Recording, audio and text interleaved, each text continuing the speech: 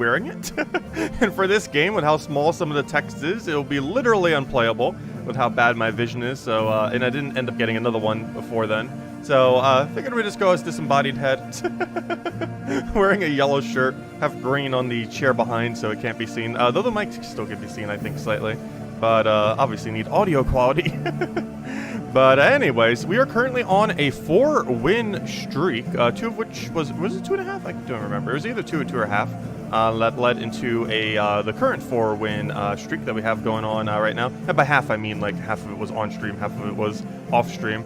Since then, we have gotten some of the characters a little bit more storyline upgraded.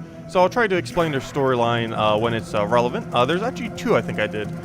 Grave Robber, which I think still has 1 more left, and the Runaway, the new character.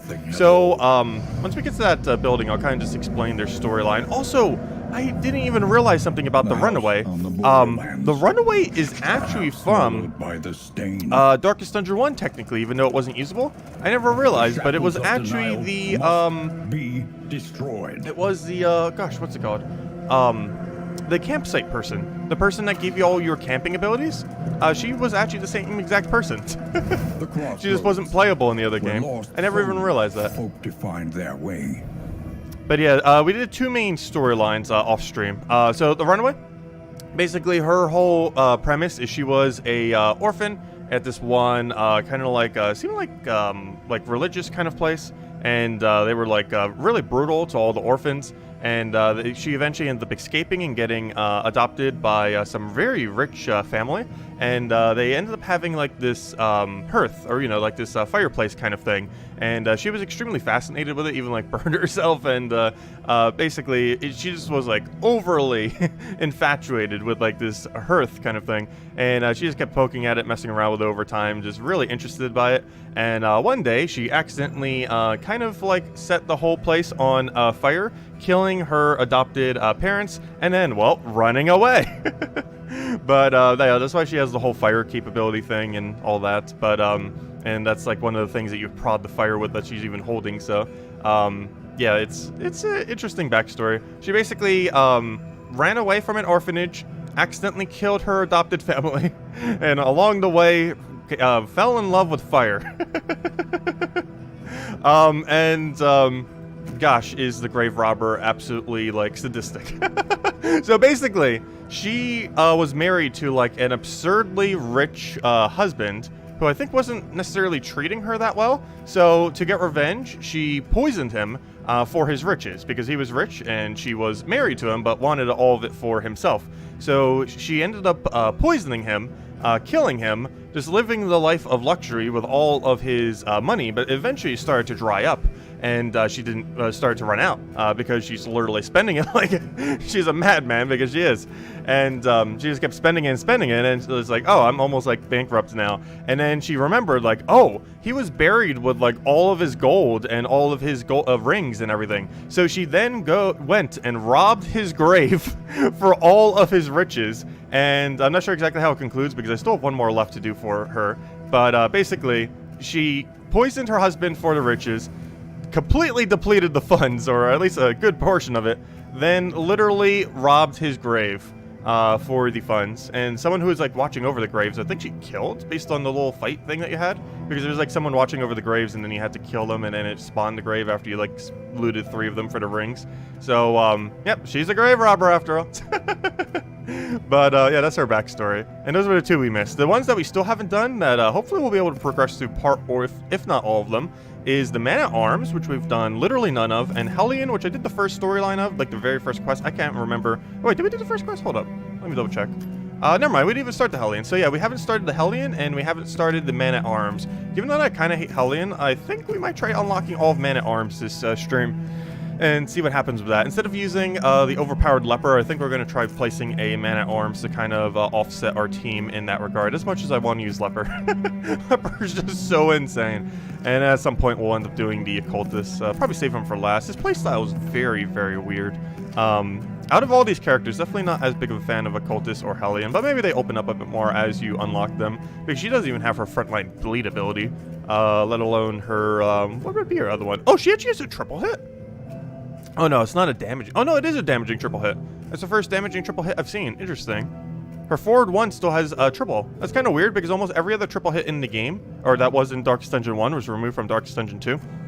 This is the first instance of a triple hit that I have seen not removed. That's kind of interesting. Though I'd much rather just, you know, Magnesium Rains or something similar. Though it does have a damage option on it, which is interesting. Because even like something like Highwayman does not do triple anymore. With his hit, he actually only hits the first 2, not the first 3. They removed almost every instance of triple hit or quad hit that actually has a damage modifier on it. Though, if I'm not mistaken, he actually has a 4 times, did he? No. Yeah, it's right there. He actually has a 4 times hit, which is kind of interesting. He didn't even have one of those in the first game.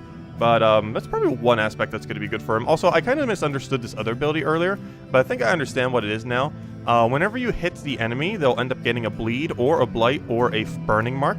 So that's actually not too bad. I still have no clue how you're really supposed to use him correctly, though.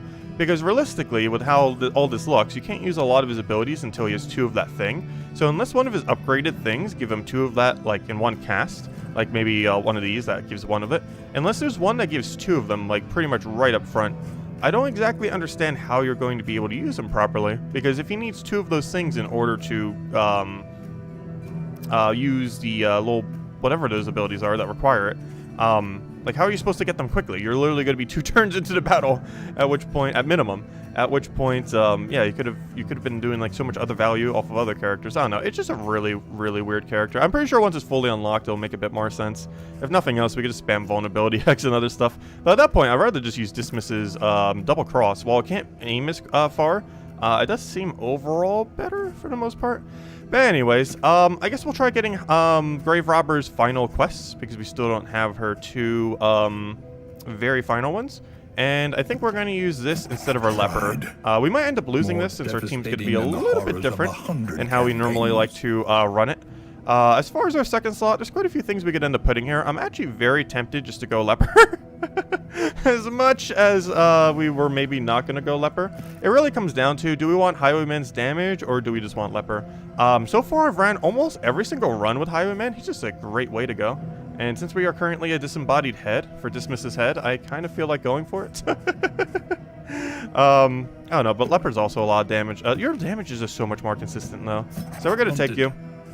Let's make sure to switch all the abilities, because that's something I feel like I always forget to do, and I really wish they would allow you to save your ability presets.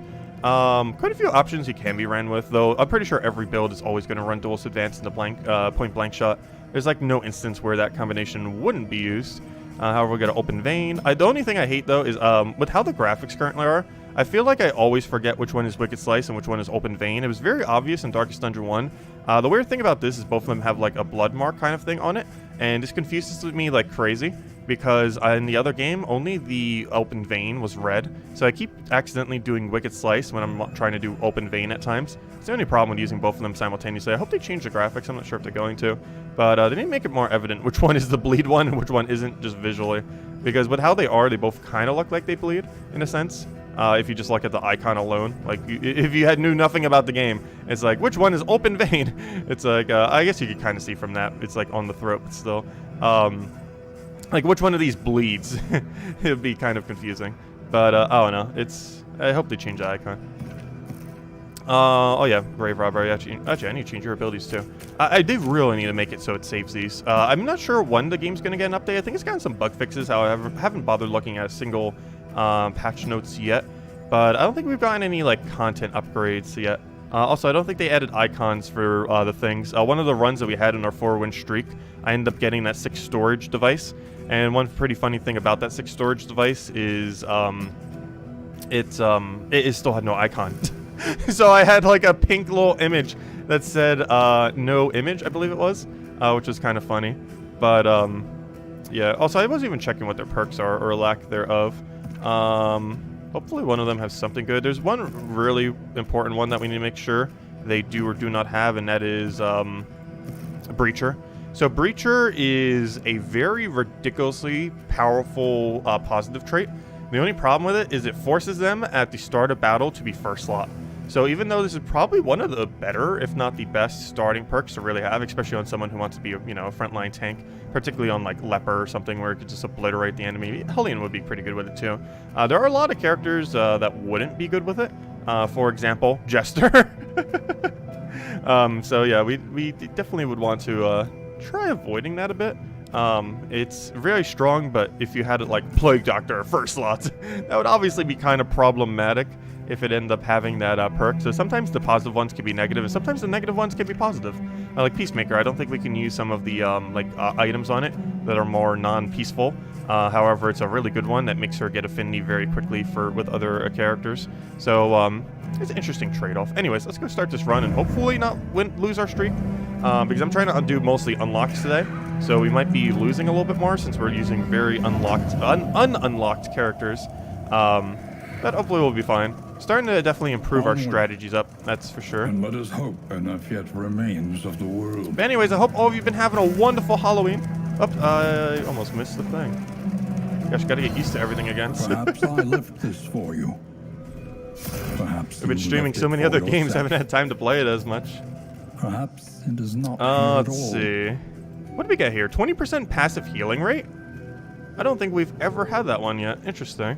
It's one of the newer unlocks, I think. Also, we almost have every unlock, by the way. I believe at level 35 you do. We're currently level 27. But yeah, I think the very last one, at least in the beta anyways, they're probably going to add more into the future. Maybe even more levels. But as it currently stands, Snappy Swig is the very last unlock that is even remotely item related. The rest are just quirks. They'll probably be filling this out in time. They might even make it higher than 50. I sure hope they do. 50 seems kind of low. If in less than a week we're already at 27, I would sure hope they expand it to like, what, 100? Or maybe even higher than that? I'm not sure. It is beta after all. Obviously, a lot of these will probably be filled out, especially the ones that like literally have nothing. Like, for example, 36 has literally nothing as a reward. But that will probably change as the beta develops, obviously. These are just here for now. Also, kind of funny. Here's her rings, by the way. Or his rings, I should say. This is from Grave Robber's robbed rings from her storyline. Which is kind of funny. I wonder how much of a spoiler that would be if he didn't do the storyline yet. And it's like, oh, here's the rings of his rings for Grave Robber. It's like, wait, who's his rings? And then you do storyline. It's like, oh, his rings. Anyways, what am I looking for? Did they? No, they still didn't. I ended up getting this on, I think it was our third win. I ended up getting this. And it was kind of funny because in game it actually, you know, looks exactly like this. It's literally just pink text that says no icon. It still works. It gives you 6 inventory. Like, it works perfectly fine. It has no icon. And it literally says exactly that when you get it as an item. So I found that kind of funny because I did have that on my third consecutive win run. Anyways. Let's keep going. Also, it's as powerful as you think it is. 6 storage is basically as 4 storage, but better. And 4 storage is already pretty good because it allows you to keep more items for when you're going for like the last area and then the like very, very last area, because you can then just have a bunch of stuff in your inventory ready to go. But I think for the very, very last area, inventory isn't as much of a issue. You do want to keep some, but you've already scrapped so much other stuff since you don't need currency anymore that it doesn't matter. It's mostly good for the second to last and very, very last area, I would say, as far as like the progression, just so you can hold more stuff. So right here, I somewhat want to do it on her since she has a better chance of getting favor. We could do it very, very quickly. However,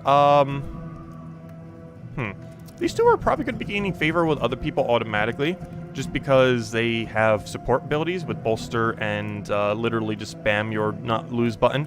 So we're going to go with, I wonder if they nerfed that yet.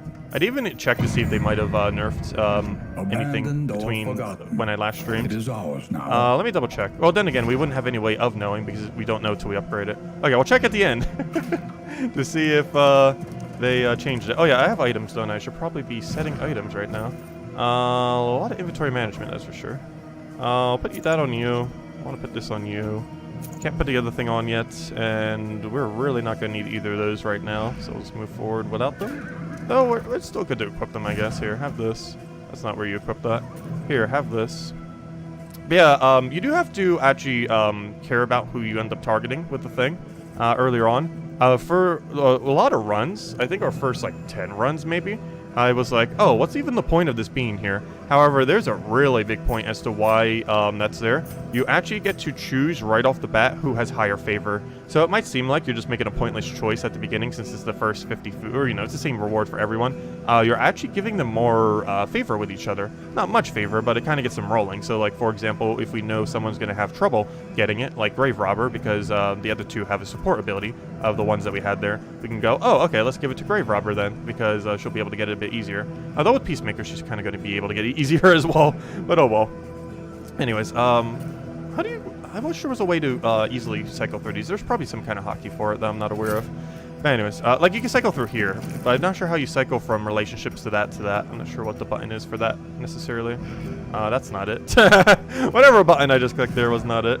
Okay, anyways, I'm looking for, just here, have a heal solve. I mean a burn solve. There's literally no burning in this area, but I need it to not be in my inventory. But yeah, we went as floating head today. I wanted to do the Plague Doctor mask thing so badly, but there's literally no way we're going to be able to see the small text. I wouldn't even be able to read those names that are on the bottom there. I wouldn't even be able to tell what character they are.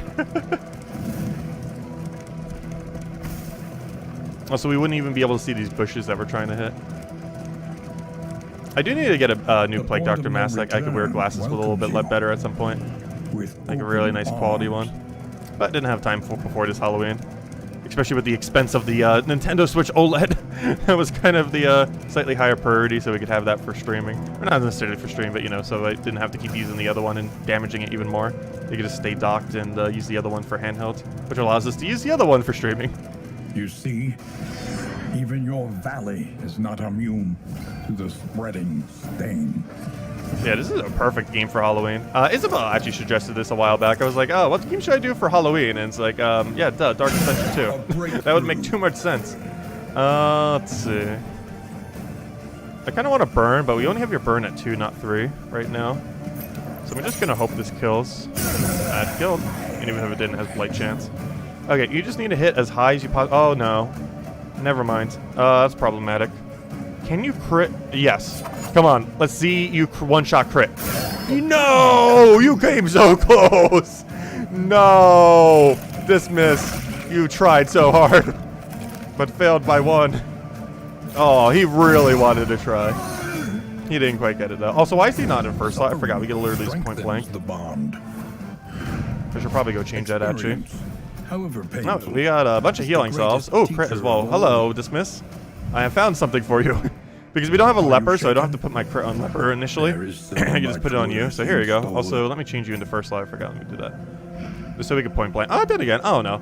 It depends what kind of area you're in on if you want to start with point blank or start with riposte.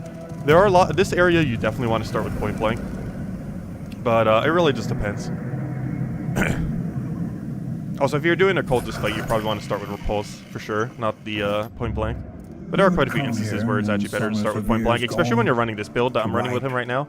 Because all of his abilities are first 2. Like he uses this in first 2, obviously point blank first slot. This is only not first slot, and this is first 2. So I'm using a very heavy first 2 build. If you were using more stuff that was like this and things where he has to be in like second or so, or third, or something further back, then you'd probably run him in a second slot start. But with this kind of setup, he really likes being shuffling from first to second, starting in first. Though it really just depends on the area and other factors. Anyways, let's go use this for the first time. Kind of amazing after, like, how many hours do we have in this game? Gosh, 40, 50? It can't be that high. It's only been out for not even a week yet. It's probably like 30, I want to say. Maybe less. Been playing a little bit off stream, obviously. We got some more runs completed. But anyways, I guess we'll go set this heal on someone just as backup heal. I generally like saving this for the final area, just so we don't have to use more stuff. However, if we don't have any other items at the moment, I'll use this just as a backup desperation heal, just to make sure we don't randomly die. But my intention is not to actually use healing salve. It's mostly just there for the sake of hopefully not needing it, but if we had to... Oh gosh, can't use that. Okay, fine, you go with that, you go with that, and we need to put this on our stagecoach. How do I do stagecoach? There we go. Put that in there. And what does this do again? 20% passive healing rate. That's actually pretty decent. Increases passive traveling heal. So basically, you already have a healing when you travel from location to location. Just slowly as your cart heals or moves, it just occasionally heals your allies. However, that makes the healing even stronger, apparently by about 20%. Okay. So we have two things here. A ridiculously high blight resist, which is rather ironic because this area you need blight resist for. So you're literally getting you're literally doing an area that needs blight resist, but you don't get the blight resist protection until after the fact. Academic studies, keep the flame above, oh gosh, that is such a hard combination though. Keep the flame above 40 plus and do the academic studies. Avoiding the watchtower. This is something we generally do automatically. Watchtower is a pretty bad value. However, this trinket is also a pretty bad value. Like, if we could actually get away with this. The only problem is, academic studies, if I'm not mistaken, are those things that minus your torch by 10. And the amount of hardness that it will be to keep our torch above 40. We need to find a glimmer of hope. If we cannot find an early glimmer of hope, this run might actually die if we go for the tangle. Because we won't get those 3 reward points, or any reward for that matter, from these areas. Honestly, I almost want to do this. If I'm not mistaken, every cultist fight ends up giving you one little extra thing of that. So in theory, even though this reward is gain 3 mastery, there's a good chance we'd actually get more mastery from this place. And then we get a nice blight trinket, so if we end up needing that into the future, we just have, you know, a nice blight trinket. Alright, let's see if they've nerfed this yet. Have they nerfed this yet? No, good job. This is like the first thing that's getting nerfed. I don't think we've lost a single time since we've used Ounce of Prevention. No, we couldn't have. Yeah, we haven't lost a single run since we have realized that this has a one stress heal on it. We've lost a total of 0 since we have done this, which is pretty broken. There's like 0 chance it's not getting nerfed to some degree. Maybe it's gonna be like his bolster where it's like 50% when upgraded or something. Oh yeah, that reminds me. I wanted to check the other thing when upgraded, didn't I? Which one was it again? Plan accordingly. Yeah, bolster has a 50% chance to stress heal, but you could use it literally every single turn, so you can kind of just keep spamming it. But it doesn't have any kind of other effect, so it's not like as good. There's something I wanted to check and I completely forgot what it was now. Who was it on? I can't remember what upgrade I wanted to look at. Also, she gets some really insane crits on some of her upgrades that I didn't realize until I was messing with her a bit more. I'm not sure which one I was really wanting to look at. Oh well. Anyways, maybe it was one of the characters that was in the thing and we couldn't because we didn't pick them. Okay. Oh no, I found keeping flame above 40 to be really hard because you have to make some really weird pathing decisions if you don't find a glimmer of hope. If you already had a glimmer of hope in your inventory, I feel like you would choose this goal. However, without a glimmer of hope, I do feel like it is worth avoiding. So we are going to go for this one and just kill a billion cultists, hopefully, and not die. Or avoid them if we need to, here and there. Okay, is that all the things? I haven't done provisions. Oh, is there a glimmer of hope in... No, boo. If there's a glimmer of hope, that would have changed which one we did. Oh yeah, this is one of those new items. Debuffs enemy resistance, death blow resistance. Interesting. High chance to improve Infinity. Not sure if I want to roll with that. I'd rather keep the gold for... I don't know, what are we saving gold for in this area? I guess to get rid of the really bad negative quirks. Do we even have a really bad negative quirk? Let's see. Consumed with the urge to steal. I have no clue what this does in this game. I know in the first one it was really bad. However, I've never seen it particularly trigger in this game, but maybe it is triggering and I just haven't noticed. If flame is less than 75, combat start have 2 extra weak. Ooh, well, I know what I'm getting rid of if we find a thing. Though she doesn't necessarily need damage because she's mostly poking with poison darts most of the time. But if we're starting with like pick to the face, that's kind of bad. But yeah, that's the first one we're getting rid of if we find a yeah, 100%. I'm not sure what some of those even do. Some of them are very ambiguous as to what on earth they do. Anyways, let's start this run. But good morning, everyone. Hope all you've been having a wonderful Halloween.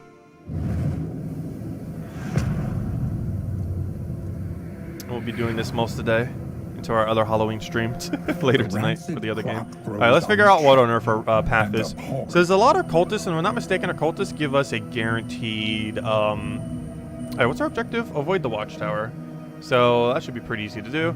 Hey, we could finish out the storyline for, what's her name, and then get a bunch of loot. Oh, but then we're going to go a while without taking a fight. However, our loathing is not particularly high. It's only at 2 marks, so we can actually get away with that.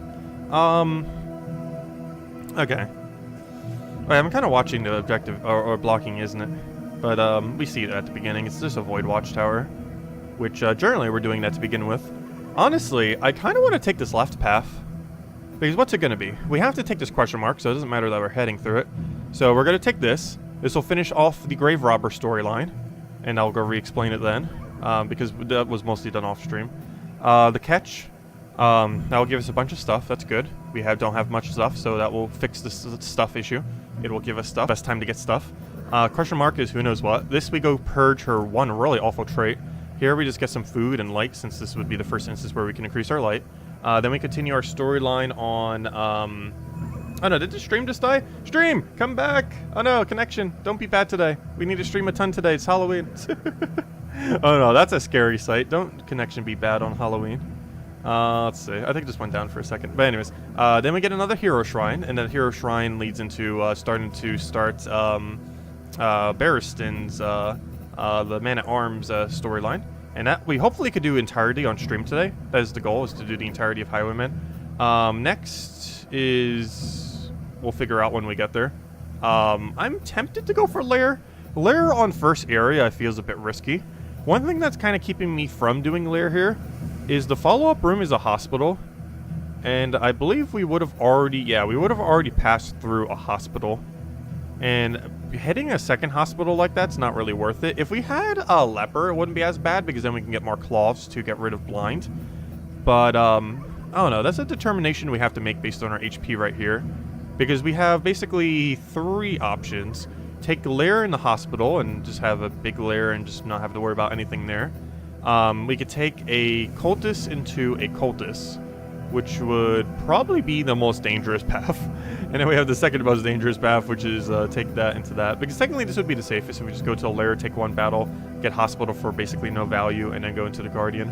But the problem with that is I don't think it scales enough in the first area. I'd rather risk the double cultist, and then we like auto win if we get it. Because it's guaranteed. If I'm not mistaken, cultist battles are guarantee 1 mastery point, unlike these, which are like a chance or something. Not sure exactly how they work for disputing points or distributing points, but if I'm not mistaken, both of these are guaranteed. So we take both of these, hope we have the survivability for it, and then just head straight into there. And we also get 2 storylines along the way. So that seems like the path. Anyways, let's go finish out the Grave Robber storyline then.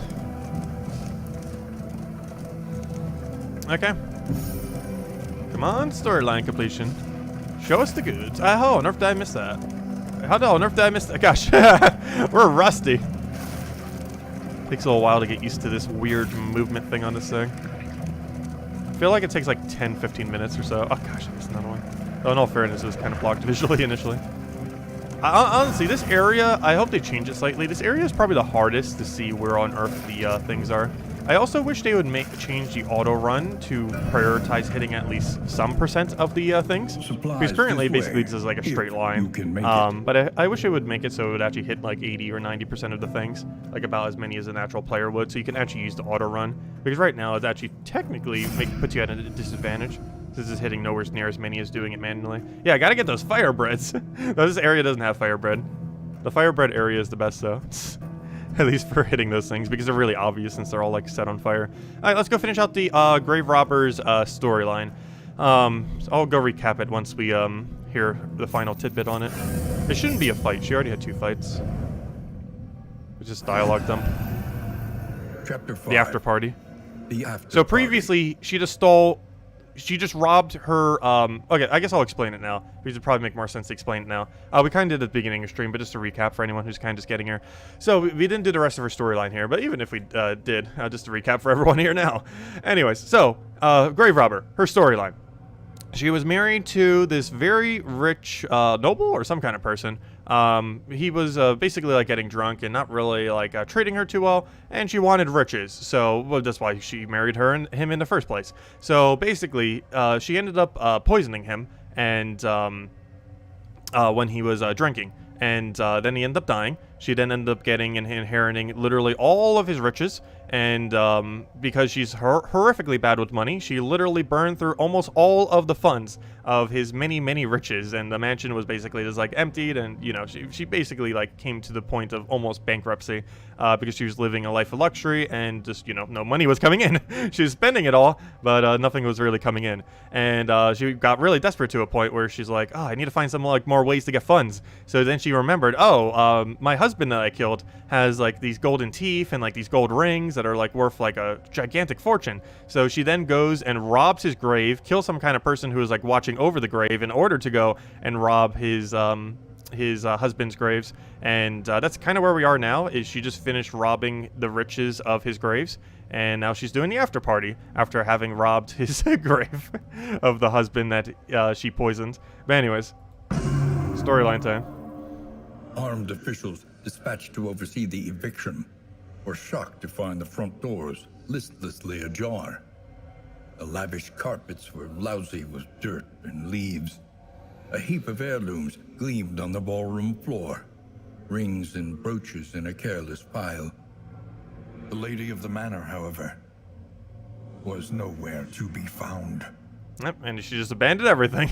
Stole some of the riches, kept it for herself, and just ran with whatever she could carry after robbing the grave so that she wouldn't get caught. Now you're the actual runaway, gosh. And what are the two that we get from finishing this? So we got Porlet. Oh, a double hit. Whoa, whoa, whoa, whoa, whoa, whoa, whoa, whoa. Oh, it's back 3. Okay, I was going to say, if this was spammable. Yeah, it's a cooldown 2, back 3. Okay, that makes sense. I was like, wait, why is that so strong? But no, she has to be in the first 2 slots to use it, which is generally not where she is unless she's doing like a shuffly build where she's lunging forward and doing Porlet, which honestly wouldn't be bad. Like lunge forward, what on earth is that word? Pirouette, and then just keep going back and forth. Because that's a double hit for pretty good value. That's kind of like our pick to the face value. If it's upgraded, it might literally be picked to the face value.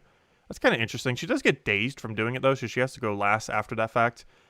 Which means she'll probably get like her very first turn from being quick and then go like all the way last. So I'm not sure if it's really that worth using.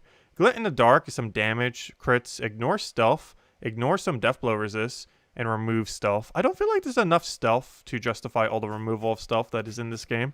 That will probably change as the game develops, because I know Darkest Dungeon 1, if you play like on normal difficulty or lower, there's like barely any stealth, but then you play on like the hardest possible difficulty, and literally everything has stealth. So that might be the case, because there's no difficulty system in this game yet, so they're probably just future-proofing it for when they have like literally 1.5 billion units, where like 80% of units seemingly feel like they have stealth. Because right now, stealth removal feels horrifically bad, because there's like, what, 2 units, I think, 3 maybe, that have the capability to stealth.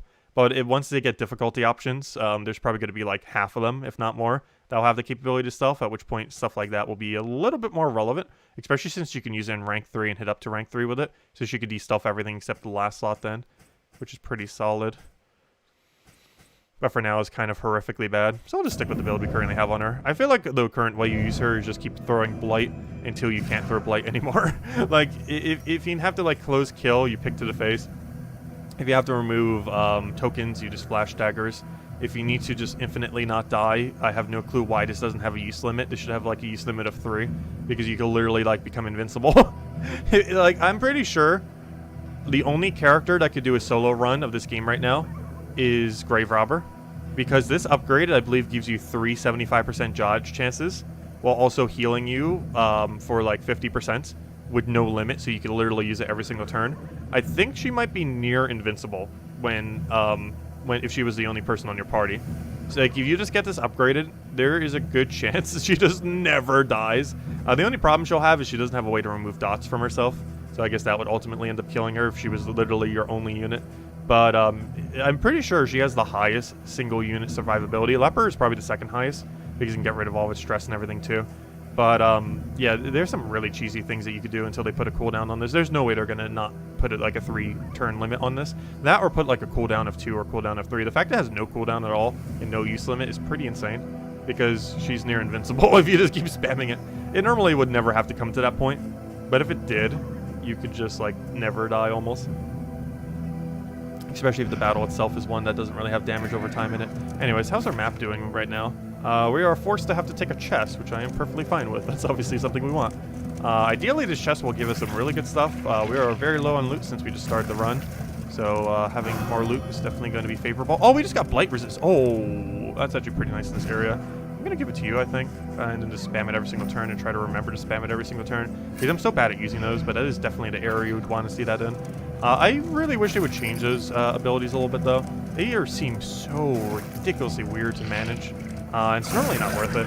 And almost every single time we even use one of them, the enemy's like, oh, I'm just gonna blight you anyways. Or, you know, like you use immunity on someone to give them like a 30 or 40% more or whatever it is.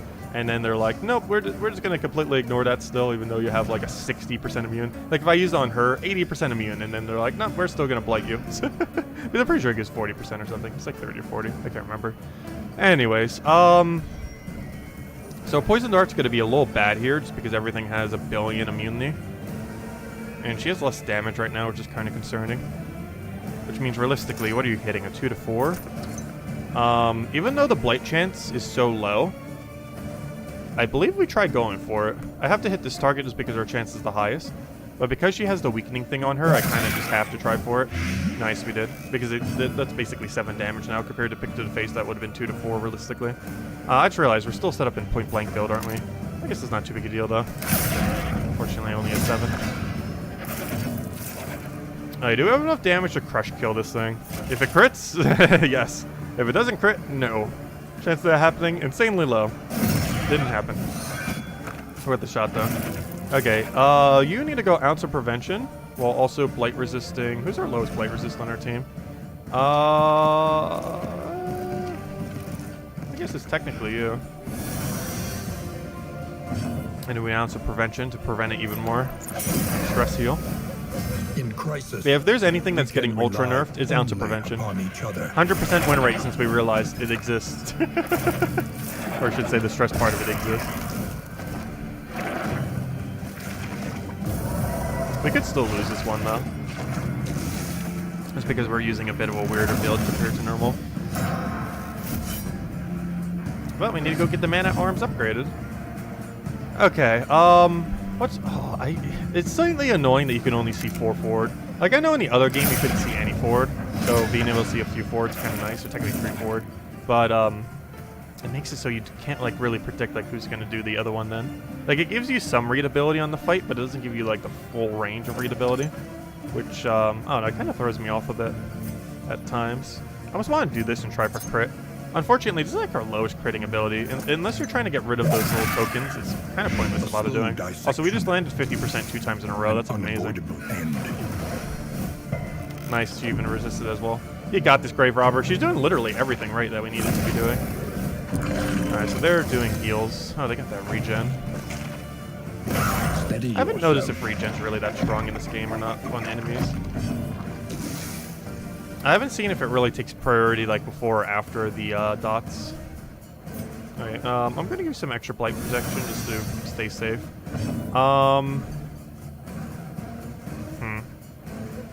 What's your blight amount?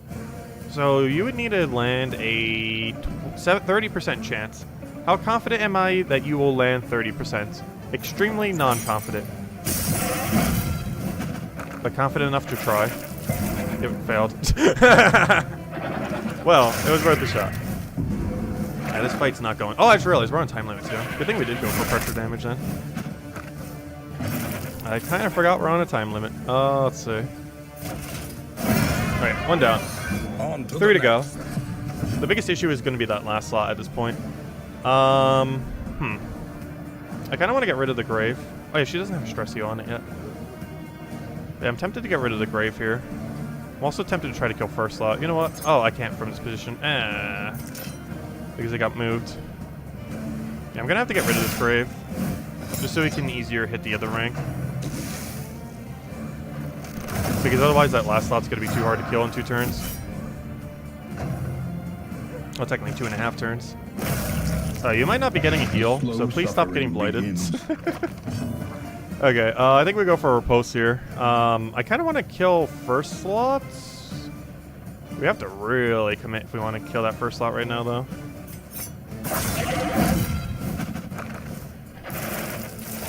Hey, I need you to hit a 4. Luckily, you can guarantee hit a 4, so that should be fine. You're nearly dead, but I'm going to have to completely ignore that, hopefully, I think. I'm not sure. Realistically, the way that we should do this is throw Blight down on it. Oh, no, but this other guy... Okay, you know what? I actually have to go through here for heal here. He's one too many moves, and I am comfortable with him getting. Agony. Oh, wait, never mind. He was already dead. What am I doing? Never mind. I didn't have to heal there. Oh, safety's sake. I forgot that because you were going to do finishing blow before he got his turn. but effective. Nice, get those relationships up. Good to get them up early. Okay, this is basically a battle just against this last slot at this point. Can we get a kill for Wicked Slice right now? I feel like we can. 4 to 8, and we have to do how much? 9? So we have to do at least a 7. Is exact damage. I'll take it. That is... Oh, do you have a heal for your ally? I honestly do not know. That's a bit of an issue. I think we just try blighting you. Oh gosh, the chance to blight you is so low. Just in case you have a heal, I want to do this. I cannot recall if she does. Obstacle in I don't think she does have a ally heal, but if she did, we probably wouldn't be able to do it in time. Actually, there's still a chance we might not be able to finish this battle in time. Because we have an issue right now with the corpses, so we can actually get rid of the corpses then. Nice, critical. Okay, that's huge. Okay, so I kind of want to do Ounce of Prevention here. However, I'm concerned if I do Ounce of Prevention, we will not be able to kill it in time. So I think our game plan here is get rid of all the corpses, so it's right in point-blank shot range. Oh, it resisted the burn, not good. Final round, I know. I'm very aware of how close we are to not winning. Okay, I need you to hit not 4. Oh no, I forgot you can't do pick to the face from here. I need you to land a 25% chance to blight. You failed. Okay. Just don't heal. Good. That's fine. Just keep doing damage to us. That's perfectly fine. Get as close as you want to killing us. Okay, so he's on death's door right now. If we want to RNG this, we would use Ounce of Prevention and then poke it. However, I do not want to take any risk right here, so I'm just going to try hitting it before then. Otherwise, we have a 25% chance we don't get any loot, and unfortunately still get basically no loot. Wonderful. Okay, well, our team has seen better days right now. Luckily, it shouldn't be that bad of a situation. Like, they're a bit damaged right now, but we're going to get the stress heal. It really comes down to what that question mark's going to be. On if this run is alive or dead. A glimmer of hope! Ooh. Ooh. That has given us hope. Oh, wait. We can see what the next one is, too, now. Academic Study. We're not trying to keep high torch, right? No, we're just trying to avoid watchtowers. A Glimmer of Hope has definitely given me more hope. I think we're going to be saving it for a while, though. I'm not sure I want to use it now. Honestly, out of all the consumables, Glimmer of Hope might be one of the most powerful ones. We also got that burn resist thing. Oh, yeah, I should probably give this melee one to someone. Who's really using melee the most? I guess technically you. We don't have a leper, so it's not like an auto leper slot compared to our other team. Oh, the rest of the picks actually really good. It gives guaranteed positive affinity, stress heal, and heal. Okay. Unfortunately, not much else we could really use now. We can't use this, and I'm hesitant on wasting Glimmer of Hope just because it's so ridiculously powerful. It's basically like a torch in Darkest Dungeon 1, but the main difference is, unlike Darkest Dungeon 1, where you have like infinite torch, like you could literally just keep the torch at 100 like every second if you truly wanted to. This game is a lot harder to keep your torch up, like ridiculously harder. Like, it's basically a currency now to try to keep your torch high. Also, we need to go get rid of that, gosh. It makes when we want to use Pick of the Face on turn 1 basically impossible.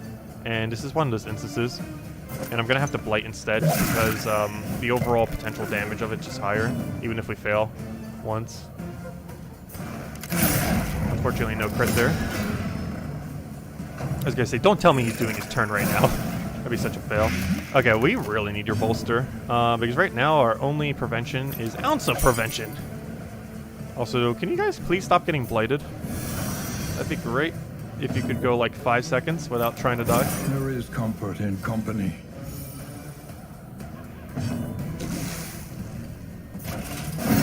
Let's see. Oh, sorry, what were you asking? Let's see, you mentioned a bundle version you shouldn't buy. Wait, what?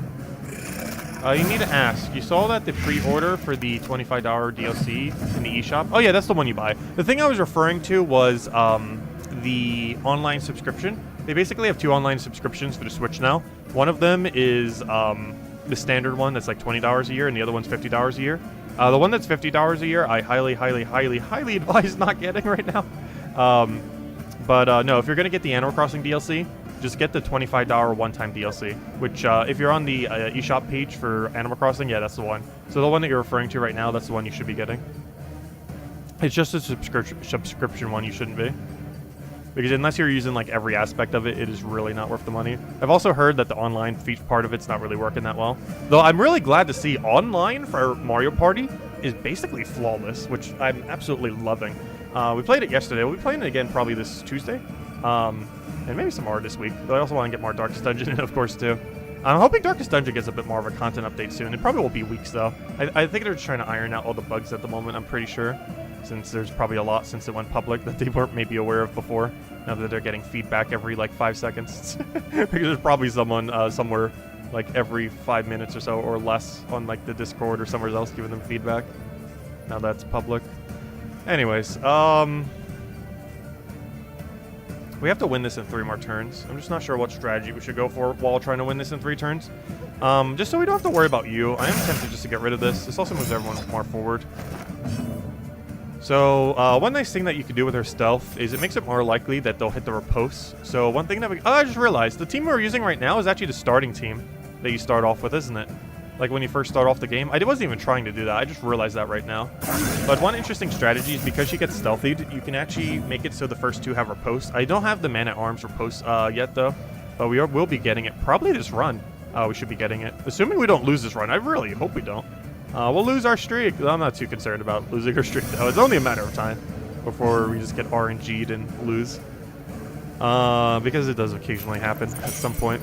There's too much RNG to just completely flawlessly never lose. Though on this lower difficulty, it is potentially possible, too. There's just a lot of bad things that can happen back-to-back that eventually would make you lose. Regardless of how careful you were. I'm not sure who we want to go for here, to be honest. Given that we're point blanking, I think we go for you. Because there's no way you don't die, like, first, next turn. Oh, he just wasted my last riposte. That wouldn't have killed him, though. He would be at 1 HP if we got that same 8 on him, so not that big a deal. Hi, man-at-arms, stop trying to die. I need you and everyone else to not die. Okay, we get every turn before he does a single turn. We should be pretty safe from here, I think. I do want to throw a heal here if we can, because our HPs are reaching near 0. You know, we do have that thing that makes us get more passive healing. It sure doesn't feel like we are. Gosh, am I confident I can kill this with 2 hits if I use a heal here? Honestly, we theoretically heal him for 4 by not healing him at all, if we can kill him in 2 hits right now. That might seem like a weird thing to do. Oh, but then we need you to hit like a 7 or something. The chance of you doing that, especially while weakened, is near impossible. So what's the strategy then? I kind of have to attack. So I'll do this, hope it blights. It did not blight. That makes this worse. Okay, I need you to hit a 4 crit, or 3 crit. I think it doubles when you crit in this game, if I'm not mistaken. I think it's just 2 times.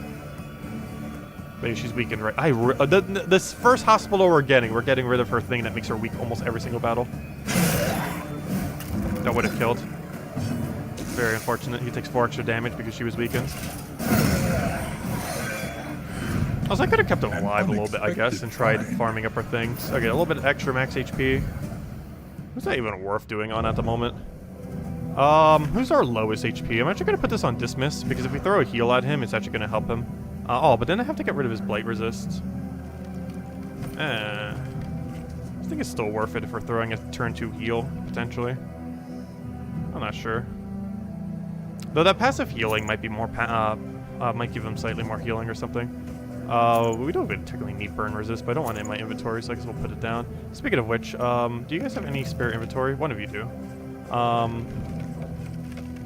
no, I don't really need any of this stuff. I even almost just want to scrap this, but what if we're going to a burning area? Even if we are, I still kind of want to scrap this. I could technically do Glimmer of Hope. If we I don't want to use it, but if we truly have to, similar like the healing salve, like if we're in a super desperate situation, we'll throw it. Though what's our torch right now? It's almost worth considering throwing a Glimmer. It's just such a good currency to bother just throwing willy-nilly, though. or a good item, I mean. Because you pretty much have to have 2 glimmers of hope when you're going into the final area, just to make sure you have max torch for the final boss. Because there's no way to heal torch. Otherwise, you have a slightly less buff for the final boss. And the forgotten. Which isn't really necessarily required, but still it helps. Okay, so we could sacrifice 10 torch for a relic, what is that? Mixed quirk, so it could be good or bad. And stress damage. We're so high on stress right now, though. I'm tempted to leave it because I have no clue what this is going to do if I interact with it. Though we do get more favor if we do. There's a nice instance where I would like to check the map to see what we're coming up to next, but the game doesn't let you. Honestly, we're in a bit of a bad time right now. And I don't think we're in a position to take this. So we shall leave. Okay, we're definitely heading left. It's not even a question. Because we also have, we can start off Man-at-Arms storyline. Hopefully it gets riposte soon too. Because this would actually be a good lineup to have riposte for. Because then we'd have double riposte front line. Combined with someone who's stealthies, which would make it even more likely that the double ripostes get hit. Wow, gosh, stagecoach, please.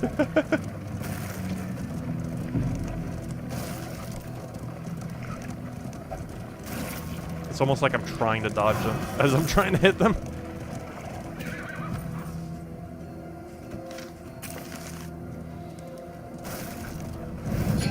Okay, hospital. There's one thing I want to do at any cost, and that is get rid of this quirk. That has been such an annoying quirk so far. Okay, we can afford doing that one more time. I want to get rid of kleptophobia. I know in the first game it was ridiculously annoying. I honestly have no clue what it does in Darkest Dungeon 2, but I don't want to find out. Because if it's even 10% as annoying as it was in Darkest Dungeon 1, we want to remove it immediately by any means necessary. And now it is removed.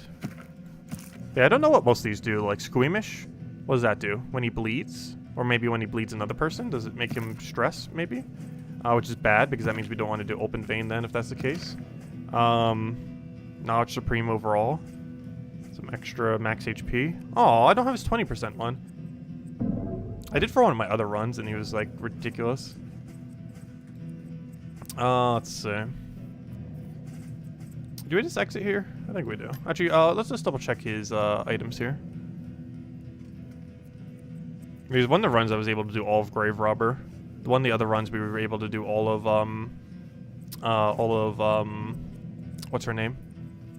The fire one, the runaway. I used Man-at-Arms at one of them, but wasn't able to get an opportunity to really do it because she was still one short and I wanted to finish it. Though we were able to finish it this run, luckily. So normally I'd want to buy a billion milk-soaked silk linen because we would need it for what's her name? For leper. However, I think the strategy here is to grab a bunch of landoms. We're very overly stressed right now, and we kind of need it. The odds of illness so we're just gonna buy literally every landom we can. Be prepared. And instead of a glimmer of hope, because we're about to get more light, we'll replace that with. Actually, I don't need burn. Here, have this. There's literally no burn in this area, but I still want to keep it just in case the next area is burned. So this will keep just in case. This will keep just in case. And then we basically spam landom literally every turn then, because we need to start getting these stress down. Okay, I think we're good to go. Let's move forward. Actually, it would have even made sense to not get rid of that other thing and possibly even gotten more landoms, just because of how overly stressed our team is. But I feel like we can heal most of it naturally. So I'm not too concerned with that. They're not too overly stressed right now. They're just 4s and 3s. Technically, whatever they're currently at, they're 1 less than that. It's going to be very easy to just lower that back down the second we run into a fight. Also, I might actually use a singular glimmer of hope when we hit our next battle. Tended by toothy fiends. Oh no. Wait, you can appear in a hallway fight? That's not good. Oh, this is concerning. Honestly, this is a very annoying first area for this team. As much as I hate the other area even more, we have a double blight on our team. And this place has like 1.5 billion blight immunity. Also, the person I need to be going first is going dead last. Wonderful. Also, I definitely noticed that passive heal now. Wow, how are they so healed? Well, I know exactly how. We have that one stagecoach thing. But gosh, did that make all the difference. Wow. Okay, that 20% is huge. Though it does have some other text that makes it seem like it's even higher than 20%. Is this 20% and then some other text that is kind of weird, but it makes it seem like it's actually way higher than 20% because it's like 20% and then some kind of other ability on top of that. It's more ambiguous as to what it's doing.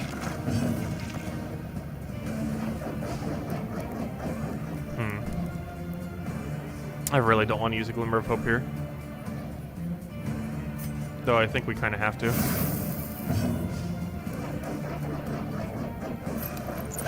There is comfort in company. Gotta save at least 2 Glimmer of Hopes for the final area, though. So we can afford using 1 and it won't matter. Because just in case we don't find a single Glimmer of Hope the rest of the run, we'll have 2 for the final area now. Even after we use the 1 Glimmer of Hope there. No! Why would you hit that number? She rolled her lowest possible number.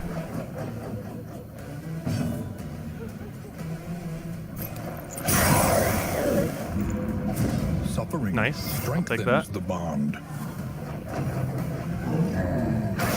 I'll catch you later, Rogue. Thanks for stopping by. I was thinking to fix where that tech shows up. There's a couple units in this game that have their tech show up in really weird locations that aren't aligned to where it should actually be. There is comfort in company. It's going to do very little damage. You need your post already. I feel like you have so few options I actually want to use. You're basically just crush spamming every turn.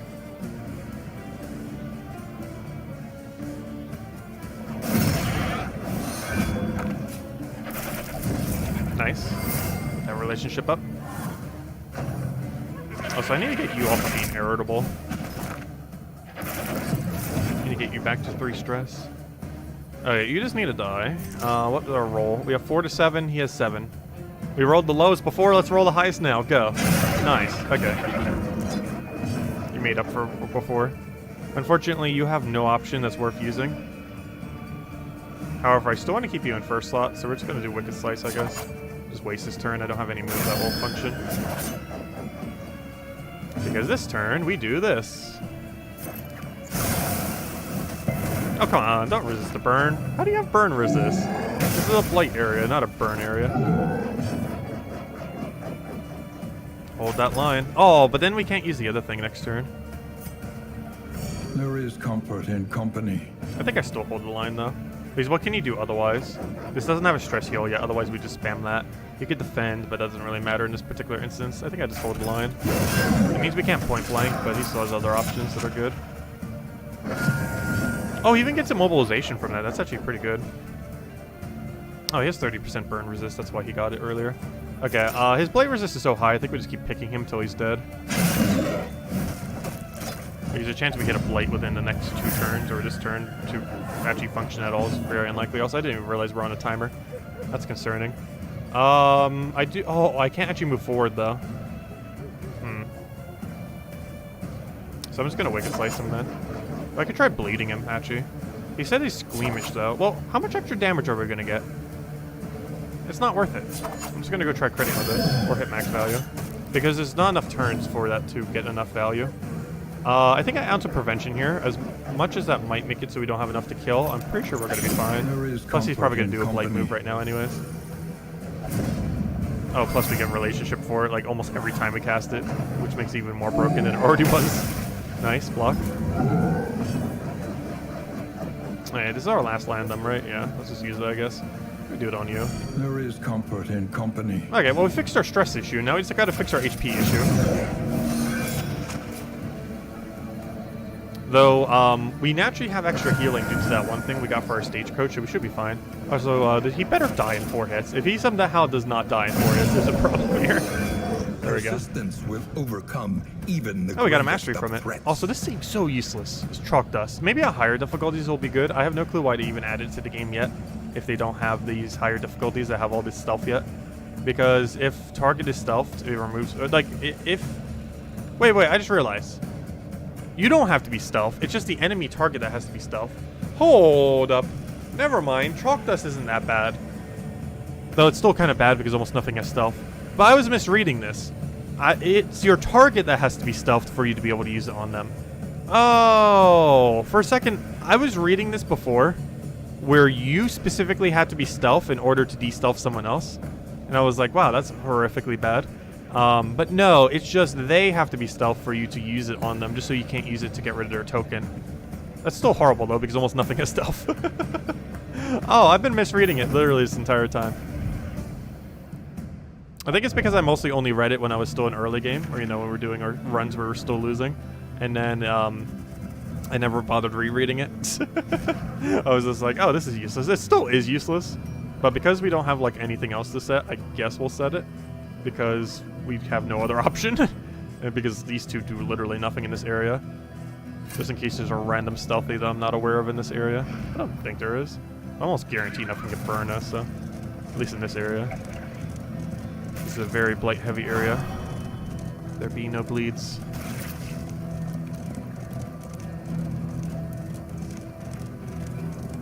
I was gonna say that better not miss. Also, please give us 30 torch. We are so low on torch right now. Be humbled by it. Oh, good. I was gonna say that better not be our only option. We have been optioned out where we only had minus torch options before. It's very rare. I'm not sure if they're gonna tweak that into the future, or if that's literally just what they have in place.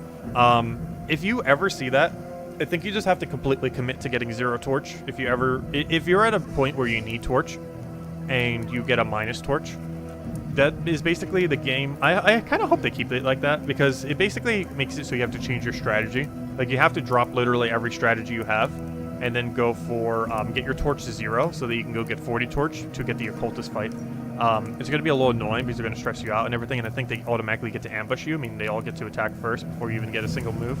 But, it's worth it, because then you get your torch back to 40, and then you also get a point.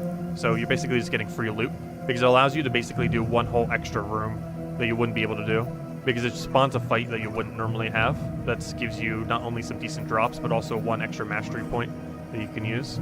So at that point, you basically just have to go for the high-risk strategy of just go and try to win out the occultist fight. That will happen when you get ambushed at 0. And just hope you don't find a Shambler.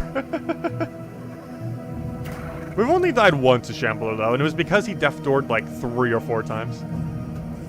Oh, are we taking any of those fight that have the stress thingy? You know what, I'll still keep it around just in case. I was going to scrap it, because this thing's so situational. However, we don't really have any other trinkets equipped, so I guess we'll do it for now. It's better than having literally nothing on, I guess. Okay, let's go start the Man-at-Arms storyline. Ideally, the goal of this stream, other than trying to win more, would be, we're trying to finish out the Man-at-Arms storyline, so we can get his riposte and everything else that he has. I was trying to do it earlier on my other teams, but I kept going for other people and then never gave him a single level, which is kind of unfortunate because he wasn't really helping too much. He does have bolster, though, which is kind of nice, but let's go start it. Ferristins, my ambition outflanked my fellow officers at ssaszix and mock skirmishes. Alright, let's start a storyline and finish it, though it'll be a while before we finish it. Man-at-Arms. Chapter 1. A premature promotion. A promotion? Prematurely. The politics of a military career are perhaps as treacherous as war itself. Though untested in combat, his acumen for advancement was unmatched. Through a dubious campaign of influence and intimidation, he had at last claimed a coveted command, and was eager to bask in the glory of the victories that were sure to come. Oh, this is so obvious how this came out. Oh, you know what? His backstory kind of reminds me of, oh gosh, what was that one beetle from not Maple Story, what's it called? Bug Fables. His backstory is almost going to be exactly what, oh gosh, why can't I remember his name? I think it begins with a K. It begins with a weird letter. Let's see, it's V, the other one, Leaf, and then Kepa? It's a really weird name. But anyways, that one main protagonist, Green Beetle from Bug Fables, basically his whole backstory was like, oh, he had like this crew that he was like the leader of, and then he ended up getting them all killed during this one fight. And I'm pretty sure that's exactly what's going to be basically like his storyline. Like, oh, he got prematurely promoted, and then he's in charge of like this entire team, and then he mismanaged it, and then their entire team died, but he was still able to get away, and now he has to live with the shame of the fact that his entire team died. That's exactly the storyline of Bug Fable's one character. I never realized that. It's kind of funny, but I'm pretty sure that's exactly what's going to happen here. It's kind of obvious already. But yeah, that's like nearly guarantee what's gonna happen. Like he was in charge of it prematurely. They all died. He got away, and now he lives with the regret of that happening. There's like a 95% chance that's his backstory. It's like near impossible that doesn't happen. Also, along the way, he somehow loses his eye for the eye patch. So we'll probably finally get the backstory on why on earth that's the case. But anyways, let's see. We'll take that over. Let's see. So there we go. There's his storyline. There's like a near guarantee that that's it. It's a very obvious tell already. I'm tempted to take 2 occultists, so good thing I kept that thing that had resist to the thing. Yeah, I'm very tempted to go for double occultist here. We even have Holy Water, which is actually great for a cultist fight because they have so many ways to debuff you or everything. And I'll keep a Glimmer of Hope just in case we need to not die a little bit harder. I really want to hold on to it, though, and not use it.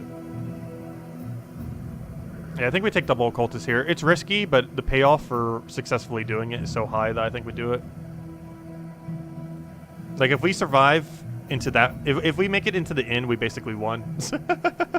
Like, if we take a cultist triple fight and then make it alive into that inn with 4 people, regardless of how stressed or how much they're at 0 HP, as long as they're not actually dead, we basically won the whole run. That's one weird thing with how Darkest Dungeon 1's currently set up. I think you can scale a little bit too hard. Like, if you survive Zone 1, you literally won your whole run, unless something, like, drastically bad happens. At least on the current difficulty. They'll probably had higher difficulties at some point. And this is just normal difficulty, which is basically easy difficulty. Let's see. Oh, good. That makes this even easier, because now we get Torch, so now we don't even need to use a Glimmer of Hope. Perfect. I'll still keep it on for backup unless we get another item. In which case I need to save those 2 Glimmers for the boss. That's one other weird thing, too. Food and other things don't expire or anything like that, so you can literally just hold the items that you need for the boss fight or for later stages all the way till the end. Like, once you find it, you just keep it forever. 2 minus torch options, and the other one's horrible. I need my torch to be high, though. I have to take the food one. These are some really bad options. Because we're coming to hard fights that we need high torch for. So we can't just sacrifice our torch. Otherwise, this one wouldn't be too bad. Like, if we were in a situation where we just wanted to go for all-out loot and we knew we could hit 0 torch, I would go for this. We'd have to have a lower torch than this. If we were at, like, 40 torch, I would take this. Oddly enough, if our torch was actually much lower, it would be more beneficial to take the one that already brings it nearly to 0. Because bringing it to 0 would actually be super beneficial, because if we could take the 0 torch fight and then 2 occultists and then a triple fight, we're basically just golden. Plus, we probably get a relic from that and other stuff. However, our torch is so high right now that I actually just have to take more torch, unfortunately. Scavenge what you Which can. gives us almost nothing in return, but a little bit of torch. Once more. That's basically like using 1 Glimmer of Hope. So it's still good value. Alright, let's move forward. Let's take the occultists into the other occultists. And we have plenty of hope to do it with. Oh, it's a straight line. Please, Stagecoach, go straight. Go straight, go straight. It's so weird sometimes. I almost didn't go straight. There we go. That would have been such a massive fail. We will be skipping the lair. I don't really feel like lairs are worth it, to be honest. Like, it's fun having a boss fight like that, but especially in the first area, lairs are kind of annoying. Like, once you have your relic set up, like a second and third area, it's not as bad to take a, take one. It's just so annoying to try taking one in the first area unless you're, like, really overly prepped. Like, if you must be having, like, an insane run already to go for a lair on first area. We can rely only It's definitely upon doable. each other. It's just the risk is not worth the reward compared to doing it in second and third area. And even just doing it in general. Like, by the time you hit the third area where you're, like, really prepared to do it, your relics are pretty much already spent by that point, where getting more relics doesn't really matter.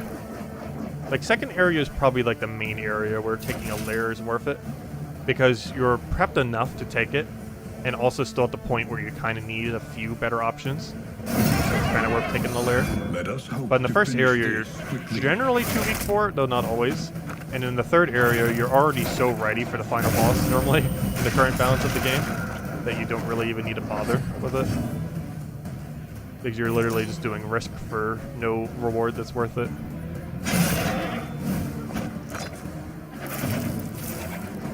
Also, you normally wouldn't want to spam or pickaxe as much as we are. This place is too much plate immediately to really bother with. Feeding time? What are you doing? Just regen, that's fine. That's a bit disorienting. I just realized you go before my other character. I have no way to kill, do I? Unless we want to roll 50% chance. That's a risk I'm willing to take. Roll one last hit from him. No! At least he gained more favor, but no! Also, no one has a good relationship yet. We're about to, though. Okay, man at arms, finish what he started. Ooh, you know what? I almost want to get rid of that daze. Though I really should save Holy Water for the occultist fights. I don't want to use it in a hallway fight. This is a really annoying hallway fight. But I think we still win. Just a really annoying one nonetheless. You're in a really bad position. You might just have to stay here the rest of the battle, though. Though the chance of you really getting any value, you know what? I might just... You know what? I'm just going to RNG go for it. And hope it works. Nope. Okay, you need to keep riposting until you are not there. Keep doing that. Hopefully he will attack you every single turn the rest of this battle. That is not the right thing. Oh, no. No! No! Well, you're almost dead.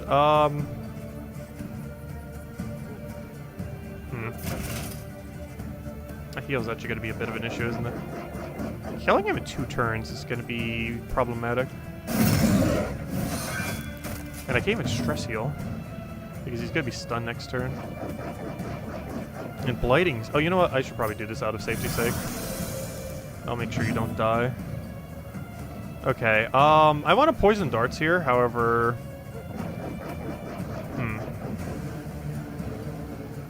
What if he eats this? You know what? I'm going to get rid of this. He might be able to eat it again. And I really don't want him doing that. Because that'd be extremely problematic if he did. Alright, we have like a billion riposte now.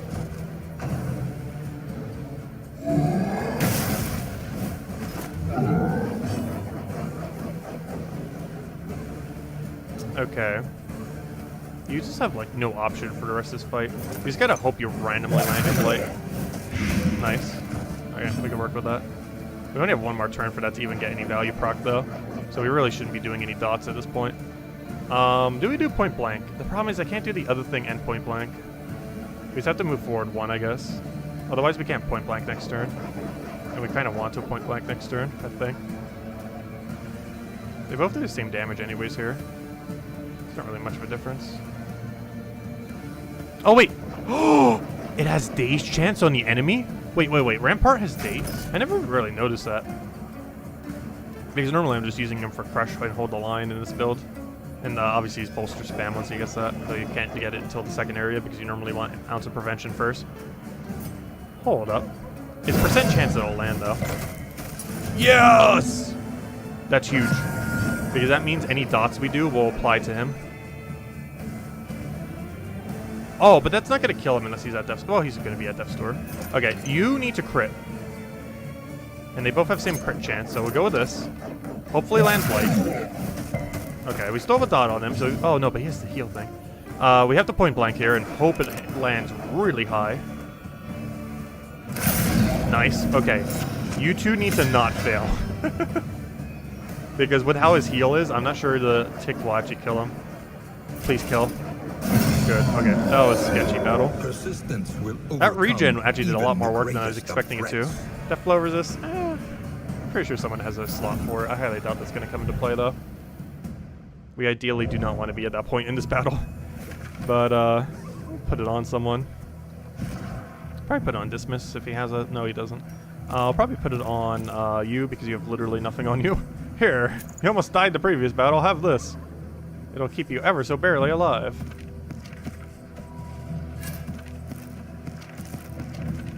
Okay, I'm tempted to use a Glimmer of Hope up here. Got a bit stressed from that one battle. Okay, what's our torch at right now? 82. Yeah, one Glimmer of Hope going into 2 occultists into the other thing. We're just gonna hope we find more hope. We gotta hope for hope.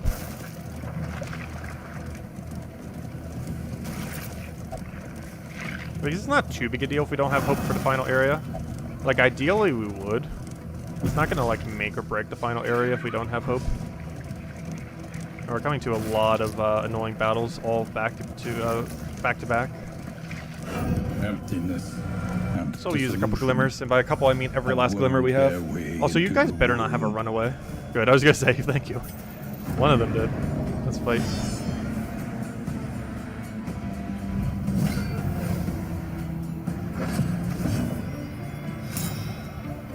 Okay, so we can actually blight this time because these things don't really have blight immune. They also kind of want to do flashy daggers just to get rid of their things because the chance we're going to hit is so low anyways. A miscalculation, perhaps. Case in point. Double dodge. Hey, who's the one with the glimmer? I think it's you. We also have backup heal. Oh, I just realized I'm on point blank right now. Open vein. Here's the thing that he says he's squeamish with though. Luckily he resisted the bleed. I'm not sure. We kind of wanted it to bleed, but also possibly didn't want it to bleed.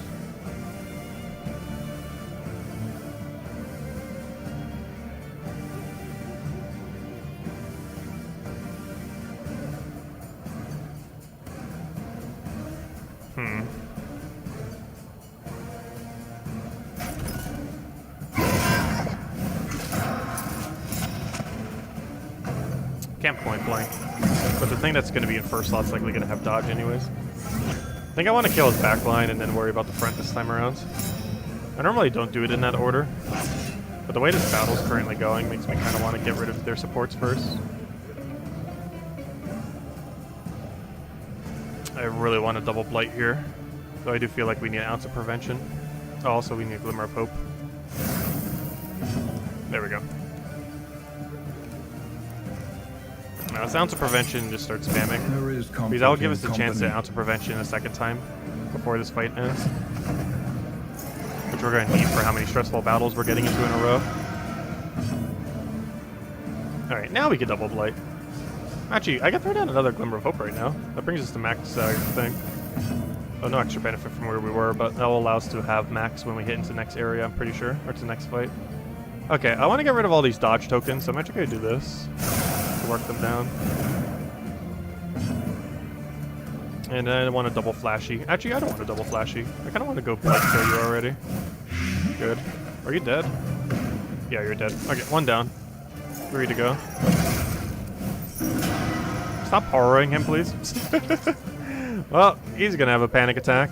Or she, I mean.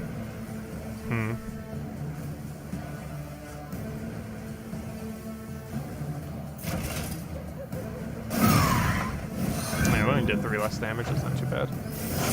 That is, though.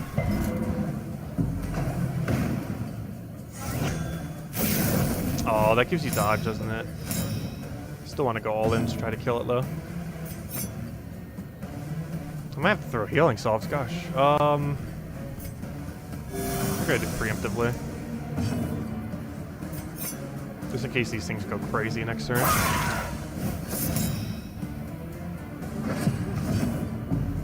Alright, you have a very huge stress problem going on. That's becoming extremely problematic because we don't have bolster yet.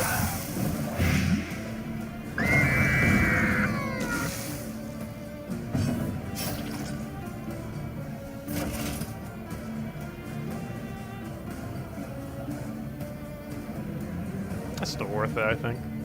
You'd have to roll really high though to be able to secure a kill. Or to secure a death store, I mean. Alright, you just need to hit a 5. There's your 5. Success. Oh yeah, he gets stress, I think, from this bleed. Yeah, that's what that squeamish thing does. If he gets bled, I think he gets the 1 additional stress. I think that's what that was. Possibly when he bleeds others as well. Oh, might need another healing salve. Play it safe. We're having to use all of our good items, but better to use them than to die. critting for the overkill. He really wanted to commit to that, didn't he? We don't have stress heal from that still. Your bleed's not too bad. Which makes me not necessarily want to use a herb on it, since we would rather keep double herb for the next cultist fight. As well as for that one blighty fight that we're going to be having. It really comes down to who do we want to kill first. Probably you. We can just ignore the support unit for now. Because if anything's going to be doing the most damage, it is this thing.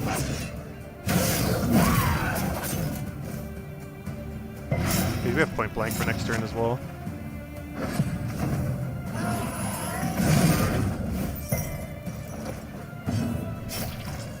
Okay, let's go point blank this. I think. I'm not sure if I want to heal here. I guess we do, just because it opens up a slot for later. Heal amount's also a little bit higher because he has that 10% extra HP. So probably like 1 extra heal there. So we'll do that. Oh no, this isn't upgraded. Normally this would have crit. And this critting is actually exactly what we needed to do right now. The chance of it critting without having her combo thing is very unlikely though.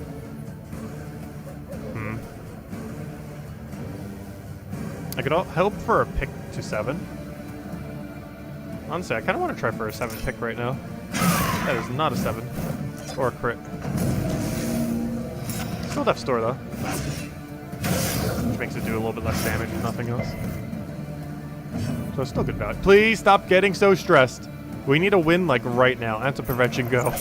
That's why I did ounce of prevention on turn 1, so we'd hopefully have another ounce of prevention now.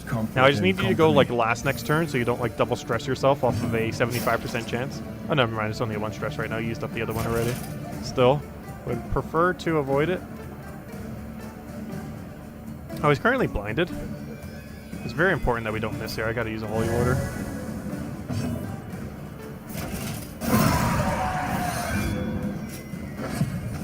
Good, it went absolute dead last. That's what we want to see. Can everyone hit you from here? I believe the answer is yes. Actually, is that at this point? Oh, no, I can't even hit you from there. Never mind. Nice, it did hit. Blight? Yeah, perfect. Exactly what I want to see.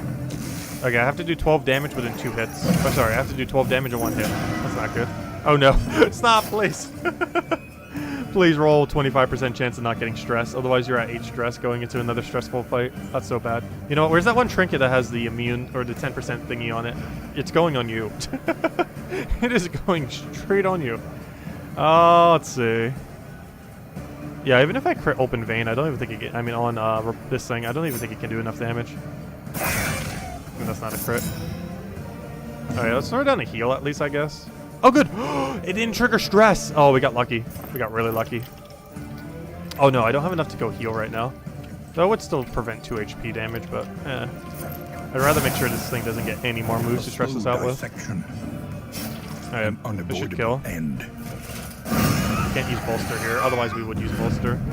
Because we don't have the stress heal on it yet. Alright, we got some speed. We got another one of those cleansy herbs. We need speed the most right about now. We don't want to put it on our very stressed out character. We'd want to do it on our grave robber, I think. Just so we can secure. Plus we have to trade out one of the trinkets anyways. So, you need speed. You need to stop getting stressed. 10%'s not going to do much, but let's hope it does something. If you could dodge even one of them with that 10%, it's going to be worth it. Okay, we're running low on items too. I guess we go more cleansy herbs on people who can't cleanse for their ability. And there's no stealth to even do this on. There's no burn. It's kind of pointless to even set another item then. Just hope we find something on our way to the location. So here's where we could make a calculated assessment and say, okay, we have 2 options here. One of them could potentially give our person a panic attack. The other one is very safe and will allow us to stress heal. So going left is super risky right here. It has just a little bit too much stress to go left, I think. As much as I want to, I think the right decision is to take a right here. Even though we scale a little bit better from going left, we have a Dark Impulse already, so if we get a good drop from here, we already have the Dark Impulse. We're going for a triple fight here, and doing this would make that very sketchy for death. So I think we have to go for a hospital. Well, we don't have to, but the safer bet here is definitely go for the hospital, buy literally every last ladanum we can, or ladanum, however you say that. Throw them all onto our plague doctor, and maybe not all, do it like slowly, and then by the time we hit that final fight, we could use it to get rid of horror, and do it that way. Because the issue is, if this thing just gets stressed out, and then we hit into that, and then the final battle just wipes us, then we die. So we have to play this safe, I think. As much as I want to go left here, we are going to have to take a right. Oh, even our ally agrees. Good job, he got one little stress heal there. Not much, but... Oh, good relationship? Nice. It's always weird when it just like stops your heart.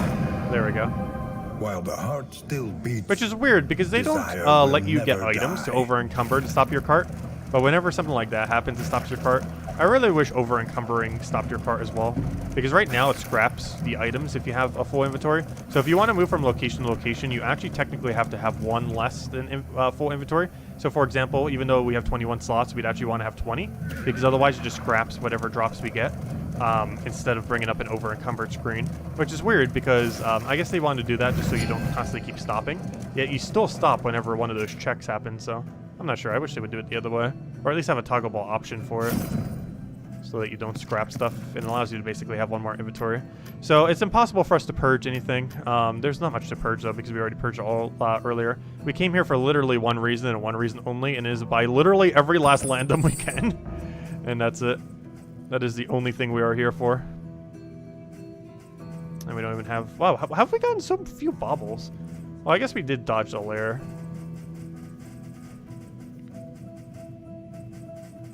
Okay, I think we're good to go. I came here literally just for 4 landum, and that's it.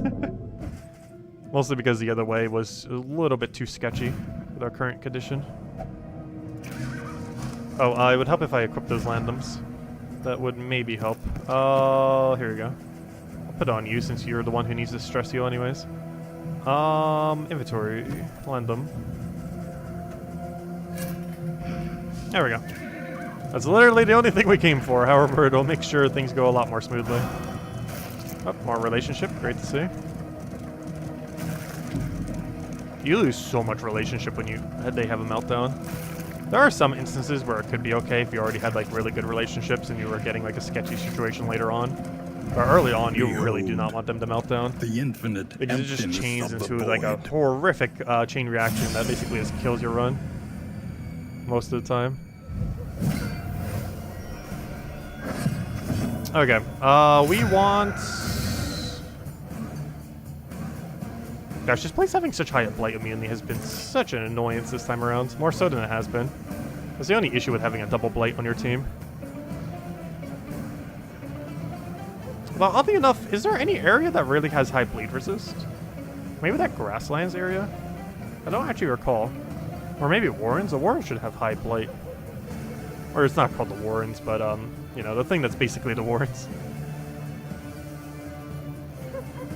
Or this version's equivalents. Where all those hogs are. Do I want point blank? If the answer is yes, why on earth did I poke him? Slight mistake. I guess we commit to the one we already poked. That makes the most sense.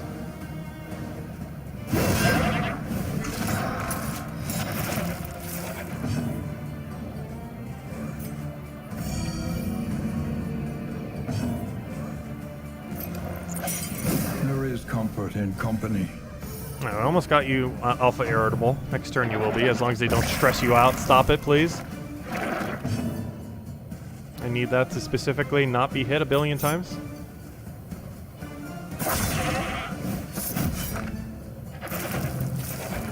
No, don't eat the one that's about to die. Nice, okay, at least we got that. He hit really hard though, 14. Luckily we have HP to spare. Are they just trying to heal themselves even though they're at full HP? Also, I feel like I should get rid of the corpse. Before they try eating that too. Honestly, Grave Robber might just be here literally to clear corpses at this point. 50% blight? Oh, you know what? Their blight resists are actually a bit low. It's maybe worth going for. I think we commit to try to kill first slot, but then again, the double blight at backline is kind of nice. If we do this, we didn't do the double blight.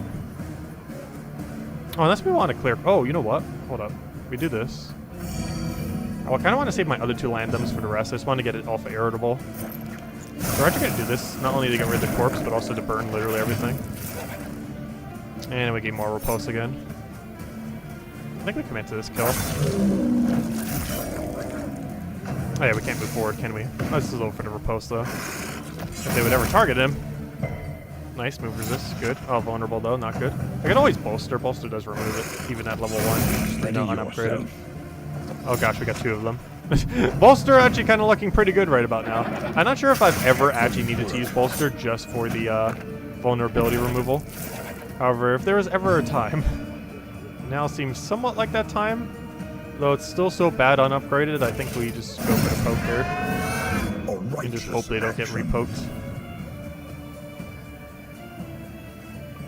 Okay, I'm tempted to land them. I really want to keep it for the final fight, though. Actually really tempted to throw down a heal here.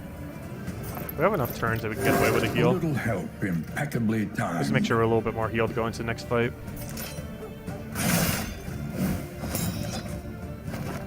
It also fixes that one vulnerability issue. So that makes our other vulnerability issue even more of an issue. It's even likelier it'll get hit. Did that kill? No, he survived with 4. I need a guarantee 4 hit just to make sure he dies. Oh, he goes first. I wish it was the other way around. I want this one to go first and that, or I want this one to go first and then that one. Oh, then again, never mind. It wouldn't matter. Actually, the order. Never mind. Hold up. All right, one left. Another impediment cleared with. We can get one more. Oh, yes! Please get a stress heal off of this. Please, stress heal. I don't think they do immediately. A bond to be counted. No, yes, they do. Only a 4? Okay, that's fine. Oh, that just makes bad though. Oh no. Oh good, Highwayman goes first. If Highwayman didn't go first, I wouldn't be able to ounce prevention here. But luckily we can. Okay, I guess we just go for some poison darts, unless we want to get rid of the corpse. I can't remember if he can do anything with corpse. Oh, if he can, he's going to waste his turn to do it, so I'm just going to throw at him. Even if he's going to do something with it, it won't really matter, because he's wasting his whole turn to do it. I have to do this, because I need to use ounce prevention. Nice, keep doing that. Hey, our relationships are starting to go crazy soon. Oh, that's going to start making things go a lot smoother. There is comfort in company. Alright, that pretty much fixed every issue we had. Alright, this was looking a little bit sketchy in the middle there, but it came through for us. And we have Londoms for the final fight here, so it shouldn't be that big a deal.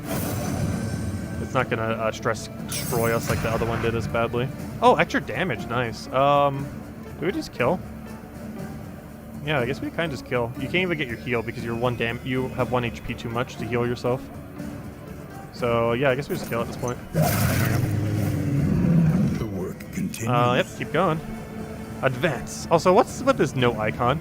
We got a relics, we got a silver spoons, and we got the void of nothingness. Confirmed, you've gotten nothing. I'll probably fix it at some point. We're mostly here for the mastery points, though. Nice, crit heals. It's so funny that the in-between battle can crit heal. I'm not sure what value it's going off of. If it's just like their base crit chance or what. Or just some kind of other percent. Because I know in the other Darkest Dungeon, it was like capped at like a certain flat percent regardless of what your crit was. I'm not sure how it works in this game. Ah, that's funny. Do mummies listen to rap music? Oh gosh.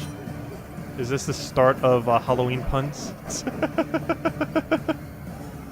What order do you go in? Oh, we're in position to point blank. I think we risk a point blank option here. Point blank, I need you to crit. What's your crit chance? Oh, please get power here. No, use stress heal, that's fine though. Point blank, I need you to roll a 12 or a 10%. Either or. Come on, RNG, be on our side. Be as good as it was for Mario Party yesterday. Unfortunately, we're not that lucky.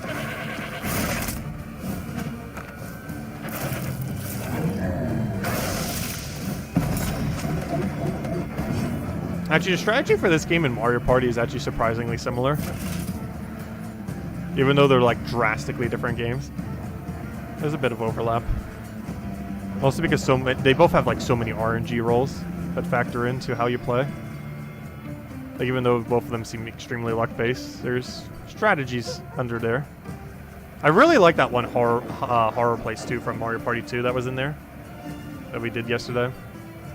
It's honestly probably the best Mario Party stage in the history of the Mario Party series. I'm so glad it made it into the this new Mario Party. I'll throw this down. Nice, he rolled correctly. There's just so much strategy for it. We didn't even use one of the mechanics on that stage either when we were playing it. I can't remember what it does. Oh, also, we are so close to death.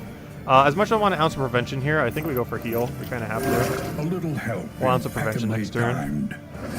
Does mean we have a slightly higher chance of taking status effects this turn, though. I kind of want to clear the corpse just so he doesn't need it. He doesn't have a stress heal off the corpse clear at the moment, but it's still worth doing. Okay, I think we just go all in on killing this first slot and then clear the corpse and then kill the other one. Just do it one by one. There's no time limit, so we can literally stall for as long as we want if we want to. Which is something I feel like they might need to change. I know some people really don't like the 5 turn limit, but I really feel like these need like a 10 turn limit or something. Otherwise, you're literally going to stall as long as you possibly can. The slow suffering begins. And so you use like literally every last heal you have. And stress down to 0.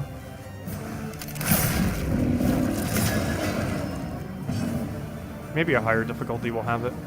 Oh yeah, I keep forgetting. Like, oh yeah, you'll have a higher chance to crit. I'm like so used to her having this unlocked because Poison Dart's probably her first upgrade for that 50% extra crit. And it's like, oh yeah, we'll almost guarantee crit here. And then it's like, oh yeah, never mind, we don't because we don't have it unlocked yet. Oh yeah, that doesn't hit third slot, does it? I'm so used to his hitting third slot, but hers doesn't. She could use it from third slot, but it can't hit to third slot. His is actually the inverse of that. She can use it in third, but can't hit third. He can't use his in third, but he can hit to third. So it's kind of the exact inverse of hers. Her pickaxe compared to his club. No, I hit one short. Luckily it blighted, so we're fine. As long as he doesn't heal it, I don't think he can heal it. He has something to heal himself, but not the other character. So Grave Robber gets rid of his corpse next battle, or next turn. We use Ounce of Prevention this turn. He can't get a poke. Okay, we're in a pretty good position. At this point, he's probably just trying to get a Knight of Battlefield Medicine for a heal and then just kill out the rest. And maybe try for one more Ounce of Prevention if we just want to stall for the sake of it. As long as he's not pressuring too much damage. Alright, let me clear his corpse just in case he wants to eat it. You're gonna throw... Honestly, we might get more damage just from trying to burn him. I wish you could see how many more heals he has. I'm pretty sure it's either 1 or 2. If it's 2, I want to use it now. If it's 1, I don't want to use it now. But to my understanding, there's no indication of how many we have left. It says 3 uses, but obviously we've already used some. I can't recall if we used 1 or 2. I want to assume we did 2, so I kind of want to hold off for now. Ideally, I want to Noxious Blast and land Blight, or just burn it, and it better land that burn. But this guarantees we get at least some damage if we somehow fail to roll, because burn still fails 30% of the time here. It's not guaranteed, and these randoms we definitely want to save for the final fight then. I think we just go for this, and then heal next turn. It also assumes we have a next turn though. Nice critical. Impeccably timed. Like, there's a small chance he dies this turn. Not us, but the unit. Like if everything on her... Oh, never mind. Yeah, Andrew would. But he might have died before Plague Doctor gets his turn next turn. Alright, let me get some repulses up. This also allows us to point blank next turn for the finisher. Or at least to Death Store him. Nice stress heal. Oh, might not even need that Ounce of Prevention. Gosh, I love how he like drags on the ground from it being so heavy. Nice little visual. Okay, I really need a dot on him. However, no one on our team has any capability to do such a thing. So we'll throw down to 7. That's max roll. Unfortunately, no crit. I need you to crit with this, or blight with it. It doesn't matter which. You just need to do one or the other. Please blight. Nice. Okay, and now we won. And he might just kill himself. Yep, he did. I wonder if the AI is programmed to deliberately do that against repulses so you don't stall as much. 15% extra damage, nice. A bunch of resistance, kind of bad. I feel like that could be good on like maybe a leper. Highwayman wouldn't necessarily not want that compared to what we have, though we definitely switch it out pretty early for something not as useless. But I'd rather just have some flat damage on him. I don't really feel like anyone on our team would really benefit from this. Maybe Man-at-Arms? We don't have his taunt yet, though. We need to keep unlocking him. Once he has his taunt, this could maybe be okay on him for a little while until we have better options. Anyways, we still advance because I need the upgrade tokens. Plus, we have the Londum. We specifically went out of our way to get those Londums. We're going to use them. This is the whole thing we've been saving them for, or at least the other two. But yes, let's advance. Also, I wish they would change the text of advance to something else. Advance makes it seem like you're leaving the battle if you don't read what the other option is. Because it makes it seem like you're, you know, advancing past the battle and not advancing to the next battle. Well, then again, I guess continue would as well. I don't know, what word would you use there? Keep battling. Let's see. Because continue would also be misleading because it would make it seem like you could potentially go past the area. Maybe go deeper? Let's see. But then again, that would also make it seem like you're going forward, potentially. I'm not sure what you would use. There's a lot of options that make it seem like if you don't read what the second option is, it seems like the text that says advance makes it, like if you only read that and you didn't read the other one, and you're just reading it real quick, it makes it seem like you're moving past the battle and not continuing the battles. Okay. I kind of want to blight this. Like, the most ideal thing that happens right now is you don't miss, you land blight, and you, like, crit. That's a lot of things to ask for. It did some of those things. It did everything but the crit part. Blinded. We have holy water on us, right? I think we have one singular holy water. I'm not sure who has it, though. Yeah, we have one singular holy water. Gotta use it wisely. And I don't think right now is that time. That was you the first. You know what? Now is that time.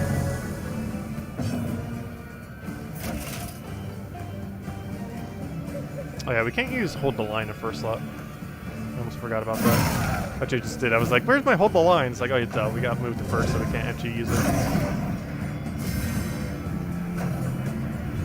Ow, I don't have repulse up. And they're all immobilized. Okay, healer, go do healing things. Ooh, stress heal first, though. My only concern with stress healing right now is you're very dangerously close to dying. So you getting a bleed would also put you close to dying.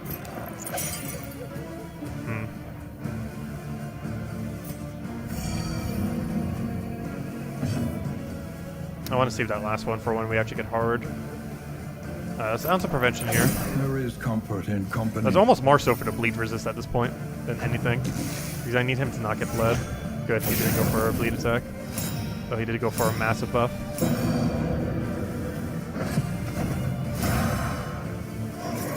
Okay, he's got protection from some kind of thing. Wait, what was that even from? What did he just get protection from? Well, I wonder if did he gain protection. I honestly have no clue how he just gained protection. Oh no, does this do it? Denial of pleasure in order to refine the spirit. It seemed like it was a different text there, though, than that. I have honestly no clue how he just got that, but I can't really complain because that's very beneficial right now.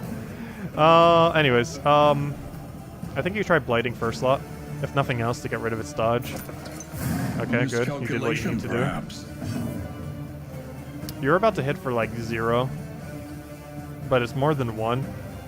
Also, I could daze it, but we're already doing all of our turns beforehand, so does daze even really matter at this point? Not really. So might as well hit for slightly higher. Okay, you need to heal that highwayman. That or burn, or heal yourself, actually. Honestly, the concern is more so you dying at this point than the Highwayman, though you're about to hit it for like 1.5 billion damage. But he also has protection against some of that damage. The other alternative is just make sure you hit Death's Door. I'm not sure if different dots damage independently. What I ideally want to do is blight it right now, poke it, and then just hope that blight kills it so it doesn't get a turn. I think that's our safest bet. So we do this, hope it blights. And now you need to hit an 8 somehow. Luckily you have an 8 button. And it did not hit 8 though. It very unfortunately did not hit 8, but at least it got weakened. Plus we have blocked, so it does very little damage there, but though it did get a bleed. Well, luckily it did not bleed the one where we specifically needed it not to. Also, what on earth is that 20? What do you think you're doing hitting a 20? What do you think you're doing buffing the thing that just hit a 20? Let's see. Out of safety's sake, we gotta get rid of that bleed. You should probably go kill that first slot, and better not fail. There's no point in putting another dot on it. Alright, good. 1 down. You need to go get Repulse. Unfortunately, I can't hit backline with this. Actually, with how I have him set up, there's actually no way for him to hit backline. That's normally not too big a deal. He does high damage to the first 2 and can reach 3rd if he truly has to. Okay, you hold the line, I think, just to gain some protection and to try to taunt them a little. It doesn't really taunt them, but at least it gives you some protection so I don't have to worry about healing you if nothing else. Or at least for a little bit. So if he singles you out, at least you won't die or reach Death's Door. That is not who you should have hit. The greatest. Luckily, our healer is going now.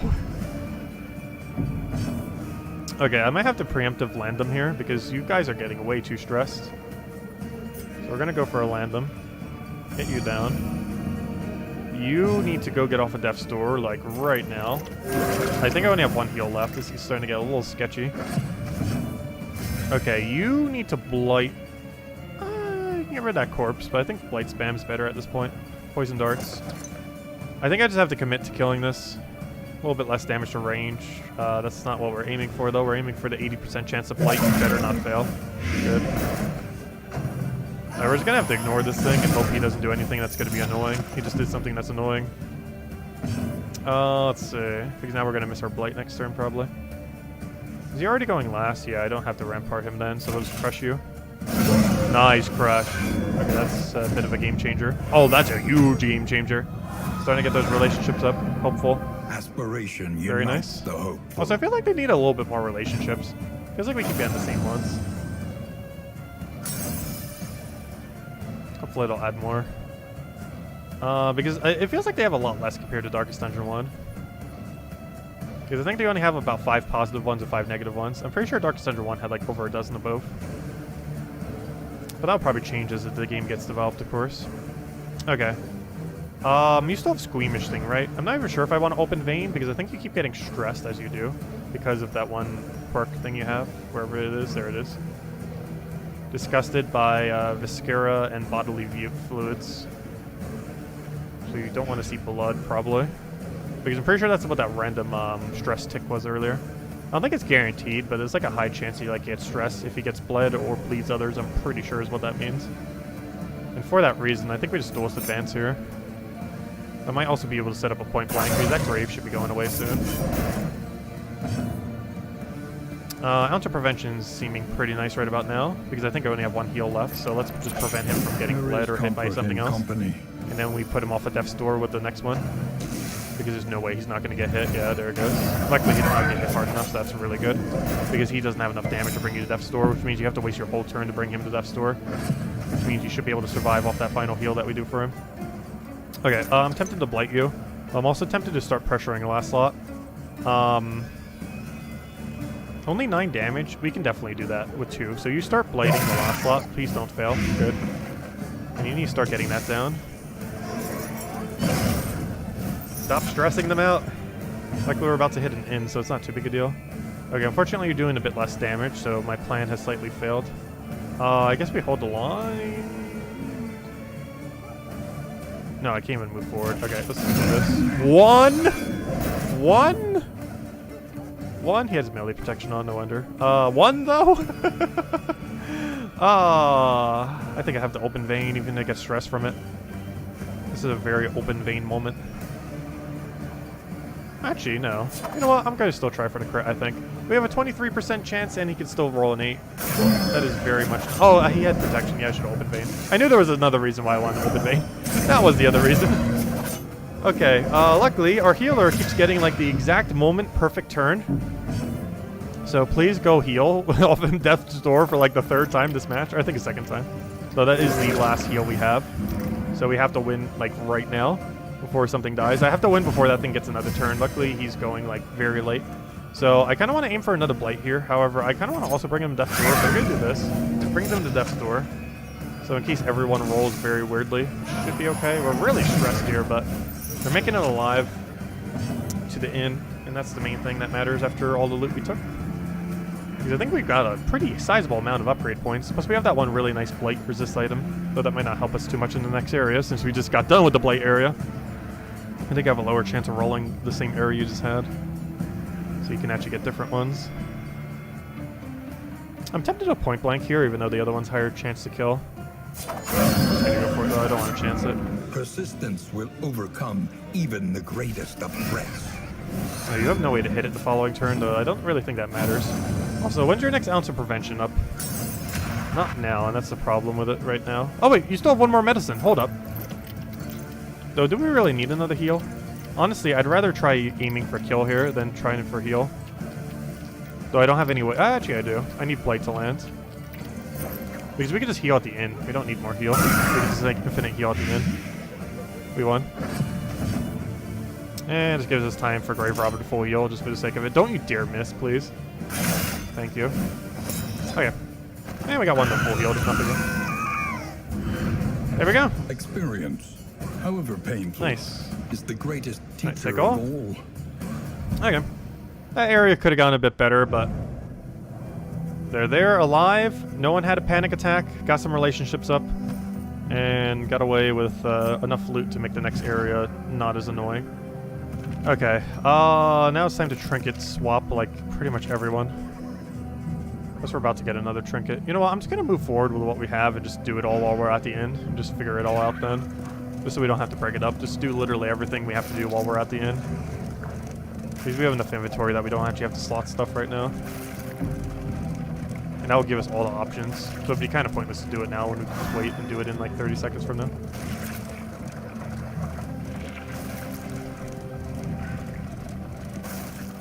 Alright, now we can figure out what we want to do.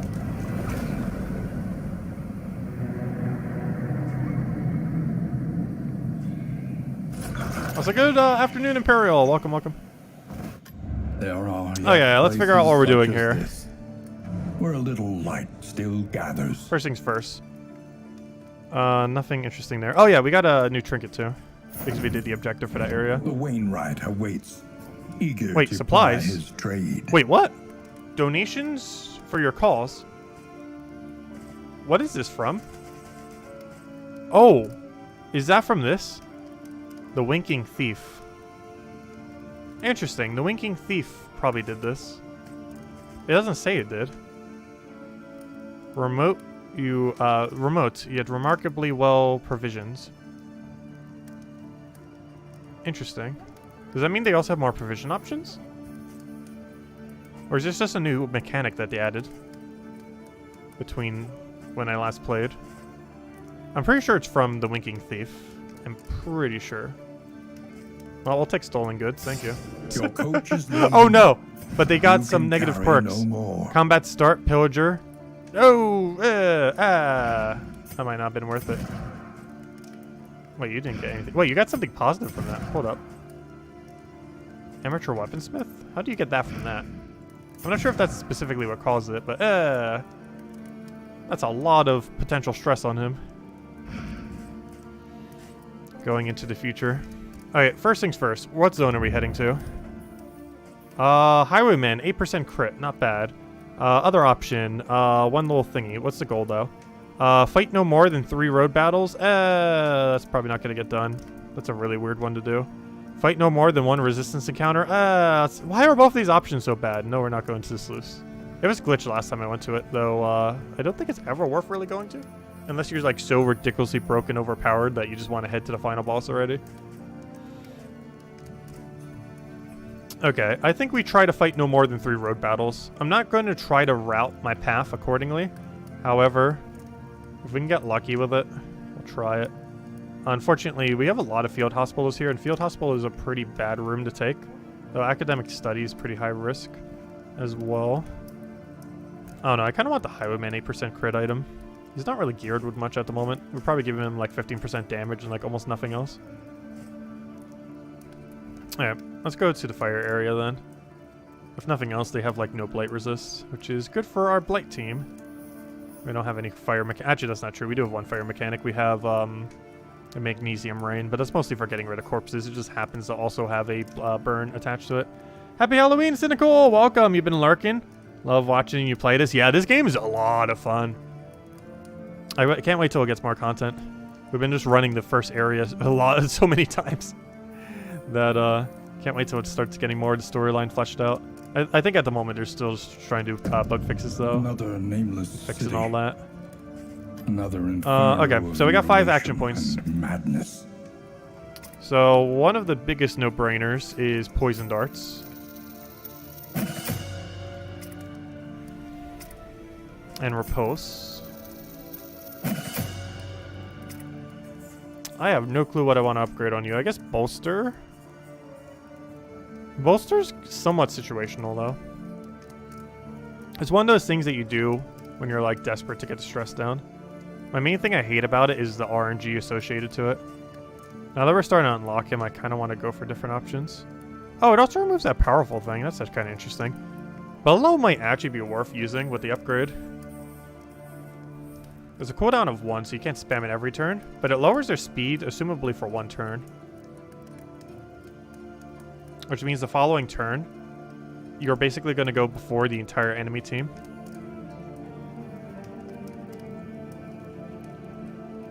The only problem with that is you waste a whole action to do it. Unless they specifically have repulse or that 1 power-up thing. Might not be as good in those kind of situations. But it basically ensures your whole team goes before the entire enemy team on the following turn. The only problem is the turn of, it has, I'm pretty sure, no effect because the rolls were already determined. So until the following turn, does it actually do anything? Which means it has really bad on-turn value, but good the following turn value. It's kind of like the inverse of speed, that 1 speed effect in this game. It's basically the exact inverse. Instead of you gaining more speed, it makes the enemy speed go down by pretty much the same amount. Because I think that speed buff gives you like 3 or 5 speed. I think it's 5. I might have to go for bolster here. As much as I somewhat want to go for some damage increase. Upgrading your damage doesn't really upgrade your damage as much as something like a leper. So I think we're going to have to go for bolster. It's just the safest option.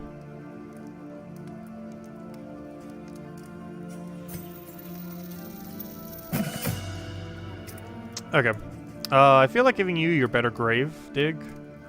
But I also kind of want to give you pickaxe because of the crit on it. And make you our comboer. Honestly, I might just give the rest of the things to you. Though I kind of do want to upgrade Plague Grenade. Particularly in an area like this, Plague Grenade is going to be really good value. And lastly, Point Blank could be good. Though I don't think we want to commit to Point Blank quite yet. Though what's the alternative? The alternative is probably give her better crit or give her some extra stress heal so we don't have to worry about her as much. The only problem is all of the stress heal on our team is AoE stress heal, other than hers to single target self. So I kind of don't want to do it necessarily. Also, 33% is already way more than enough to keep her at 100% max HP. So I'm considering pickaxe here. It's either pickaxe or point blank. Realistically, I think we're using pickaxe a lot more than point blank. However, now that she has her poison dart, she's literally just clicking that every single time she's ever going to be doing anything. And almost never pickaxing now. Because the reason we were pickaxing so much in the previous area was because they had so much immune to blight. And now we're heading to an area that has almost no immune to blight. So she's pretty much using poison darts every single turn. Unless she needs to use Dead of the Night or get rid of dots or not die. I think we might go for point blank here. Alright, that's everything then. Because you're just going to do ounce of prevention and then literally spam this until there's nothing left, and then maybe do this to get rid of the corpse and then heal when we're not dying.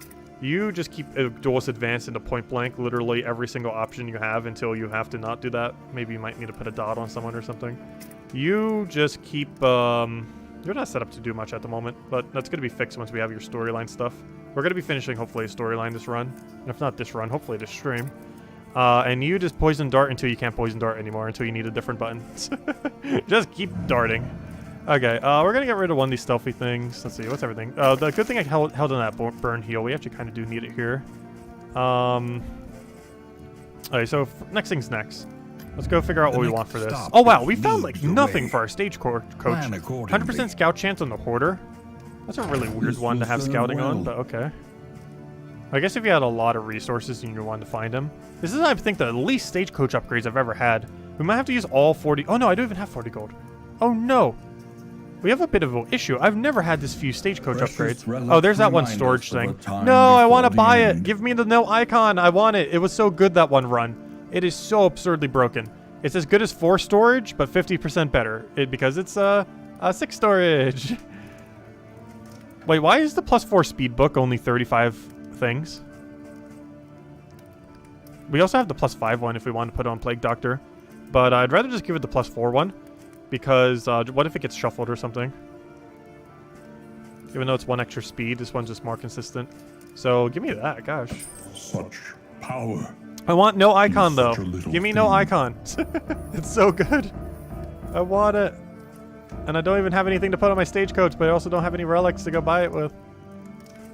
Give me the no icon. I want it. Actually, now might be a good time to do playing cards. Their relationships are kind of bad right now. Oh, this is a new one. I actually just unlocked this. Whetstone. Chance to spawn crit token for each combat turn until next end. Interesting. That seems decent. I'm not sure if I want to go out of my way to get it due to how luck-based it is. I'd rather build up a relationship while we still need relationships built. Honestly, I think we just go for playing cards and that's it. I don't think this place has really high stun resist. If we had a burn resist one here, I might go for it, but it's not here. Okay, I think we just go for playing cards and that's it.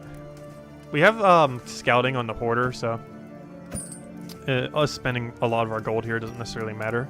We just find Hoarder later. Give it to me, I want it! Also, add an icon! I guess they didn't make one yet? Let's see. Okay, let's go figure out our trinkets next. And then we'll figure out battle items, then we'll figure out in items. So, we're heading to an area that has almost no blight. However, I still want to do this just to make sure you have like 0% chance to ever be blighted for the rest of this match. Because that's 85% blight resist, regardless of what area we're going into. That means I'm also going to give you speed now. So let's move to the next character. So, you. Some speed, some burn resist, that seems perfectly fine in this area.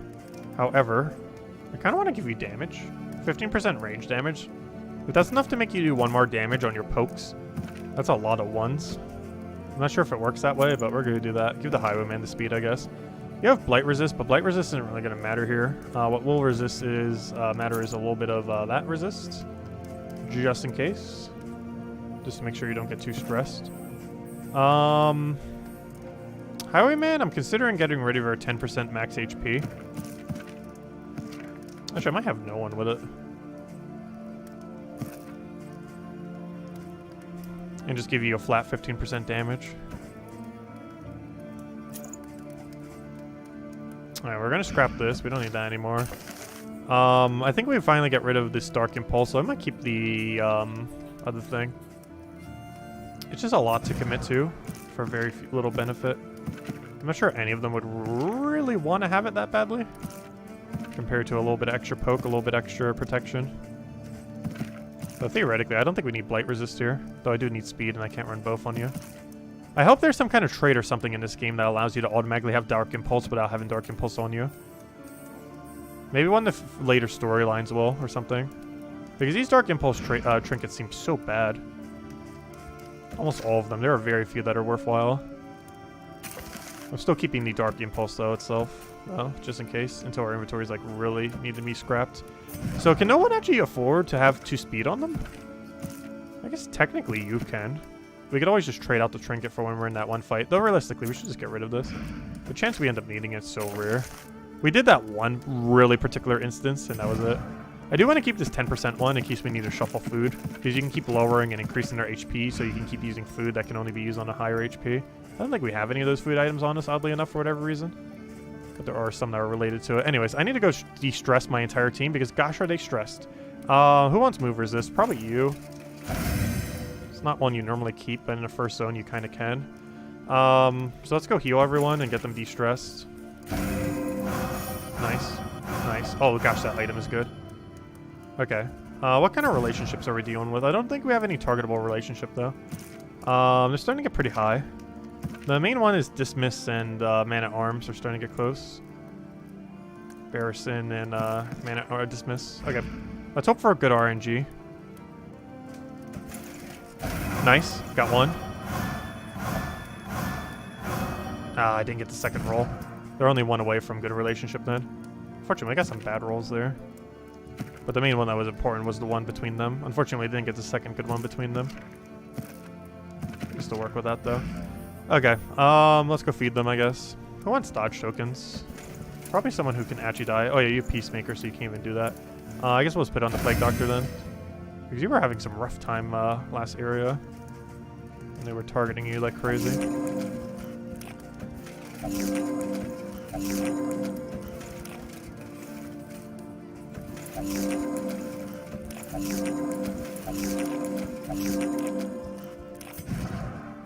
Any of them get that weird trait? I feel like eating food can sometimes trigger that at a small chance. Like that one trait that makes them get less benefit from food. Though it doesn't really matter because you normally have enough food. I very rarely feel like I don't have enough food in most situations. Like I really want to get this purged. There's going to be so much stress buildup. I'm hoping that it's not going to be too big a deal for him, but it might be at times. Also, I somewhat want to switch their 2 locations. Because we're getting to the point where we might not necessarily want to point blank every single time. Oh yeah, I can't change it from the screen. Okay, I think that's all the preps. We've done all the things we could possibly do. I think this is the least amount of wagon upgrades I have ever had, not counting when we had to have none for a mission.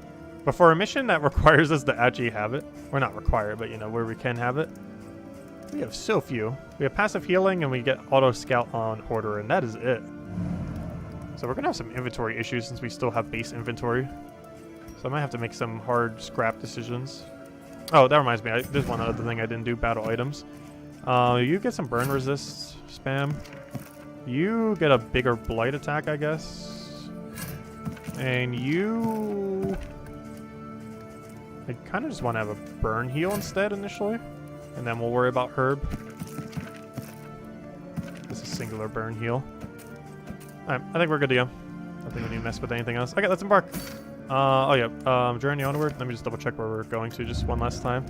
So our objective is no more than 3 road battles. That's gonna be kind of hard to do. But we get 8% crit for, we also have like 1 billion field hospitals here. So if we want to remove those perks or ever pick up some items, that's gonna be really easy to do. Okay, journey onward. Oh, let's see what happens. Is this going to be a variety stream? No, we're just doing Darkest Dungeon 2. We're leaving this stream just to Darkest Dungeon 2. Though we will be doing the great cities of our next not Darkest Dungeon 2 stream, or not the other game, Arena Gems of War. Will probably be this Tuesday, where we're going to be doing Mario Party again.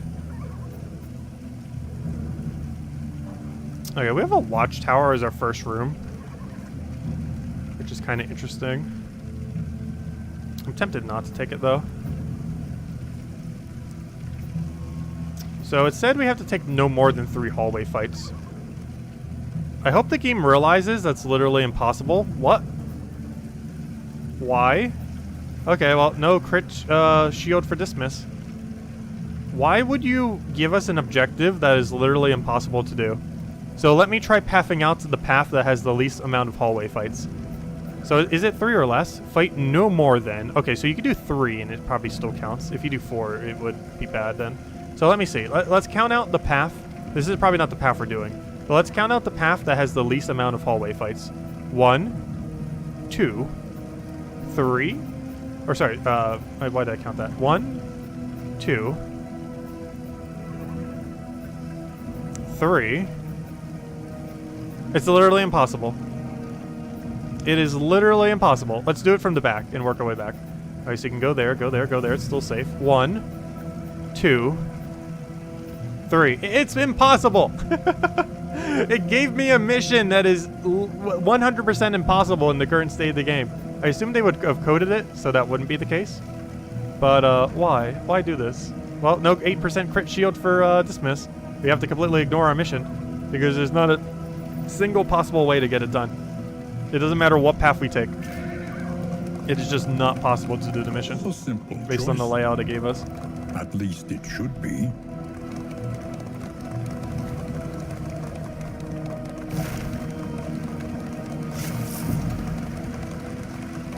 What would make more sense is don't spend more than like X amount of turns in those hallway fights. Like not X amount of those battles, but X amount of turns, because at least that you have control over. Like if it said don't spend more than like 15 turns, because that'd still be the equivalent of this. But it would make it so you'd have to rush those battles down a bit quicker. Like that would make sense. But to only have 3, there's literally no way to avoid. Like I think the shortest path is 4 or 5 if we deliberately try to avoid them.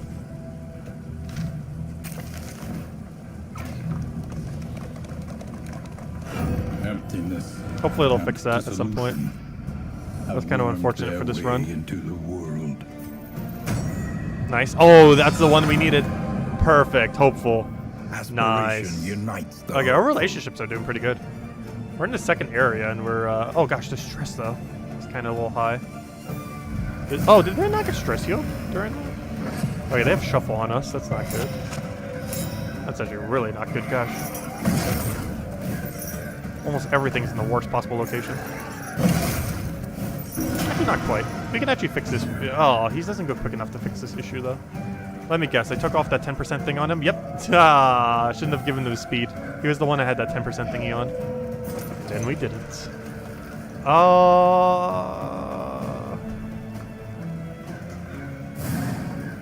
Good. Wait, that didn't get rid of his dodge token, though. Was he blinded? Might have been. A miscalculation, perhaps. Okay, ounce of prevention, kinda... Oh, we can't. Let me just throw down a big blight. Oh, I don't want you to dodge it, though. And the one that won't dodge is kind of a weird target to go for. I kind of have to do it, though. Because we don't want it to miss. Because he's basically dead now.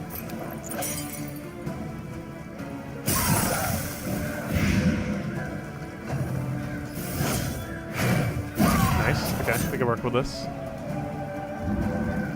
Bit of a weird turn 1, but we can make this work. I think I have to bolster here. And just hope we get stress heal. I really should be pressuring damage, though. I'm trying to use closer to death. Probably use it. Okay, that's why we pressure damage. I don't know. Bolster seems so situational. As much as I kind of want to use it for stress healing, and the fact that you can just keep spamming if you wanted to. Okay, now it became a little bit more good in this situation, now that he's blinded. Okay, so Ounce of Prevention seems kind of good right about now. I also kind of want to double blight his backline, because I want to bring him into 2-shot range, and that would bring him into 2-shot range as much as I want an Ounce of Prevention right now. But I think it's more important to make sure we mitigate the things that will be stressing us at this point. Burning him also isn't enough, so I kind of have to go for the Noxious Blast. Good, we got rid of that one dodge token, and he's dead. Well, not this turn, but his next turn he'll be dead. Alright, so 1 down. We'll get 1 turn now, but he's dead after that. That's the last turn he gets. Well, he stopped stressing everyone. At least he's distributing the stress instead of just targeting one person, like before. Nice, please get some stress heal. Stress heal. That is not a... That's literally something bad. Gosh, Amorous seems like the worst one of them. Okay. So, have you done your turn yet? Yes, you have. Okay. Oh, can I bring you to... Oh, no. We got to gamble 50% here. I need you to just not miss. Please. Nice. Okay, you're dead. Come on. Dead. Dead. Good. Perfect. Exactly what we wanted. That worked out perfectly. So, we can get rid of the gravestone or just try poisoning you. Poisoning is fine. Or not. Or you could just not do it. I don't think we need to use this yet. But I feel like we have other inventory. You really need to be able to check your inventory and map during the battles. It's one thing that's kind of annoying. You can do it in Slay the Spire. And given that this is basically Slay the Spire Darkest Dungeon, they kind of need that mechanic. There's so many times where I wish I could check map in battle or my inventory in battle, but you can't do either. I think you can, right? No, that didn't bring it up. There's so many different decisions you would make if you actually could see it. So you're dead. You're working on being dead. It seems like an ounce of prevention turn. There is comfort in company. And the next turn's probably heal.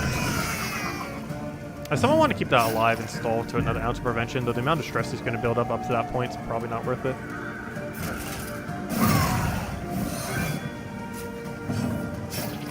I should bring you to Death's Door. Wait, we have another herb? Wait, do we have 2 people at herb right now? Or is it just you? I'm sure it's just you. Luckily, at least you can check this during fights.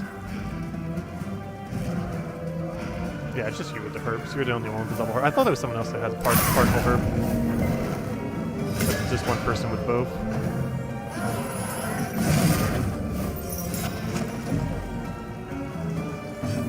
Okay, can we kill here? Do we even want to try to kill here? Yes. Saving a question. 50% chance.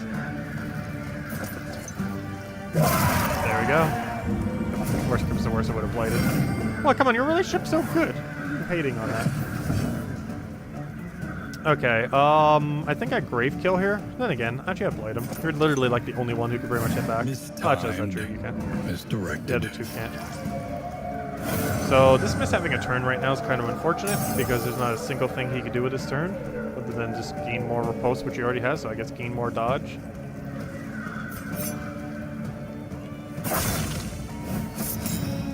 Because it only stacks up to 3.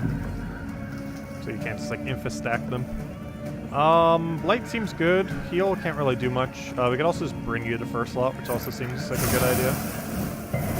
Even though Burn didn't land. Oh no, it did. He just didn't land on the corpses, obviously. That's fine. Alright, he's a little stressed. I think this is a good bolster time. There is comfort in company. Oh yeah, the cure this thing too. Perfect. Oh, engage relationship. Even nicer. Unfortunately, the relationship was kind of already maxed. Okay, we throw a blight on you. We throw a blight on you. But actually landed this time. We throw a bolster. Please land on everyone. Okay, you landed on yourself. At least it landed on the most important one to land on. Nice. Oh, good. Oh, wow, that really fixed our stress issue. I feel like they're going to nerf relationships or make it harder to get high relationships. Because once you get high relationships, it just chains forever into even more high relationship. And there's not enough that comes around to make it harder. Oh, I haven't seen Holy Beads yet. This is a newer one we unlocked in the previous winning run. Chance to spawn positive token each combat turn until next in. So this is an interesting one because this could technically do every token in the entire game. Which one it's going to be is extremely random. But having multiple Holy Beads seems very broken. Since you're literally just going to get multiple random status effect chances. We also got some disease resist, so we're in an area that has almost no disease. Though there's still some. I don't think anyone would want to get rid of what they currently have on for disease resist, though. Actually, that's not true. There's more disease here than there is blight.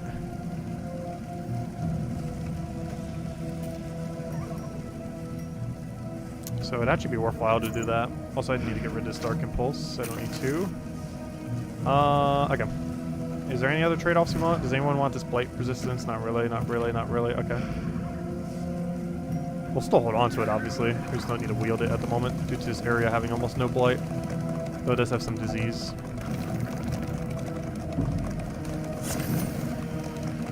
The hooded watcher. Oh, I forgot. One of them didn't have items on. Not too big a deal. Oh, only 3 of them? Okay, that's fine. Okay, right off the bat, I kind of want to blight this thing. I'm not sure what this thing even does. I guess it does like a big explode. I have not seen it actually do what it does when it reaches first slot. All it seems to do is just keep shuffling the first slot and then die before it ever does. However, I do want to target it just in case, because it probably explodes for a bunch of stress and damage. Like a self-destruct.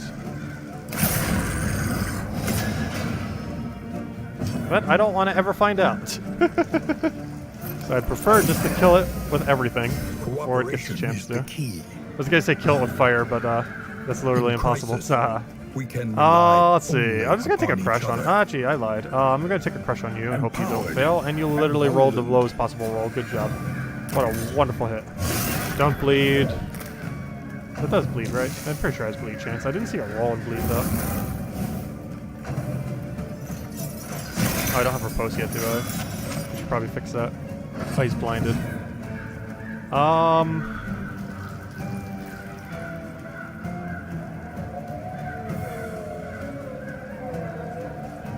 Don't miss. Good job. You did the not missing thing. Oh, but you failed though. You didn't miss, but you still failed. Why must it be like that? Nice heal on max HP. Very useful. Oh yeah, I have a bunch of powders to resist against burning.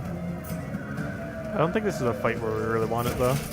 Because we have that thing on our cart that makes us heal, so doing that means very little.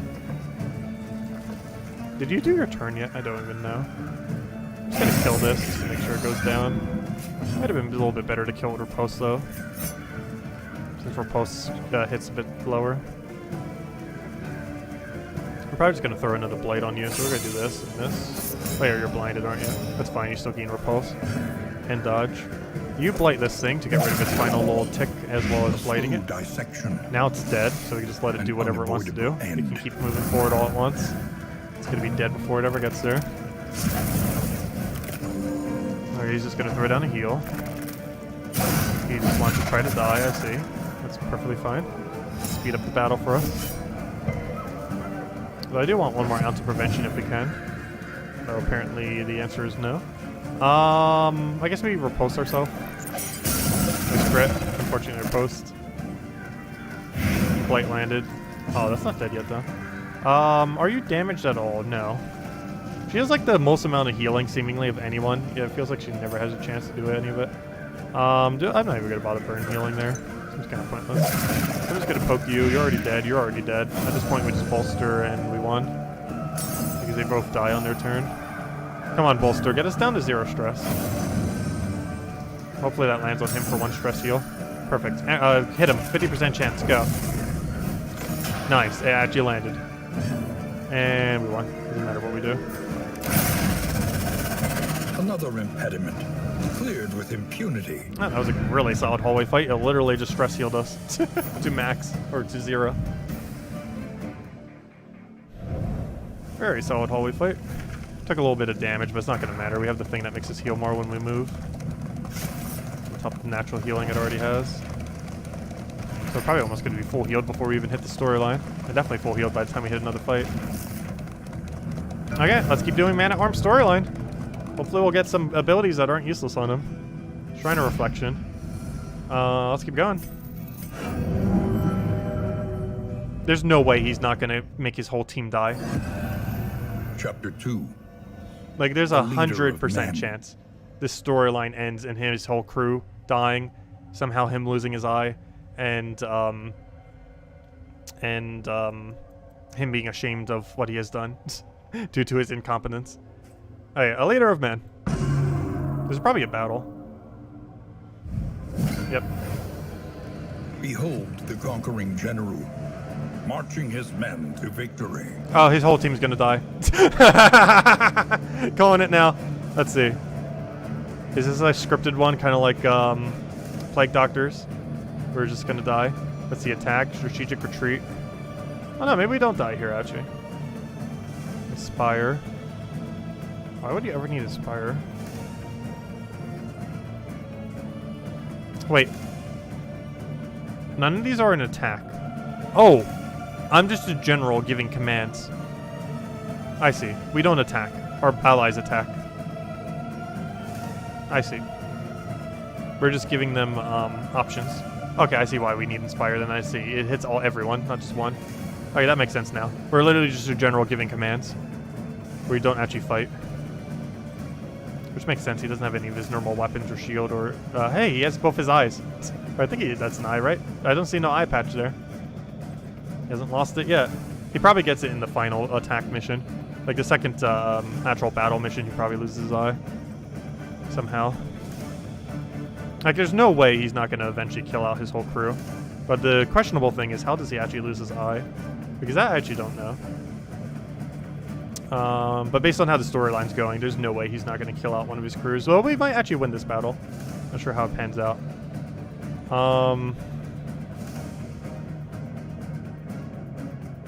So what's our HP? Can we see?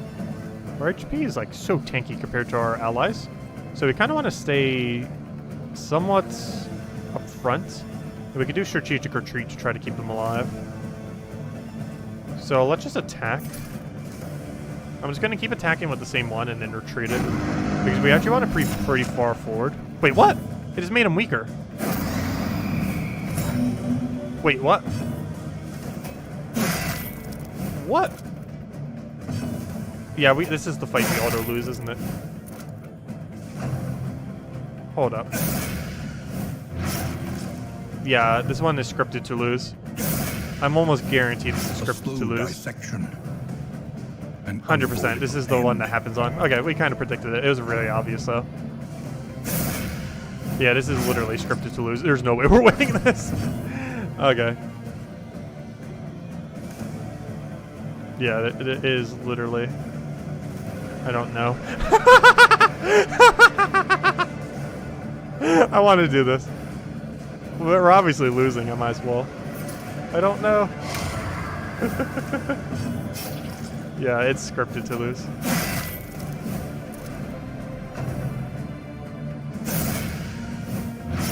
Doesn't matter what we do.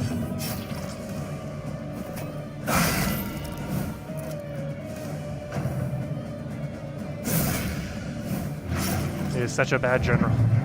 He got his whole crew killed.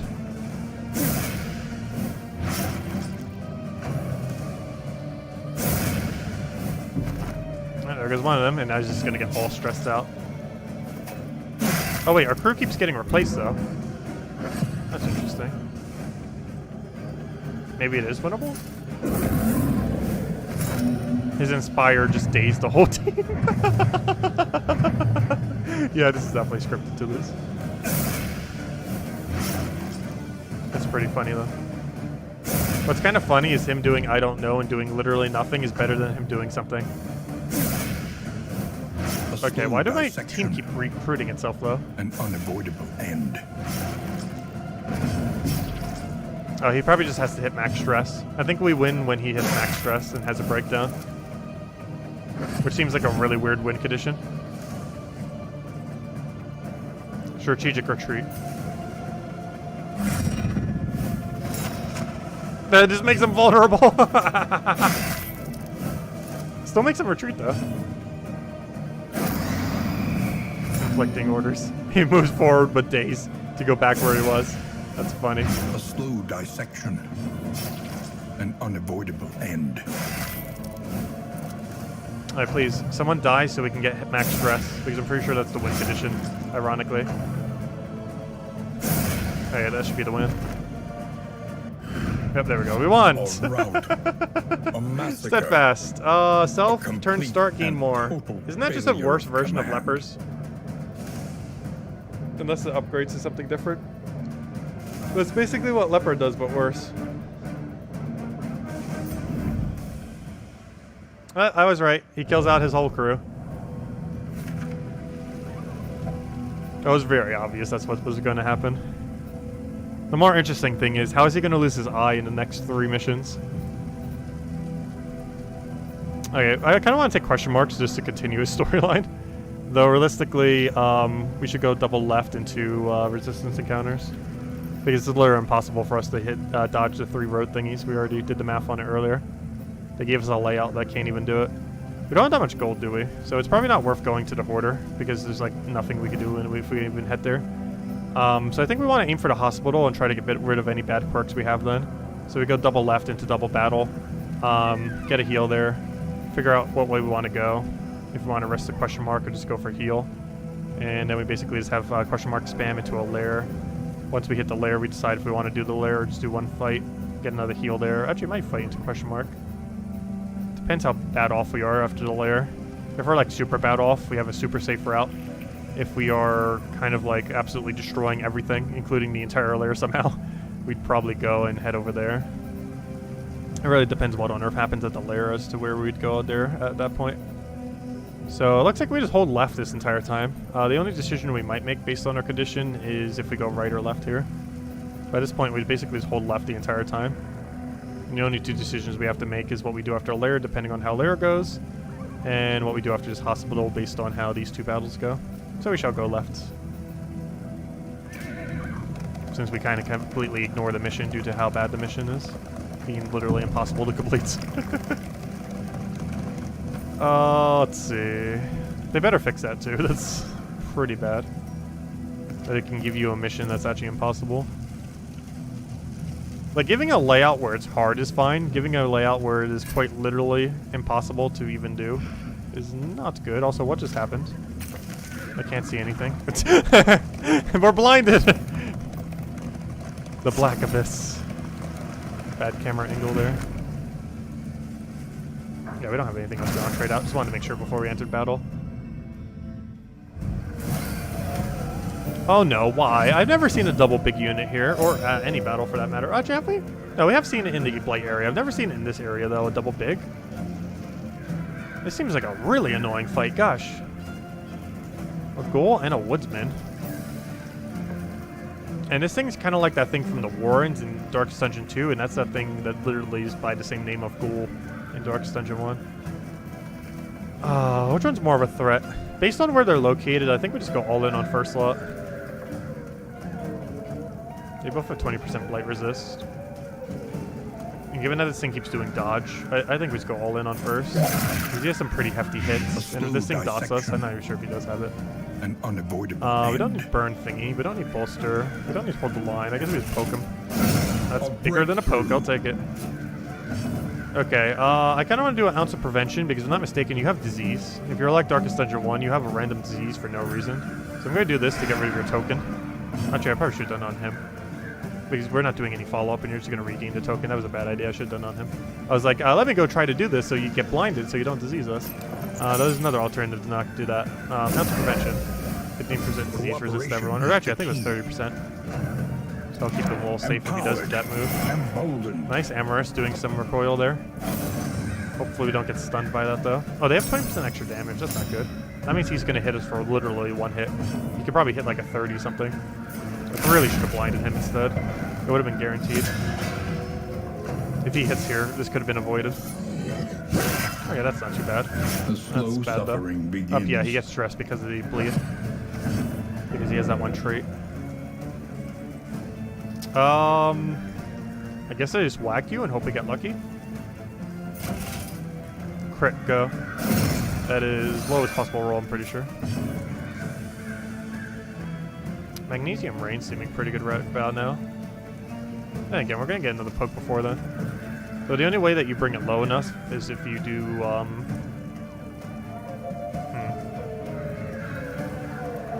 That also assumes Highwayman's going to hit high enough, though. I don't see a situation where he doesn't hit high enough, though. I still want to try for crit, it's just such a low chance. There's an in-between option here.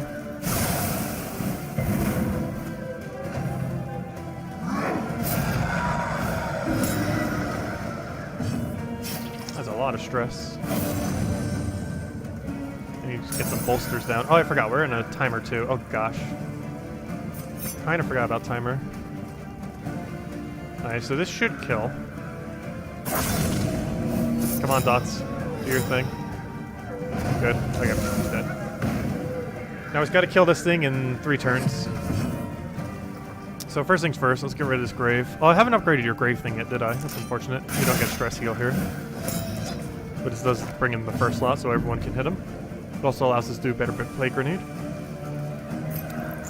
Assuming it can actually land on him. Shield is point blank. Big Zap bleed. That's not worth getting rid of. I was going to get rid of the bleed, but it's only a 3 bleed for 1 more turn. I think we could deal with it. Ren, I'm pretty sure that's a bleed, isn't it? Yep. That bleed is worth getting rid of. Still probably won't, though. I'm actually really tempted to bolster here. The timer makes me want to not bolster. I'm still going to do it. Oh, wait, that gets rid of... Duh. I forgot. It gets rid of horror too. Now I kind of want to ounce of prevention here. Though Blight's also seeming like a good idea. Just because he has a like bleed spam like crazy, I am gonna go for this. Also, I'm still not sure if he has disease rolls in this game. And I'd prefer not to find out by actually getting diseased. So we are heading to a hospital somewhat soon, but still. Okay, do I want to cleanse this bleed? It's only 6 damage. He has a higher resist. It's not really going to matter. Let's just go gain more repulse. Actually, it's not worth getting repulse. Who's going next? We're not hitting hard enough to really bother, because I'm probably not going for pickaxe. I think I tried bleeding him here. Okay, we got rid of his dodge token. That's fine. The more important thing is for his Blight to land. And it'll probably crit as well. Come on! You had a 50-something% chance to crit there. And you'd even land Blight. Okay, now there's a slight issue in actually winning in time. Because I have to kill him next turn. Oh, this is starting to get sketchy. Does he have... He has Death Store, right? I have to win this turn. And we only have 3 attacks to do it with. Okay, we have to pickaxe. Luckily, all 3 attacks go before he does anything. No, it doesn't! Oh, the other one's gonna have to roll dodge. No! Please crit. Please crit. That's not a crit. That's not high enough. I think we lose this. No loot for us. Because how do we win? This would have to crit. It's literally the only way we win. This has to crit. It's not even winnable if this does not crit. Actually, that's not true. We can get repulsed. I still need to crit, though. Nice! I'll take it. Oh, super lucky. Oh, wait, he didn't even have any more repulse. Never mind. But that's exactly what we needed. Oh, no! We can still lose the stove. No! 50% chance we win, 50% chance we lose. Nice. Oh, technically it was slightly less than 50% because you could have Death Door and resisted, I forgot. Because there's the 50% dodge and still the Death Upload resist thing. Speaking of which. Well-worn relics. There we go. That was a very sketchy fight. Winning it literally on the last hit off of pure RNG. I'll take it. Let's see. That one didn't go too bad though. Pretty much everyone down to 0 stress. I think I slightly over-stress healed that battle. But it worked out in the end.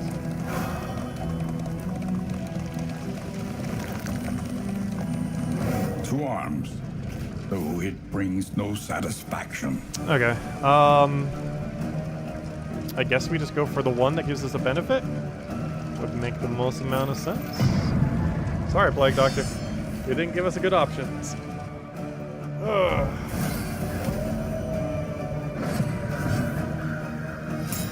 Okay, so right off the bat, I think we double Blight here. We don't really need ounce of prevention. And there's no point in trying to 4 times burn things that have near immune to it. So double Blight it is. Also, we don't have any trinket to make your Blight stronger currently. Who's higher priority? This thing does not have death blow resist, right? How can I go to none? I want to not have anything selected. Let's see. Yeah, you have no death blow resist. I just want to make sure just in case. But if this lands, you pretty much just die your following turn. Especially if you crit like that. Gosh, you almost died this turn. Nice. One away. We're almost at max relationship already. We're not even in the final area thing yet. Or, you know, the third of them. Will we have to buy this game twice? Yeah. I'm probably going to get it on Steam when it launches on Steam. So I can stop using Epic Game Store for it. Because currently it's Epic Game Store exclusive. I wonder how many millions it cost them to get this game as exclusive. Because there's no way it didn't cost them like a ton of money. But it was an offer probably so good that they couldn't refuse it, so they kind of had to. But yeah, I will be buying it again on Steam when it comes out. Which, if it's $30 and then $30 again, is basically just buying a normal $60 game, so it's not that bad. This definitely feels like a AAA game, so... The amount of content in it and everything. Especially by the time it's finished. Because everything we've been doing with it's literally just the first zone. It's the first zone of 5. Because the other ones aren't developed yet. But they will be, obviously, during the beta.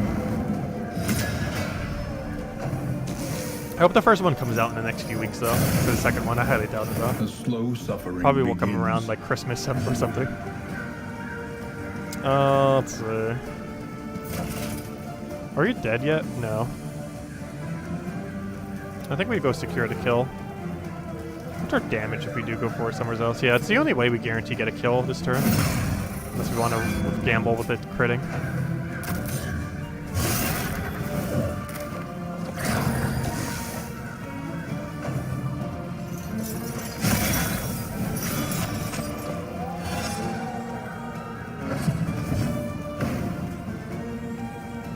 Okay. Ounce of Prevention. It seems like where it's one turn too early to do Ounce of Prevention right now. Unfortunately, I can't throw heal on anyone. Why does it even show it as option? Oh, I could get rid of your burn. That's pointless though. Honestly, I almost want a Magnesium Rain for 2 reasons. This gets rid of the corpse and it gets rid of his dodge. Even if we hit no burn, it's worth it. Wow, we actually hit double burn too. We just hit burn on 75 or 25% chance and 60% chance of actually succeeding. It's decently lucky. Oh, we have a burn heal. I only have 1. I kind of want to use it just to get rid of some from my inventory, to be honest. For some extra value there. Wasn't really that needed, but I want to set something else. Up. I kind of want to crit here. The chance that we crit is exceedingly high. We have a 60% chance to crit, which means we're not going to crit. Why, game? Luckily, he's in riposte range. Luckily, he doesn't have Death Door Resist, so he's actually already dead.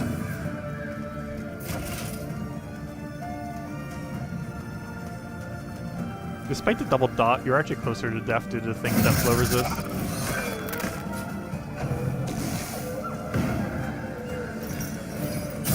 Feels so weird seeing burn on a burning enemy. But I don't have full immunity to it, just ridiculously high resistance.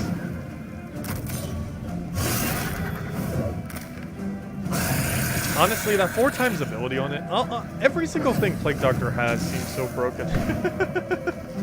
I honestly don't see a single situation where Plague Doctor won't be on a team. It's like Vestal in Darkest Dungeon 1, where it does basically everything, as well as many required things, like corpse removal and stress heal, and heal, and dot removal, and damage over time, and pretty much everything. Let's see. It is so much stronger than in the first one. Like, I thought it not having stun would be like the death of it. But honestly, it feels even more broken without even having stun.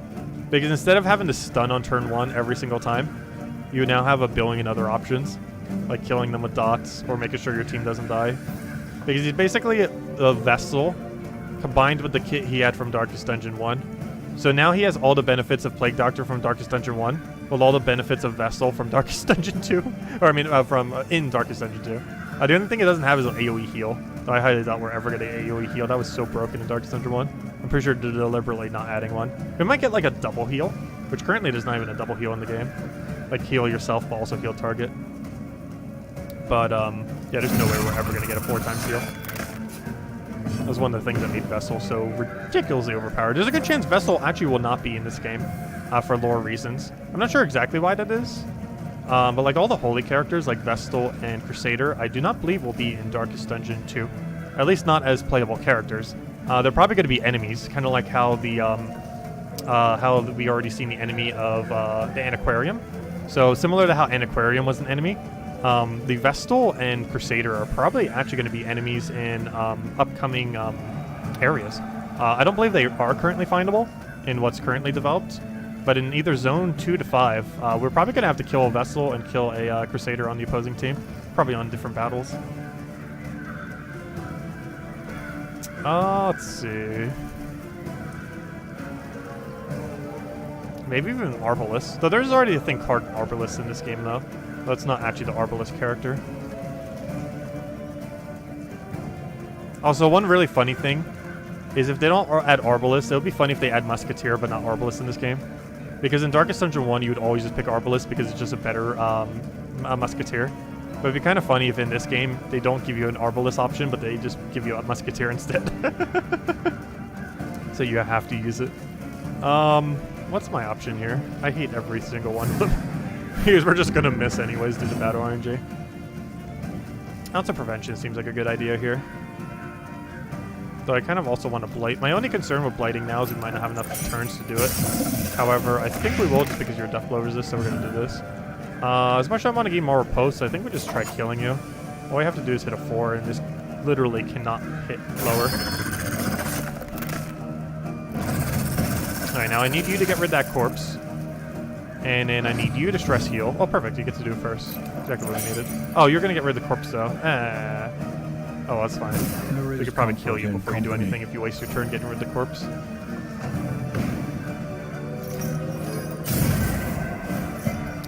that stress. Okay, you're gonna do this just for the sake of healing. Don't miss, please. You've missed. Stress heal. I think I should pressure damage by stress healing. Because we're not on any timer. Not for this battle, anyways. I want to put a dot on it, but I also don't want him to get stressed from bleeding it. I love that animation so much. It's like one of the better animations in the entire game. There's a lot of good ones though.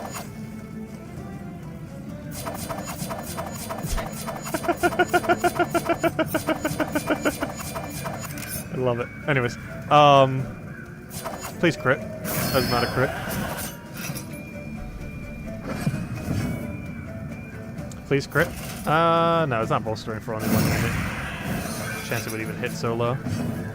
Okay, you need to not miss, and you have a 100% chance of not missing now. Unfortunately, I still don't have stress heal on it, but she didn't even have any stress, so I guess it doesn't matter. So I guess we throw a heal here. Actually, can you... I lied. You rolled a 2! I needed a 3! No! At least you're weakened if you're going to do something here. That is not the roll I wanted. I needed a 3, so you'd die before you would get that poke and that stress. Oh, I got mastery for it, though. Oh gosh, we got like a billion charged relic things. Okay, we're definitely getting rid of that trinket. That's useless.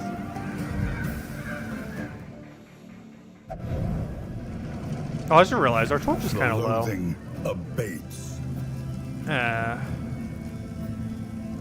You know what? I might try going for 0 torch. I feel like we're strong enough to go for 0 torch. I want to deliberately have a minus torch option here. The only problem is, what if we have a plus torch option? Because I want to hit like 0 torch like right here, going into there, have 40 torch for when we go into a lair. Then maybe reset our torch, heal up, and be good to go. But yeah, I'm actually tempted to go down to 0 torch this run. It might be a bit risky for the battle. Oh no.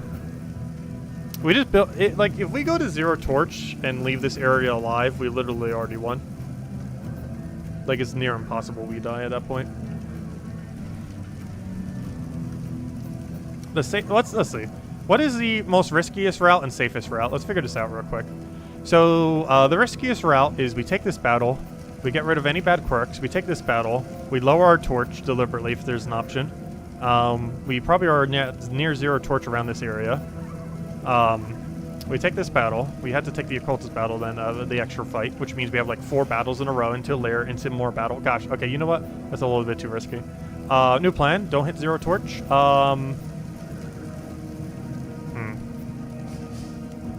Okay, so what's the safest route? Safest route is we make a right, we go to here, we get rid of all of our bad quirks, we make another right, get more torch, we get even more torch, still have to take some fights in between.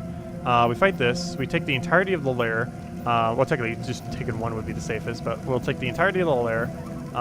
We get healed back up, and then we're there. So I feel like we'd go there if we're going that safe, though.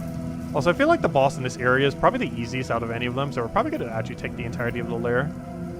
So I think we'll play it safe and keep our torch up then. And that's the very first option, tells us we have to lower torch, in which case we're just going to spam lower torch.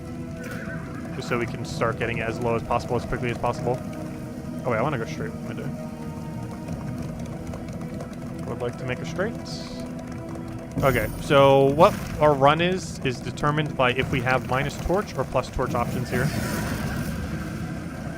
And it determines what we're going to do. Because I need like a minus 25 torch option to bother going for minus torch. Oh, speaking of Antiquarium. She had a sliver of decency. But yeah, I really hope they add more enemies from Darkest Dungeon 1 as actual enemies. Because Antiquarium's kind of fun as a fight. Though unfortunately also more difficult than what could have spawned. But I hope we get to see Crusader as an enemy. Seeing Vessel as an enemy is going to be pretty funny because you're probably still going to have full AoE heal and stun and like super target heal. Let's see. I believe we open... Oh, it has a lot of blight though. Oh no, I don't have the blight item equipped. I have the disease one instead. Oh no. Luckily I have 60% naturally, so it's not too big a deal. What's your blight resist? Not as low as I wish it was. The other ones are really low, though. I want to double blight just to pressure. This room has no time limit, though. Wait, isn't this a hallway fight? Normally they do have a time limit, but I guess because we're up against a special aquarium, like a mini-boss kind of thing. I'm not sure what you'd call it. It's like a mini-boss. But yeah, there's no round limit. Interesting. Please blight, please blight, please blight. You did not blight. That's bad. Start. Don't you dare blind. Something important. Protect me, that's fine. It's like the worst move you could have done. Oh gosh, the combo thing though. Okay, you need to... Well, I guess we're killing the whole team before we kill an aquarium. I'm gonna kill the thing protecting her then. This is already started anyways. Invigorating white vapors. Gosh, dodge everything. I don't have a way to remove dodge with you, do I? If there is a way, we do not own it currently. Nice hit. Nice hit. Did he do his move yet? He didn't. Oh, that's huge. That's actually really huge. Oh, we gotta rid that dodge token too. Wow, everything's actually starting to go in our favor. This battle turned around really quick even though we missed that one blight.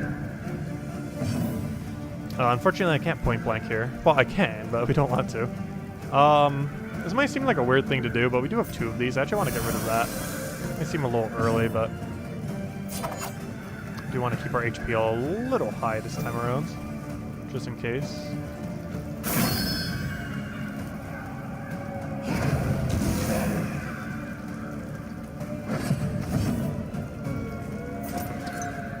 Okay, so I should probably try killing all of our minions so she can't protect me anymore. I think is our strategy here. A slow dissection. An unavoidable And she's still gonna do it anyways. Ounce of Prevention feels like a good move here. We either blight it or Ounce of Prevention. The problem with blighting it is I didn't upgrade blight, so he's gonna survive. No, he's not. I lied. Can this hit at least 1? Oh no, it's gonna hit 0 or 1. If it hits a 1, it would work. If it hits a 0, it wouldn't work. Oh, what a weird choice. I don't know, do we gamble a 1 or just do something else?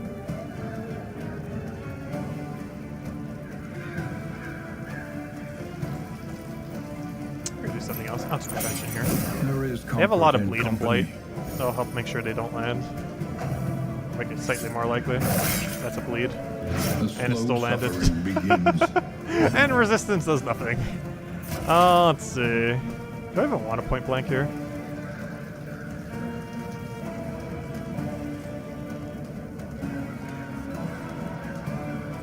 Oh, you know what? I can actually make him so it doesn't go before the other thing as long as this lands. I'm gonna do this, and that dazes him. Because before he was gonna go before our highwayman. But now we get to go before him. So we get to kill him before he gets an action. Because we delayed his action now. I have to hit a 4 though. Good, this is guaranteed, right? Yep. Also, where's my thing? You need to go heal yourself. Welcome relief from caustic You agony. need to go hit at least a 4, which is literally impossible not to do. Okay, now you're dead. Daze strategy. I feel like we very rarely get daze value, but that was a pretty decent daze value. I want to heal, but I also want to bring them both to first slot and get rid of their tokens. This is just too much value to not do. Because not only did we get rid of both the corpses, but we got rid of both their dodges.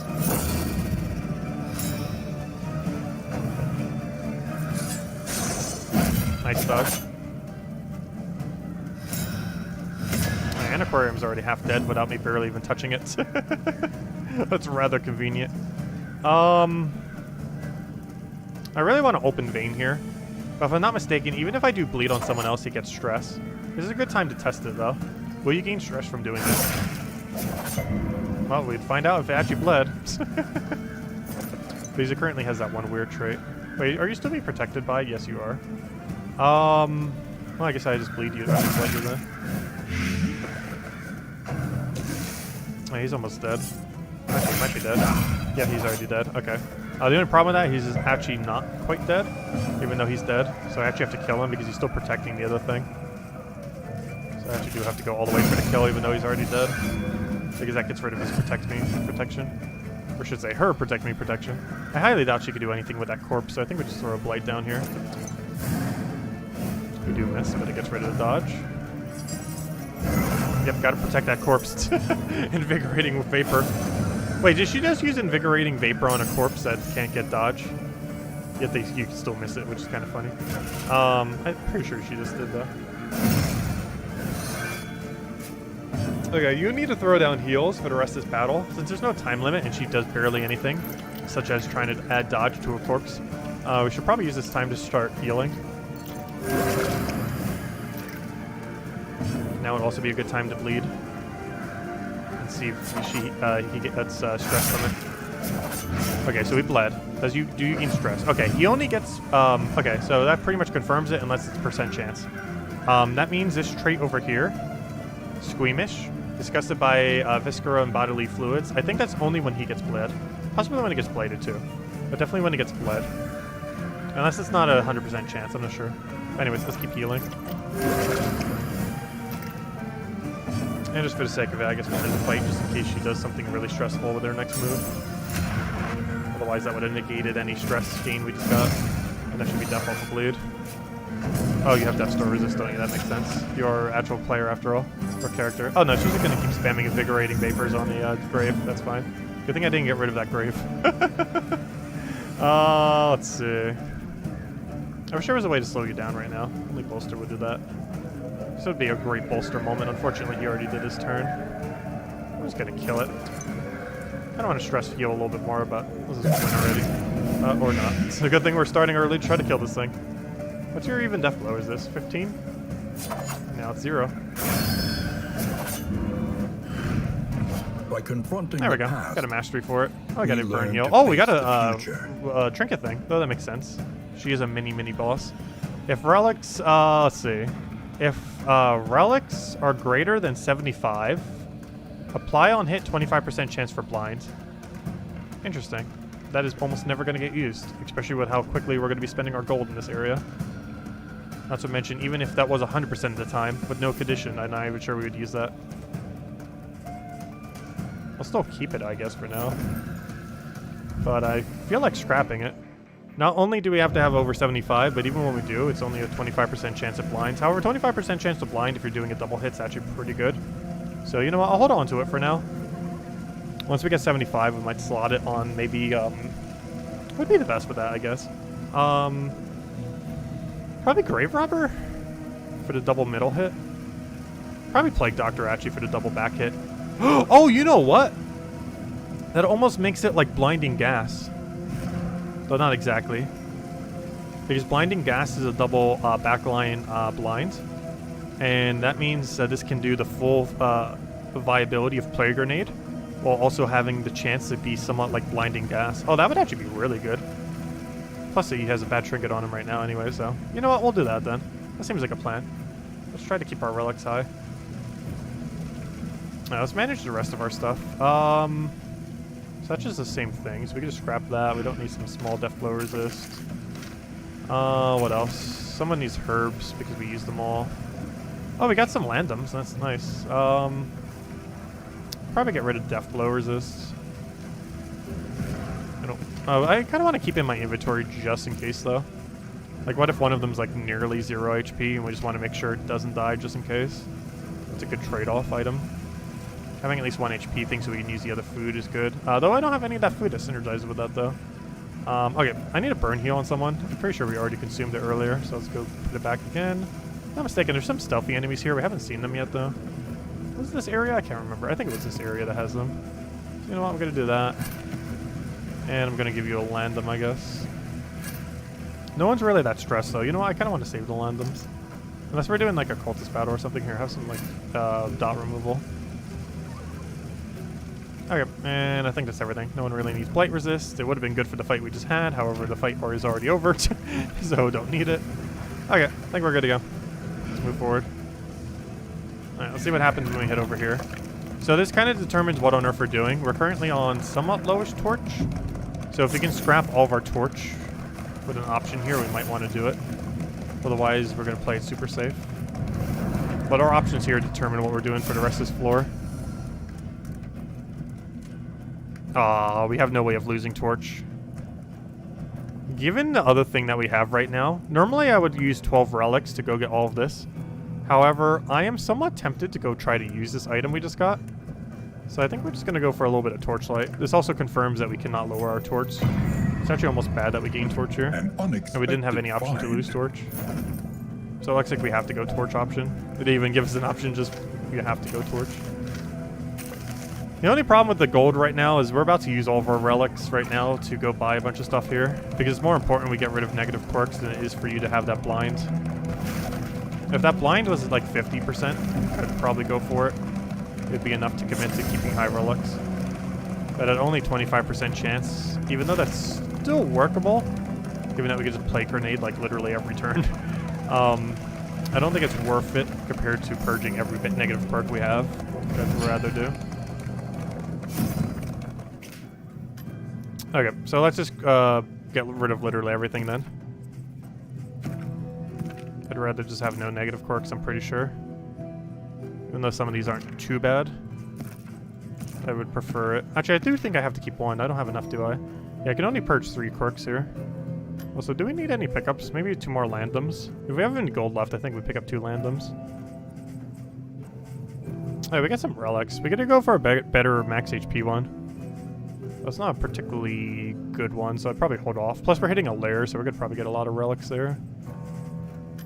I normally don't like to hold on to relics, though. But let's go get rid of some of this stuff. So he has 2 that gives him more stress, so let's go get rid of those, since those are pretty high priority to get rid of. Just make sure he doesn't get stressed. Now we can get rid of 1 more. Knowledge is supreme overall, and winded. This we don't know what it does. This we do. Honestly, losing 1 speed when below 50% HP, not only is that situational because she has so many ways to heal, but that's also not that much speed. So we're going to get rid of this since we have no clue exactly what it does. And now since we have some gold left over, we have exactly enough to buy 2 landoms. How perfect did that work out? Who was the person who already had landom? Wasn't it Highwayman? Here, have more. Okay, that was actually a pretty good shop. Oh, it wasn't. Who has the landoms? Wait. I thought we had landom. Oh, there it is. It wasn't on anyone, apparently. Oh, yeah, I chose to take it off of them. But there we go. Now we have 4 landoms. Okay. Well, that's not getting used. I might as well scrap it. I was still going to hold it, though. What if we have, like, 75 relics left over when we go into the final area or something? Like, double blind's not horrible. Like, just use the plague grenade and just hope you land blind. If we don't get better stuff for Plague Doctor by then, we could just run 4 speed with that. It'd probably be fine.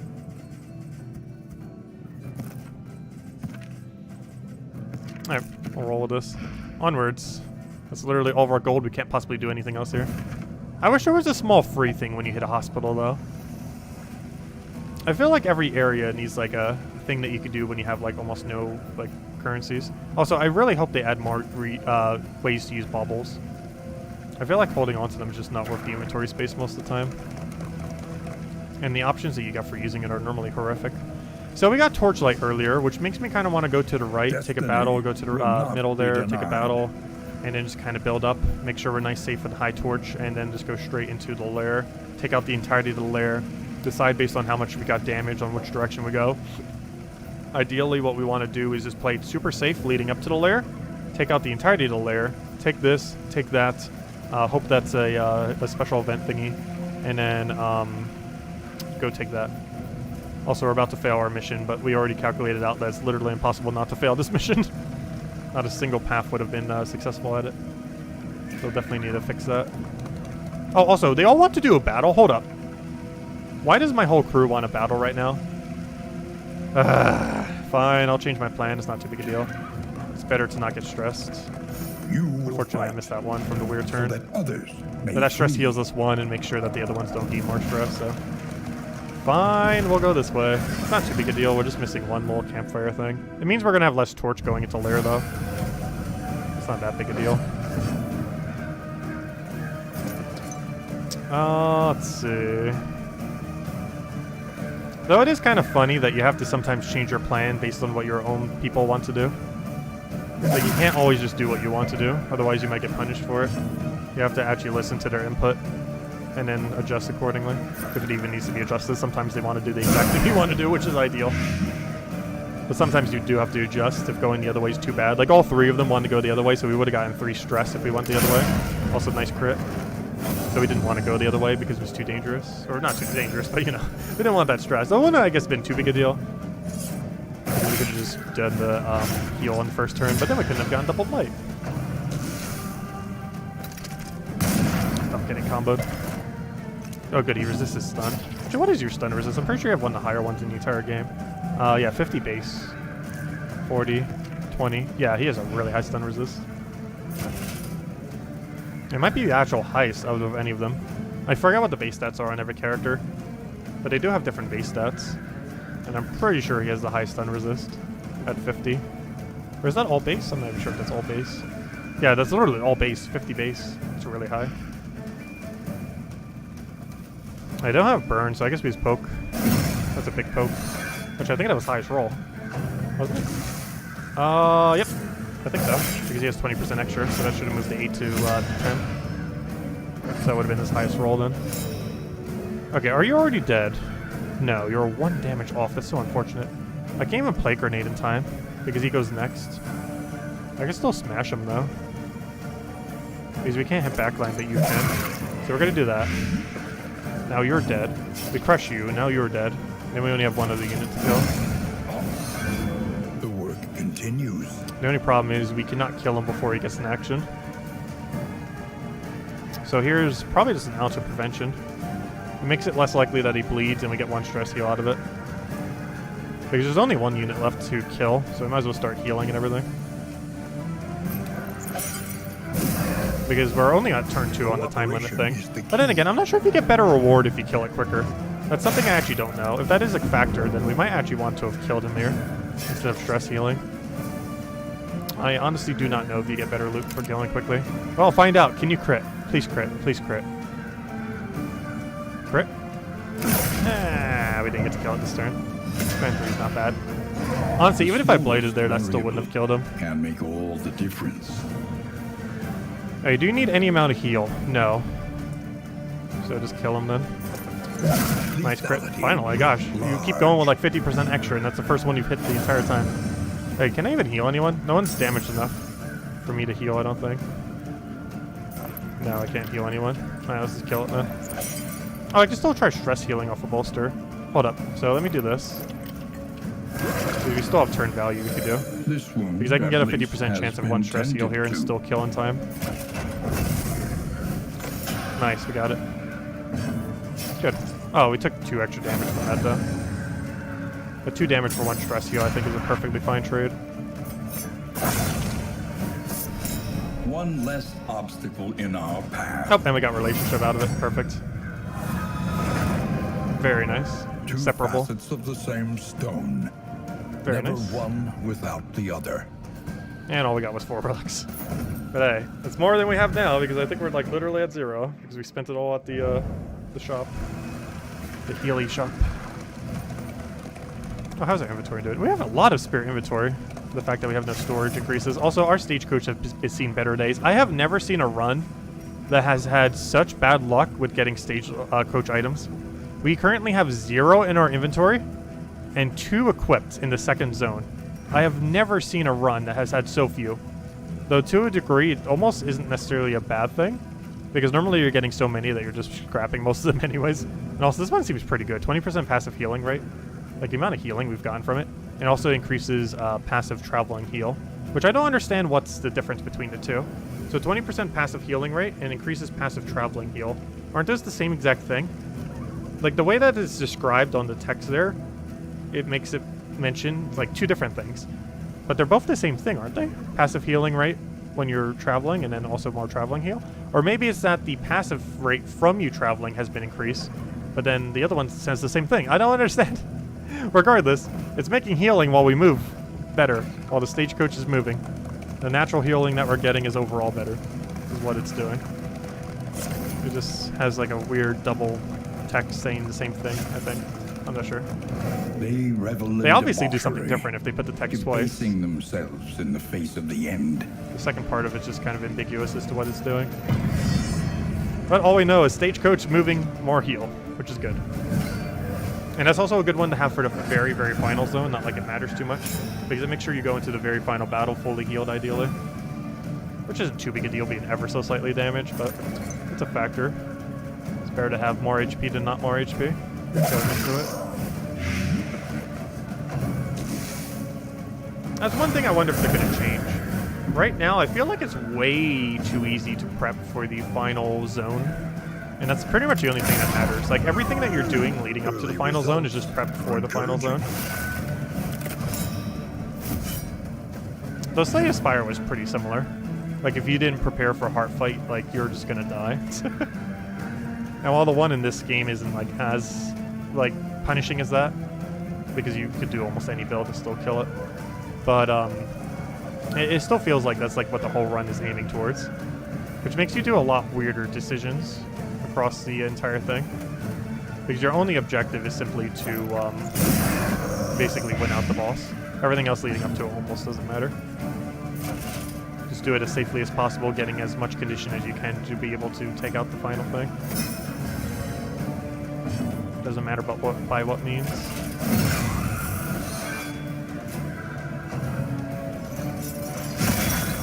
Also, he's getting dangerously close to death. Luckily, he can point blank now. I almost feel like throwing a heal at him. I can deny last locking another turn though, which honestly feels like the better move. Because even if we miss Blight, it does enough damage. No way, I wanted. Whoops, wrong ability. Oh wow, crit just made it to kill. One less I'll take it. in our path.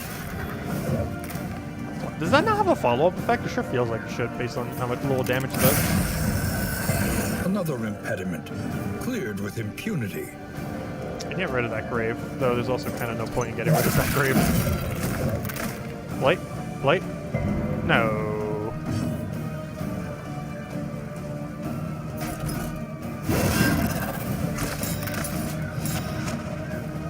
Hey, can anyone get a heal?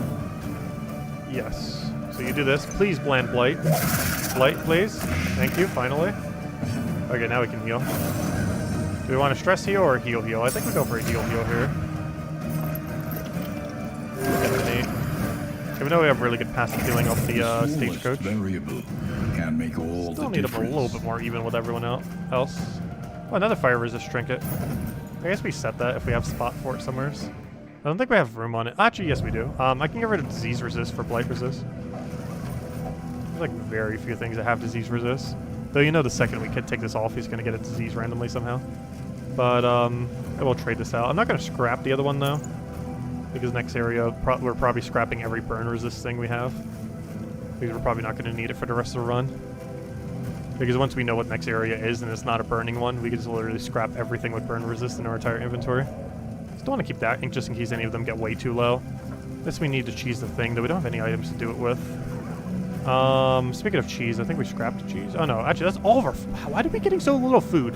They had to have done an update to adjust some things. I need to go check the patch notes later, because stagecoach items are dropping at like non-existent rates. Food is dropping a lot less often too, but I do keep getting rid of all the bread, all the fire bread. And yeah, those two things seem really weird. We're either getting really bad luck on them, or they change their drop rates for some things. Because we're getting way less food and way less stagecoach parts. It could just be how this run is going though, because we haven't really been trying to for stagecoach parts off of those, mostly because the options haven't really been giving it to us. Anyways, let's keep moving. Yeah, they either tweaked it or we have the weirdest RNG this run.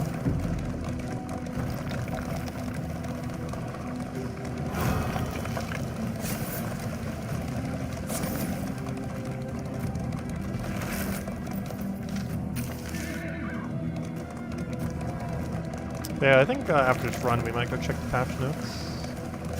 I'm sure I could bring them on screen, but we'll read through them real quick. Actually, it might be on the Discord, actually. Because I'm not sure I could check it through Epic Games, because Epic Games has like 0 features. I'm not sure if the patch notes would have been posted there. So I can minus Flame for a bunch of junk. I can get possibly a bad quirk for a billion torch, or we could spend 12 gold for a little bit of everything. Once again, I wish I could check my map so I can know what decision I want to make here. Based on how low our torch is, I'm actually somewhat tempted to... I'm so tempted. This is the worst idea ever. I really shouldn't do this. Especially right before a lair. I need to know, is next room lair or not lair? This might make it so we can't really do the lair unless our torch dies like really, really quickly.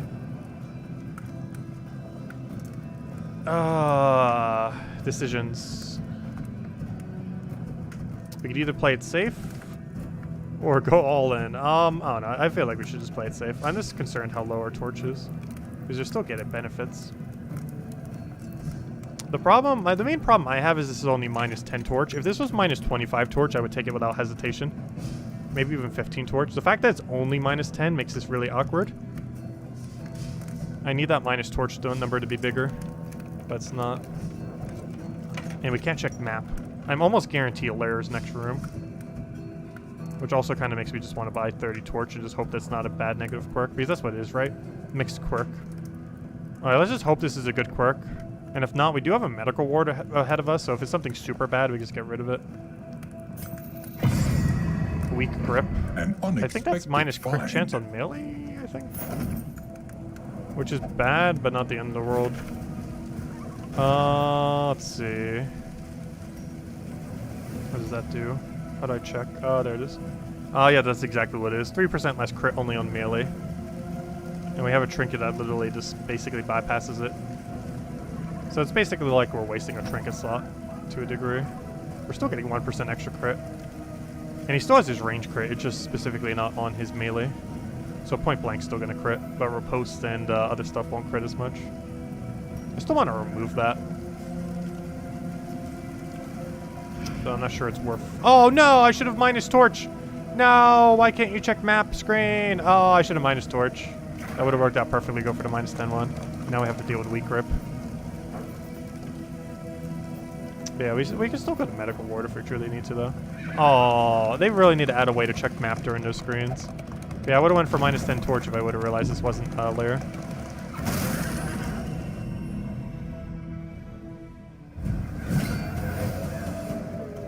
Oh, do I still have that stealth item on me? We found like the one thing that has stealth. Yay, we do have it in our inventory. Yay, the one time we're gonna need that item.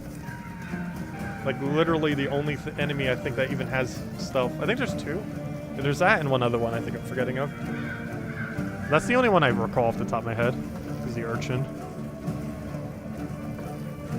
Oh, let's see. I don't think we have some prevention yet. Let's go for the flight and hope they don't miss. Good, neither missed. Perfect start. Okay. Oh, you still have your full point blank crit chance, so go crit this thing to death. Good job. Yeah, his chance of doing it at range is unchanged. Only his melee is lower. Okay, you should probably go blight one of these and hope you don't miss. Or throw them in kill range if you land blight. Yes, you are. Please blight. Thank you. Hey, you need to crush this and crit, and then we just got double kill already on turn 1. That is not a crit. Though you're dead next turn, so that's fine. Alright, now we just have to kill this thing. I wish he would have stealthed, because we could literally just de-stealth him and kill him next turn while him getting no value whatsoever. Stun, that's unfortunate. Luckily you're dead, so we only have one enemy left now. Okay, what's our best bet of killing this thing? He has decent blight resist, so I think we just go all-in damage. I don't believe he has death blow resist, so you lose your turn. You try to one-shot, even though you have 3% less crit. Come on, roll a 9 or crit. Nice, still critting even with 3% less. Continues. And now I get to throw a bolster. Oh, never mind. He's stress healed off of that. Oh, I guess we just whacked you then. Actually, I could have done bolster. I'm not sure if he maxed his relationships yet. I'm pretty sure he already did, though. I don't know. Was a bolster worth it? Bolster would have been better if we didn't max relationships yet. Oh, let me cheat. Oh, no, he's already maxed. Never mind. Yeah, just poking it was fine.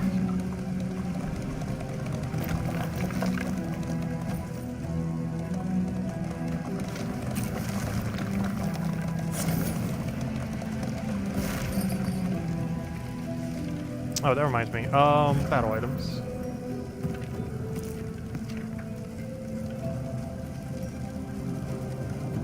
Oh, before we go into lair, we're gonna need to set that. Honestly, I want to keep that for lair as well, I think. Just to blind the boss on one of the turns. Because we'll probably replace that with that. We'll keep that for now. That will get replaced with that. We then will probably replace our one... Oh no, honestly, I'd almost rather have burn heal. One burn heal than 3 of those things. But I could replace with blind and then... What's the other replacement?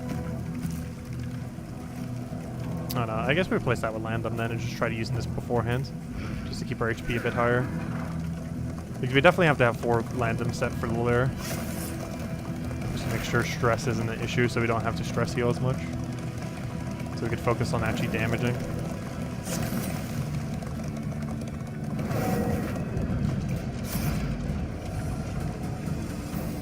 Oh, I never seen defend as an option. I guess that's unique only to him. Or to a couple characters. I've never seen start with defend on a character before. And even if he didn't have that, the vulnerable alone would have been worth it. But now we also start with 50% damage reduction. Oh, you guys got shuffled. Oh, good. That was their effect. And that's all it did was shuffle one of them forward, which has almost no impact. It actually does. I can't use pickaxe now. But that's literally the only effect it has. Do I just throw burn heal immediately? This might seem like a weird move, but I actually kind of do want to do it. Just because we're setting to different items anyways, and that allows us to clear the spot for something else later. Miscalculation, perhaps. Alright, then we go and blight you. Then you point blank one shot. And then you whack something. Which one's closer to whack? Death. You're closer to whack death. Unfortunately, you rolled literally the lowest possible value and did not crit. And you got stress healed with 0 stress. Good job. It's always funny when they get healed for when they were at max HP and stress healed when they're at 0 stress. There's literally nothing. Okay, ounce of prevention is kind of pointless here. I guess throw a big blight on you and hope it doesn't miss.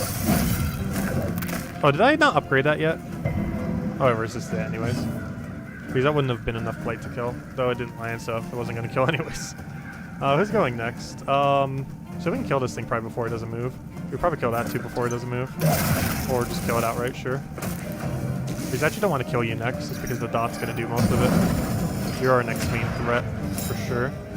So let me go get some repulse just in case this misses, because this is a good chance this will miss. Not miss. And now you need to whack crit him. Though even if you whack crit, I don't think that kills. You know what? Oh no, I was gonna say, let me go move it to last for next turn, but he still hasn't moved, so it's not gonna work. Oh, he did actually crit for max value. Very nice. Oh, he got burned. We're probably gonna win before that burn's relevant though.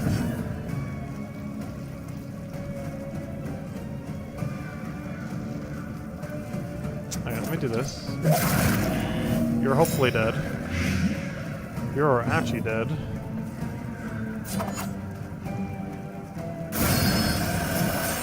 And then Plague Doctor, I guess, just tries to kill. There we go. Alright, one down. Good to go. Oh, never mind. That wasn't the lair. That was just the room before the lair. Oh, another speed book. Ooh. Oh, and finally, another thing for our stagecoach. Bleed resist as well is kind of interesting. I don't think this will really matter. We mostly want burn resist for this fight. For a cultist, we'll want to switch to bleed resist, so we do want to keep it in our inventory if nothing else. I guess we'll keep this just so we know where the hospitals are in case we get a really bad quirk. I guess we can get rid of this blinding thing, though then again, those are good for occultist fights. We definitely want to set the speed to someone. If nothing else, I guess we replace the 2-speed. Who had the 2-speed? Someone had it. Because he's the slowest character on our team, so this will make him a little bit better. To make sure he can outspeed the other enemy. So I'll give this to you instead of 2-speed. What else do we need to get rid of? Well, let's go set battle items, I guess. I guess we get rid of this 10% heal, get rid of the disease resist, get rid of death blow resist, some things that we're likely never switching to. I don't know, it's still good to have at least one max HP item so you could cheese some of the mechanics though. However, we don't have anything in our inventory that does it, so it's probably time to get rid of it due to our limited inventory. And I think we're good to go then. Before we do though, let's prepare all the battle items for the lair. Make sure everyone's all layered up. So, someone who doesn't want to have a stress heal, or someone who currently doesn't have a stress heal and needs a stress heal, so we'll give that to you. Because you have a backup stress heal and you have a backup stress heal. You don't need stealthy, so I'll just give you the little cleansey herb. Actually, is there a blind in this area? I don't think there is. So we'll do that. And then whoever has a space left takes this little blindy orb. And I think we're good to go. I don't need to change anything else out here, I don't think. Do we even have anything to change out for? Yeah, we do. So this is unusable, just because we don't have enough relics. There's probably no blight here.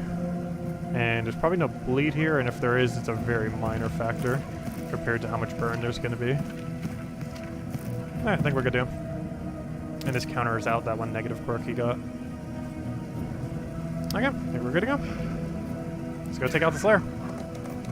It's probably the only lair we're doing this run. And honestly, if you're going to take any lair, I feel like Zone 2 is the best one to do it for. Zone 1's too early, Zone 3 is too late. Oh, did we just get some cutting? I was going to go that way anyways, but nice. Okay, well, we're not going for that medical horde. Sorry, you're not getting your crit chance restored. We need to go do more storyline for Barristan. Okay, so we were kind of probably already going to do that, but now it's 100% confirmed. Even if we nearly die in the lair, we're still going this way. So we're going to take the lair, take all 3 battles, take the resistance encounter, get more storyline. I think that's the 3rd of 5. And then we clear out all that, and then boom, there we go. And then we just have one more zone and then the boss. That is the game plan. Also, this game feels like it needs a mode that doesn't take us long. I feel like a proper run takes like, what, 5 hours? Give or take an hour, depending on factors. And while it is fun, it's a little long. Because that means in one session, you're realistically only doing 1 run. Because we do have time to kind of do 1.5. But I'm probably just going to end up doing 1 run and just do this run, and hopefully we win, so we have a 5-win streak. Let's see. Because I'll probably just grab dinner after this run then. But the problem is I kind of want to do like 2 runs, but there's not enough time. That would take like, what, 10 hours? Or something similar. It just takes so much time. Hopefully they do reconsider and have like a side mode that takes slightly less time. They're technically going to have 5 modes. Part 1, 2, 3, 4, and 5. But they also need like a... I don't know. Something that's not 5 hours long. Something that you can get in like 30 minutes and be done with. Like maybe some kind of area that's just like one single zone. That ends in like a major boss or something. Because that'd be closer to like an hour or less. Let's see. Well, we don't really need to worry about you yet. So the key word on that is yet, because gosh. I have not seen what it does, but I do not want to find out. Because I'm almost guaranteed it's like an explosion that's like 2 or 3 stress, plus like 10 plus damage, if not more. Plus it will probably crit. Let's see. We definitely want double plate grenade back, right? Miscalculation, perhaps. I just realized this is the hallway fight. For a second, I thought this was the first lair fight for a second. But no, this is the hallway leading up to the lair.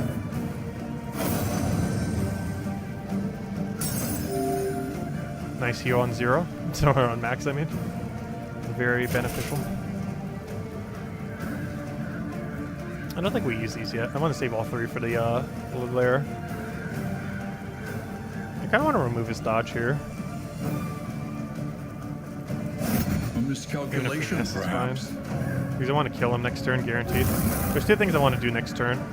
Start breaking down his barrier by throwing both our blights on him and kill this thing. If we crit with one of these, we should be able to do both. Thank you. That's exactly what we needed.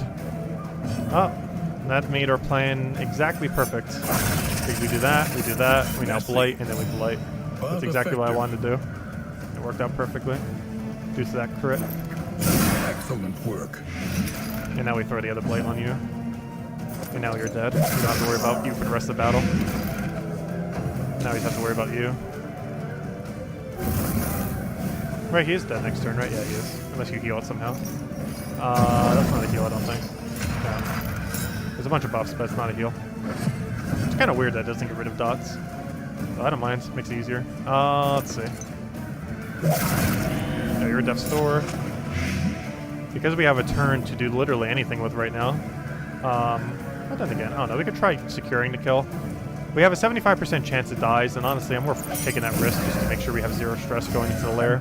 Please die. Don't you dare survive that 75% roll. Thank you. Alright, and now we won. And just for the sake of it, I guess we try poking, since we already stress healed everything. And there we go. Easy. In this world, wealth is worthless without purpose. Alright, let's go scrap the bad food and the other thing. I don't know, maybe I'll hold the bad food. I feel like I keep scrapping it out too much. Because we have, like, very little food right now. I might hold on to the bad food. I also don't want to hold on to the bad food. Let's see. Alright, let's keep moving. Let's go take out this lair. How much torch do we have? Oh no, it's gonna drop below 40. No, because we didn't have a better option at that one place. Oh, please stay at 40. Please stay at 40. Stop going down. Stop going down. Stop going down. Don't go below 40. Don't go below 40. Don't go below 40. Don't go below... How far are we? Where are we right now? We should be, like, right on top of it. Where is it? Don't go below 40. Don't do it. Don't do it. Don't do it. Okay, it's still at 43. Please tell me it's still at 43 going into this. Or did it tick down as soon as we hit her? Don't you dare be 40. If it's like 40 or 39 or something. Yes! Okay, that's fine. That's fine. Okay. Got a bit lucky there. Oh, only 3 enemies? Nice. Okay. That's easy.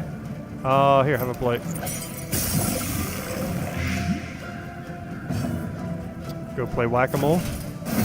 Unfortunately, no crit. Can we kill him before he does his turn? I think we can. That's the highest chance to do so. I have to hit a 6. Oh, I can't use Riposte now, though, because he got moved. I kind of want to point blank this. What's your chance you hit 6 with this? Very high, though not guaranteed. Good, forgot it. Alright, she's blinded right now. It's kind of unfortunate. We just have to take the risk, though. Luckily it landed. A slow dissection. Like, I need to poke you with literally anything. Ideally a blight off of you. Perfect, exactly so. Please blight. Why? Okay, plan B. Throw darts at it. Plan B, get some darts. Let's see.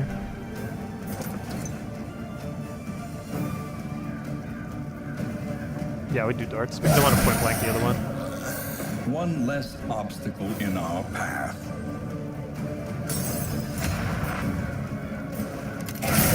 Okay, that's a little overkill. I'll take it though. Alter. Yep, keep So moving press forward. your Advance. Forward! Yeah, I ended up not picking up any Halloween candy for it. I was going to when I was shopping yesterday morning. When I was picking up everything. But I've been trying to lose some weight. I actually was able to get quite a bit off too. We were as high as like 225 at one point during the pandemic. And we're down to 200 now. Let's see. I was considering it though. I like grabbed a thing of Rollos. And I was like, I found something else to snack on there. I just didn't get it instead. I was considering it though. I know that one Halloween we got it like a gigantic thing of Starburst and it lasted like an entire year. And I had like half the bag in the first week. That was good though. It was all strawberry Starburst too. The only flavor that's worth eating. The other ones are okay, but strawberry's like S+ tier. Is there anything even killable here? Who's next? Well, we can ensure he's dead. I don't know. We can do this 2 ways. We can ensure he doesn't get any move at all, or we could just ensure that his next move is the only move he ever gets, which honestly I kind of want to do. No, he resisted! I still have to poke him once. That was supposed to land. If it landed, we wouldn't have to deal with him for the rest of the battle. But because it didn't, we still got to deal with him. Oh yeah, now would be a good time to probably burn resist someone. Though that one's really low. I'm not going to bother. Then again, this thing's insane. I'm going to go burn resist them. Or with lower HP.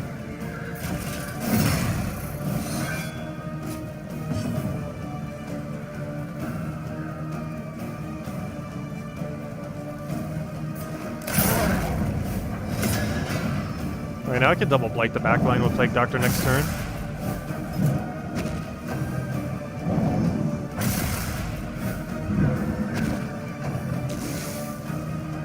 And that should be a double kill if that actually lands. Oh gosh, double blind, really? I don't have any way to counter blind on me. Normally I do because we keep using leper, so we always have a backup way to clear blind if someone else gets it. But not running leper, you don't tend to have that cloth on your team. And in us not having that cloth, that's actually kind of problematic right here. So I'm going to do this because I think he's most likely to hit first and or second slots. So I'm going to give both of them some burn resist. He already got it, so they both have 85% resist if they get hit, which is a pretty good chance they will not end up getting killed by it.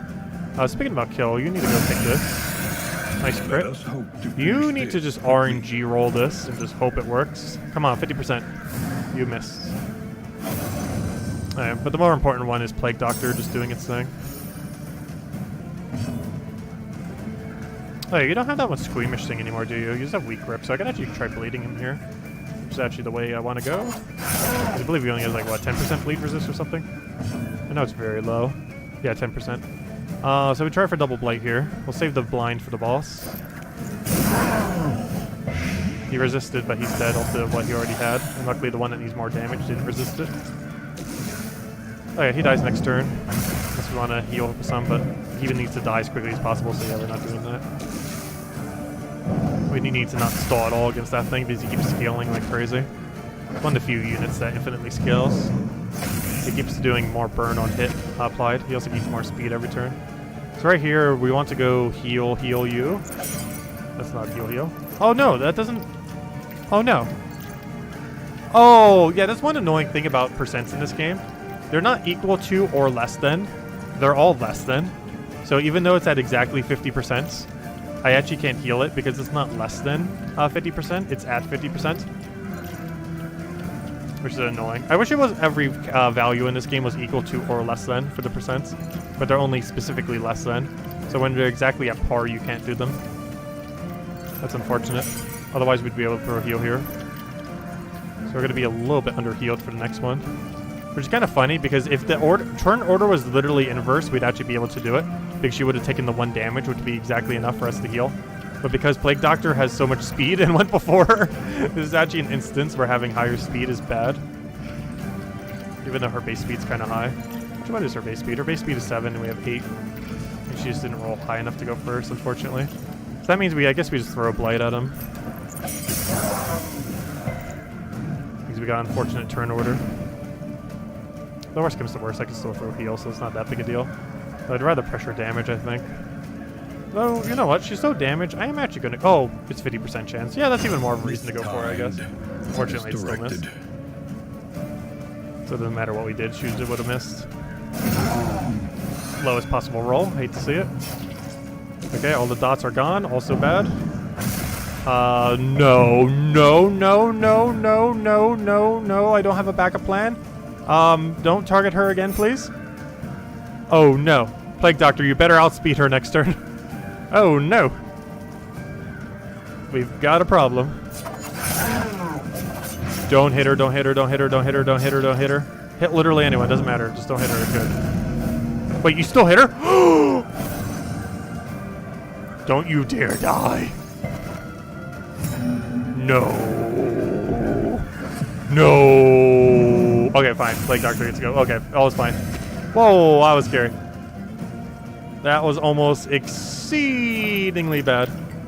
Okay, get her off of that story. From the brink. That was almost very, very, very, very, very bad. You know what? I'm so scared I am going to do that. I'm not risking it. Actually, I could technically guard her too, but that's a little overkill. Because I'd rather bring this thing to the death door right now. And of course, it's 1 off the death door. Wonderful. Luckily, he does less damage, so even if he is going to go for the hit, as long as it doesn't burn, we should be fine. Good. He didn't go for it. He did get burned, though. Alright, we won, right? Yeah. Can we land them now? Just to get our 1 stress off, so we don't have to do it, worry about it. I guess we do. I feel like we're overcommitting that land them there, but just in case. Oh, and it should kill. Yeah, he gets a turn. Otherwise, we could have tried healing her. Oh no, she has daze too, so I kind of have to do this. Very unfortunate. Okay, this is an exceedingly bad idea. We got +4 speed, extra action on kill, something for our wagon, a useless thing, and some other stuff. It seems like a really bad idea to do this right now, though. She's kind of damaged, but she has a way to heal. But there's no corpses in this battle, though. It's not a battle that has corpses, so she can't heal off those corpses because there are no corpses. Can't believe she missed that one corpse heal. She almost died because of that.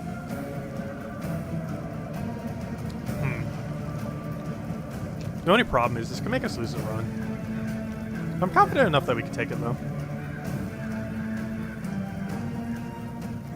My biggest concern is Man-at-Arms doesn't do much for the first few turns. Actually, you know what? I just realized a lot of our characters can't do much for the first few turns. I think we skip. Like, none of this is so good that I'd want it. Like, yeah, that's a little bit of a damage upgrade. Yeah, our Stagecoach has almost nothing, but doesn't really do much. We already have a +4 speed option. Extra action on kill is kind of meh. And we can live without those. You know what? We're going to strategically escape, mostly because I'm concerned about our HP. And our first 2 slots are really bad at hitting last. And I don't have a shuffle on me. So I'm just going to dodge the boss here.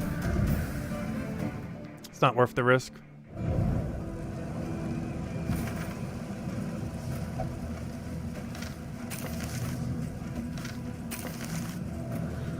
Okay, oh, we got some healing cells from that. Let's see, I want to clear out one more inventory just so we can pick up other junk. And now we head there and there. Oh yeah, plus we were heading to another fight immediately after as well, because I don't want to have to go left. I want to go head to the Heroic Shrine for the quest line. Because ideally, I want to get most, if not all, his quest line. I want to know what happens with his eye. I'm pretty sure we'll know by the 4th one. So we need that one and then one more in the next area to know. Okay. So let me go set some items, and I'm pretty sure that's enough to clear out our inventory. I'm pretty sure some people ran out. Like you, yeah, you used up all the burn thingies. Here, have some heal.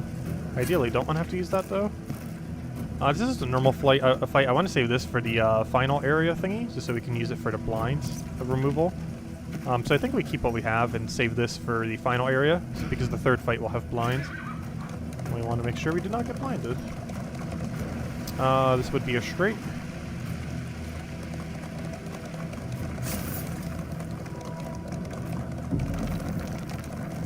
And luckily we shouldn't have any hallway fights. The only fight we have is this thing leading up to it. And then we fight the little triple boss at the end. That's not really a boss. I'm sure what you call it.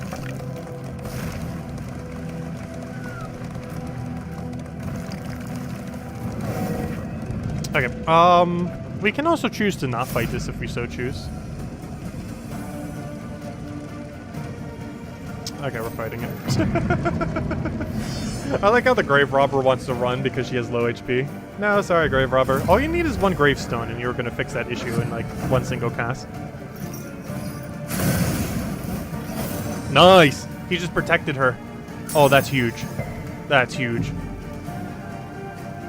What a play.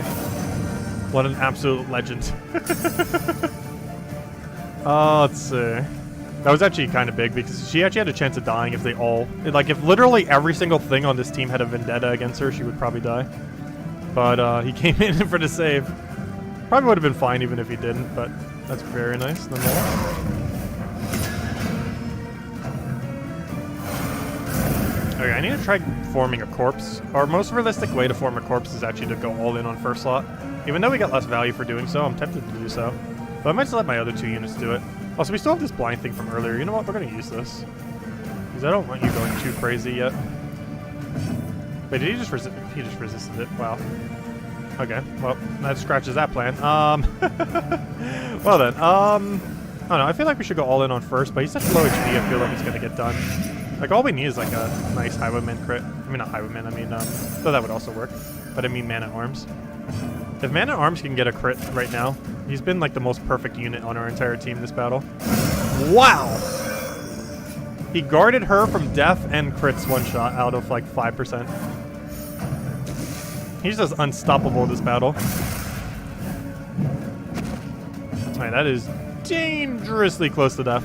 However, we have a solution for that. Click the not die button. There we go. She's now immune to death. Problem solved in 1 single cast. Gosh, that ability is so strong. And it gets rid of corpses, which is a lot more of a mechanic in this game. Like any other game, they kind of just got in the way, but in this game, they're like actual physical mechanics that are used. Like this thing will heal itself and get like a buff if it has a body they could use, a corpse. But now it can't. It can still buff stuff, but it can't do like that heal buff thing. Because it requires a corpse on its side. I almost want a double dagger here. Because I want to get rid of his stealthy, but also still get value in case it misses, and it did. Which is exactly what we wanted. Because that's better than if we just poison darted it, because if it's going to poison dart and miss, then we got no value, but we got three extra damage that way. It's not much, but it's 3 more than we would have had. Every little bit of numbers matter. You're rooting for max chaos. I don't know, I've been catching a few other like recordings. I haven't been catching like streams or anything of some other people doing Darkest Dungeon. And yeah, I'm definitely rooting for the enemy when I'm watching them most of the time. It's fun to see them lose runs. Because we're on a 4-win streak. It's about to be 5 if we finish this one. But we should be able to. We're definitely on the path too, but anything can still happen in this Darkest Dungeon after all. You haven't won until you won. Also, I probably should have actually poked that. I forgot it has Death Store. Actually, that's not a factor, is it? No. Oh, wait, you can't hit. Oh, no, yeah, you can. Never mind, I forgot. It's the other way around. So you have to hit a 5, and it's literally impossible for you not to hit a 5. So you're dead. Well, at least for Death Store check anyway. Because now you get blighted next turn, and hopefully you'll die off a 75% chance. Nice dodge. Not that big of a hit back, but good dodge at least. Go, hit it again. Oh, he doesn't have any dodge tokens left, though. Come on, hit the Highwayman. That's not the Highwayman.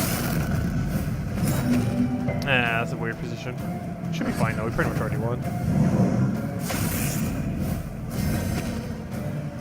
Oh, you're right at the cusp, so I can't even heal you. Counter prevention would literally just 1 stress heal right now. I'm not sure if it's really that worth it. However, unless you crit, you can't bring it down to Death Store, so I don't think it matters since it already has a dot. This might seem like a weird move, but worst comes to worst, we'll get some burn resist, and also gives us 1 stress heal.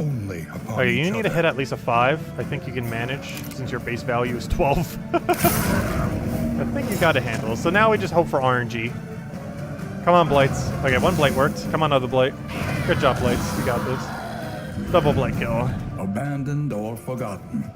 It is ours now. I don't want any of this, I don't think. Though I do feel like stun resist is kind of good for the final boss. I know in Darkest Dungeon 1, stun resist and bleed resist was the most important. Bleed resist is useful in every location in this game because of the occultists, because they have bleed. Stun resist I don't really feel like is useful until the final boss. There's a few units here and there, but it comes up so rarely. If we found like the 25% version of it, I might like hold it for the final area, just in case, put it on like our healer or something. But leading up to it, I don't know, it just doesn't feel that good, especially one of the smaller ones. Let's see what we need to scrap. We're definitely scrapping that, that's for sure. Alright, let's go to continue the storyline with Barrison. But before we do, we have way too many items. I probably should have kept that. Don't we need someone who needs a battle item? Whoops. Whoops. Whoops. Whoops. Whoops. I guess you're going for an early blind. Well, then again, that's actually fine. The next fight we're going to, we need that for. Never mind, that scrap was perfectly fine. Never mind. That wasn't a mistake. It seemed like it at first, but it actually wasn't. Because we need blind for the final fight anyways. So we're going to do that. Because we need it for our cultists. Oh, what's our torch at? We have a dangerously low torch. That's kind of concerning. Too bad we can't bring it down to 0. I have no way to force it to 0. I almost want to, just so we can get an occultist fight for more loot. Because I believe it gives you 1 more mastery point. So that'd make us have 6 mastery instead of 5. Because we're going to get 1 off the final battle, assuming we do all 3 as well. Oh, I missed the 1. Oops. That perception was weird when we were down there. Okay, let's see. Let's continue our storyline. Who will face Oh, did I say occultist? We don't have occultist on our team. I meant men at arms. What did I say occultist for? Occultist was pretty underwhelming. Though I feel like you need to have him unlocked before you can even remotely try using him. I think was the problem. Like his base kit is kind of bad. But once you have him fully unlocked, he's probably pretty decent. Especially with Plague Doctor. But anyways, let's go continue his storyline. He just killed out his entire army that he was leading with his incompetence.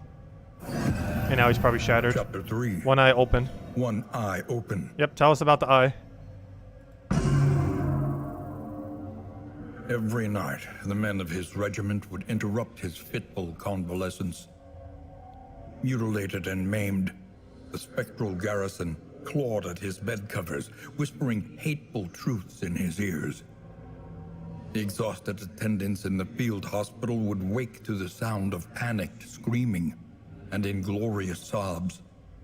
It was not the war that had taken his eye.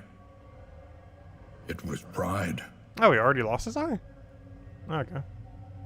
So I guess during all that battling, they lost it? Given that he's in the medical ward thing? Though the way they said it, it was almost sound like he was there because he was insane, not because he lost his eye. Let's see. Retribution. Oh! We finally have his repose. Unfortunately, I don't really have anything to really build around it with. Though, based on some of the things he currently has set, I think we still want to set it. But he's also his taunt, which is good. It's a taunt repose, so they have to attack him, and he attacks them back when they attack him. Alright, we finally have his repulse, so let's get rid of something we don't need. I don't think I've casted Defender a single time ever in any run I have ever done with him on my team. It's not a bad one, especially if you're in like a super dire situation. The problem is anything that hits all enemies, this is basically pointless. It does absolutely nothing. And that's the big issue with it overall. Same as in Darkest Dungeon 1. Because hitting all enemies bypasses... if you hit both the thing that's defending and the thing that the thing is... Like, if you hit the unit that's defending the other unit, and that unit that is being defended simultaneously with any double hit, then the defend will do nothing. And that's the big issue with it. Which makes it very situational. There's also no, like, damage buff or any other additional buff to it, to the ally, though maybe it does when upgraded. I don't think it did. Like it did in Darkest Dungeon 1. Make it even less worthwhile. Let's see, there's a trinket that does it or something. But I believe even upgraded, it doesn't do that. So yeah, we'll go with Retribution. Actually, probably even want to upgrade Retribution. Because assumably, at minimum, it's going to be 3 Repulse, 3 Taunt, and maybe some other benefit. Maybe some Shield. That would be actually really good. If this upgraded is 3 Taunts, 3 Repulse, and at least like a basic Shield, ideally a big one, but at least like a basic one, that's a really decent ability. Because it's going to force like every single... And there's no cooldown too. So basically every single turn, if they're within attack range of him, it'll force basically the entire enemy team that's within attack range of being able to hit his rank to have to force hit that. This might even make it so you'd run a 3rd slot man-at-arms, oddly enough. The 2nd slot's probably a bit better for him overall.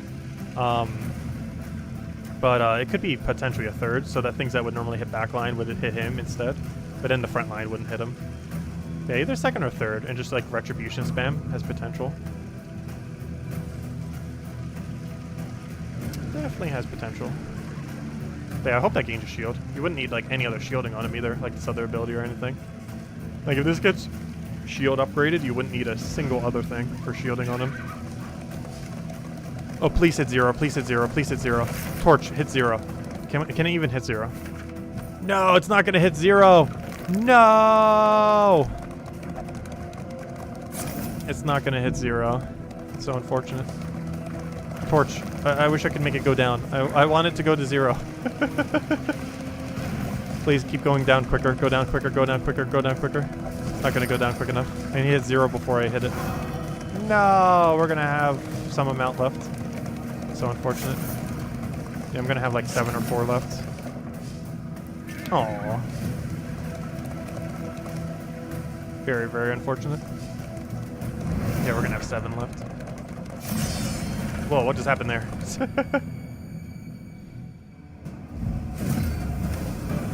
Okay, let's see. We're starting with minus? That's weird. Oh, maybe that's us having minus? I assume that's us having minus, not them. Yeah, it does look like it. Yeah, we have less immunes on everything, I think. Right? Like, it's not them who would have less. Well, I don't think he had the eye patch at the beginning of it all. But anyways, let's go throw the blight down. Lethality writ large. Because you have to keep in mind, anytime we go into those towers, it's the past, not the current. Like, they're all flashback to their past. For storyline dumping. I think they're dead, right? Yeah. Alright, that's one less down. There's no way we can kill the other guy in time. So I'm just gonna throw a blight on you, and now we don't have to deal with you for the rest of the battle. Okay, so you both are dead. Killed both the back line. Gotta worry about the front line now. And this might... Please don't miss, don't miss, don't miss, don't miss, don't miss, don't miss. Nice. That's so much damage. Okay, we triple kill turn 1. That's a pretty successful turn 1.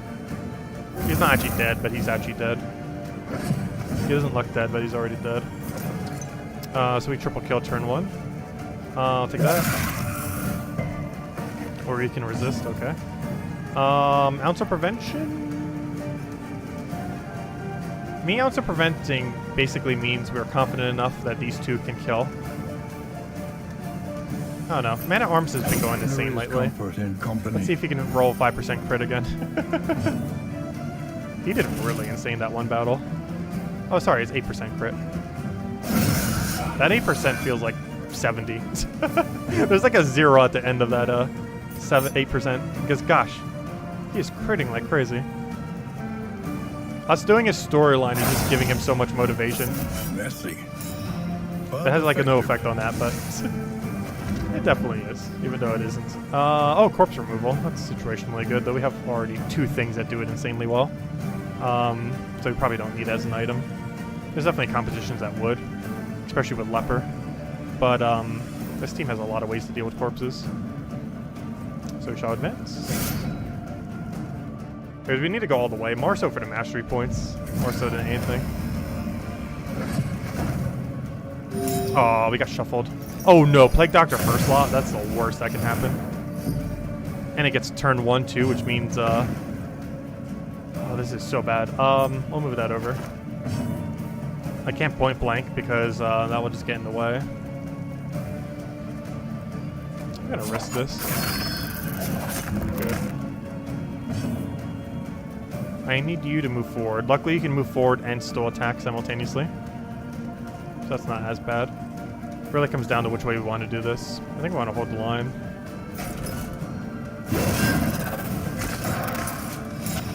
Okay, I need you to hit a 4, so I should probably pickaxe it. I cannot pickaxe it from this location. Oh no. How big is that burn? Still gotta get rid of it. Because we need to make sure we keep our health high for the next one. Okay, this needs to blight, please, or do at least 4 damage. Good.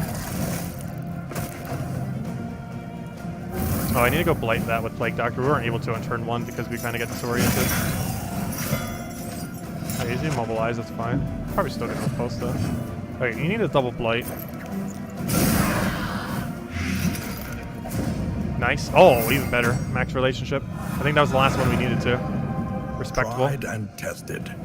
A bond to be counted on. I don't know, are they maxed? Oh, I think they are. Maxed, maxed, maxed, maxed. Yep, we got all relationships maxed. Good. We're not even in the 3rd zone yet, and we already got them all maxed. Okay. How do I want to do this?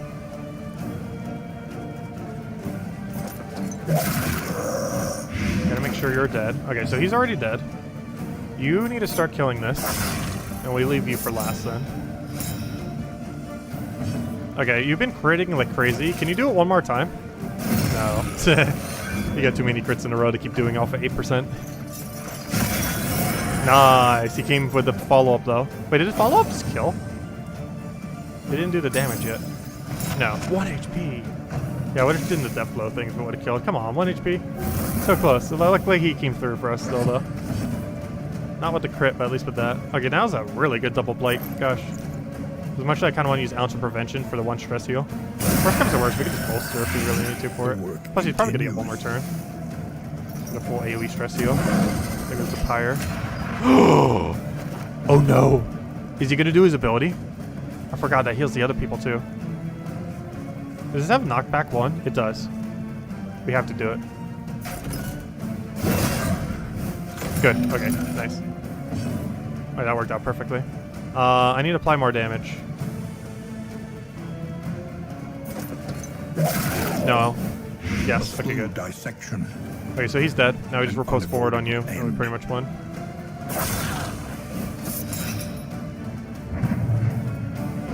The smallest There we go. variable can one make left. all the difference. And all we have to do is touch it with anything. Or even nothing. Nothing also works here, oddly enough. I think we might do nothing just to try to stress heal here a little. Because most likely it's just going to die to that anyways. Alright, so let's do a bolster. Please hit the last two. Nice. Well, you hit one of them. You're going to do nothing. Get rid of that corpse so it can't do anything with it. So it can't get a heal randomly. You do nothing. And you do ounce of prevention. And now we can kill it. Company. Just make sure we are really unstressed for the final fight here. Unfortunately, you had to go first, taking 2 extra damage, but oh well. Oh, that's not good. There we go. Okay, we got 20% melee, which you already have, and 50% blight resist in case the next area is super heavy on blight, I guess. I'm mostly doing it for the points that we get, though, more so than anything.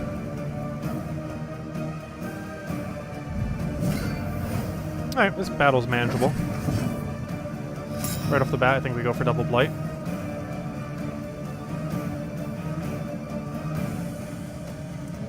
Oh, I finally got that dodge token. We gave that boxing glove earlier and I finally got it. Calculation, perhaps. I think that might be one of the first ones it's even gotten this entire time, gosh.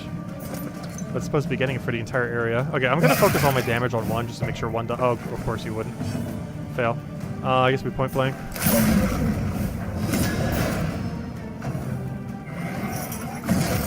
Nice follow up.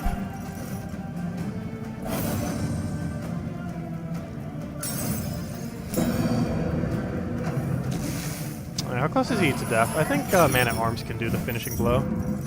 Because he only has to do 5 damage. And it's literally impossible for him not to do at least 5 damage. Or he'll just crit. Oh, gosh, he does a crit machine off of 8% somehow. There feels like there's a 0 behind that 8.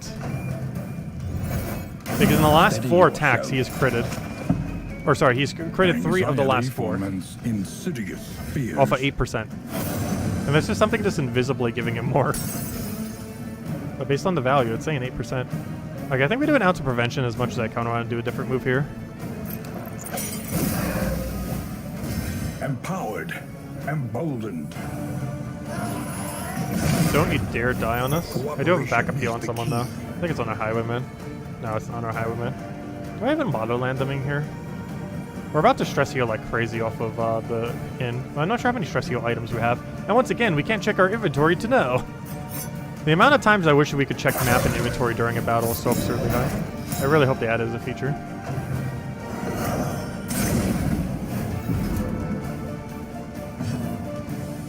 Alright, we should probably land on him. I'm throwing a safety heal here. The chance we can get more is super high, so I think we can get away with just doing one here. Impeccably timed. You need to go and... I think we'll just whack you. Powder Repose. So he has a lot of AoE, so I think it was whack. Oh, no crit. Okay, you go kill Lancelot. If he crit, he's already dead. Actually, if you don't crit, that wouldn't... actually, critting would be ideal. That's not a crit. He's dead in 2 turns unless we want to poke him one more time. I do believe we want to, just make sure we don't get anything. There we go. Alright, I just gotta deal with you. Nice dodge. Gotta see which one he has protection to.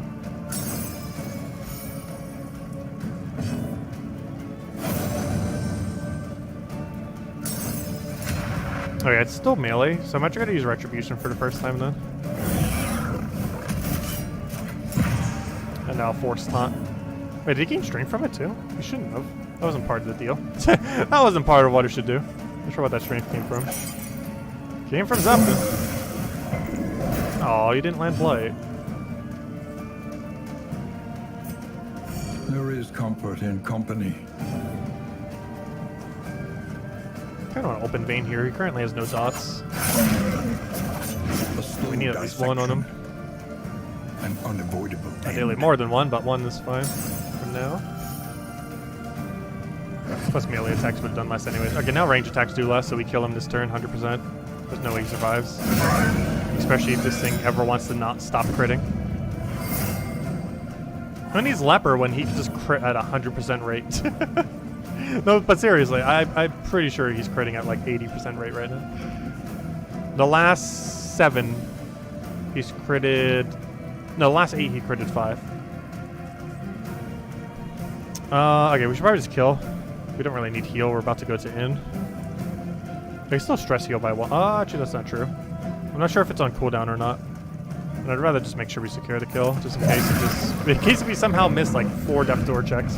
The means of mastery. There we go.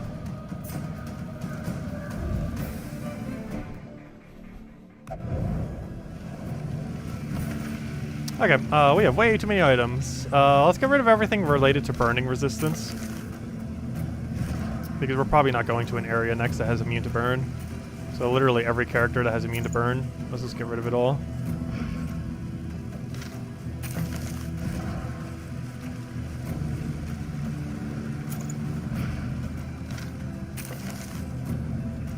Oh, we have enough to actually use this now if we want for the final area, assuming we don't spend any here, which might not be. Oh yeah, was this worth it? I'm gonna hold on to these 2, just in case the next area we go to is Blight. Because this basically gives any character we want to have near immunity to Blight if we do that.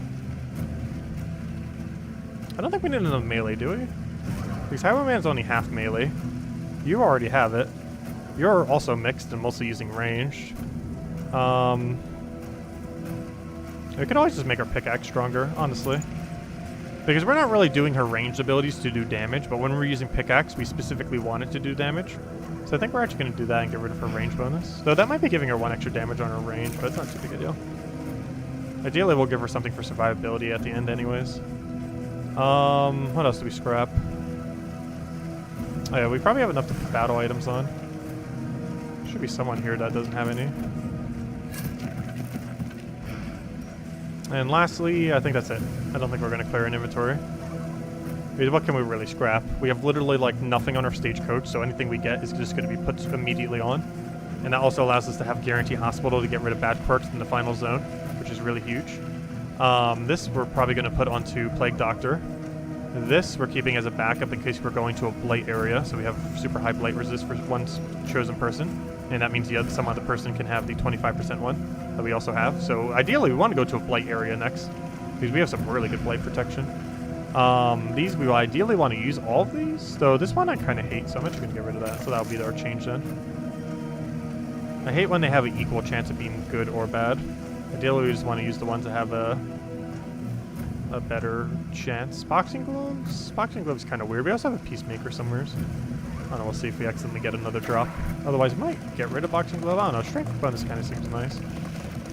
We need to try finding some in items that we're going to be keeping for the final zone, though.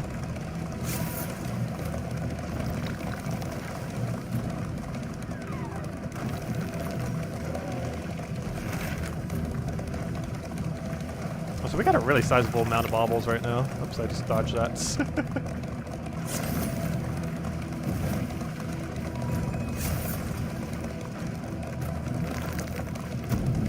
There we go.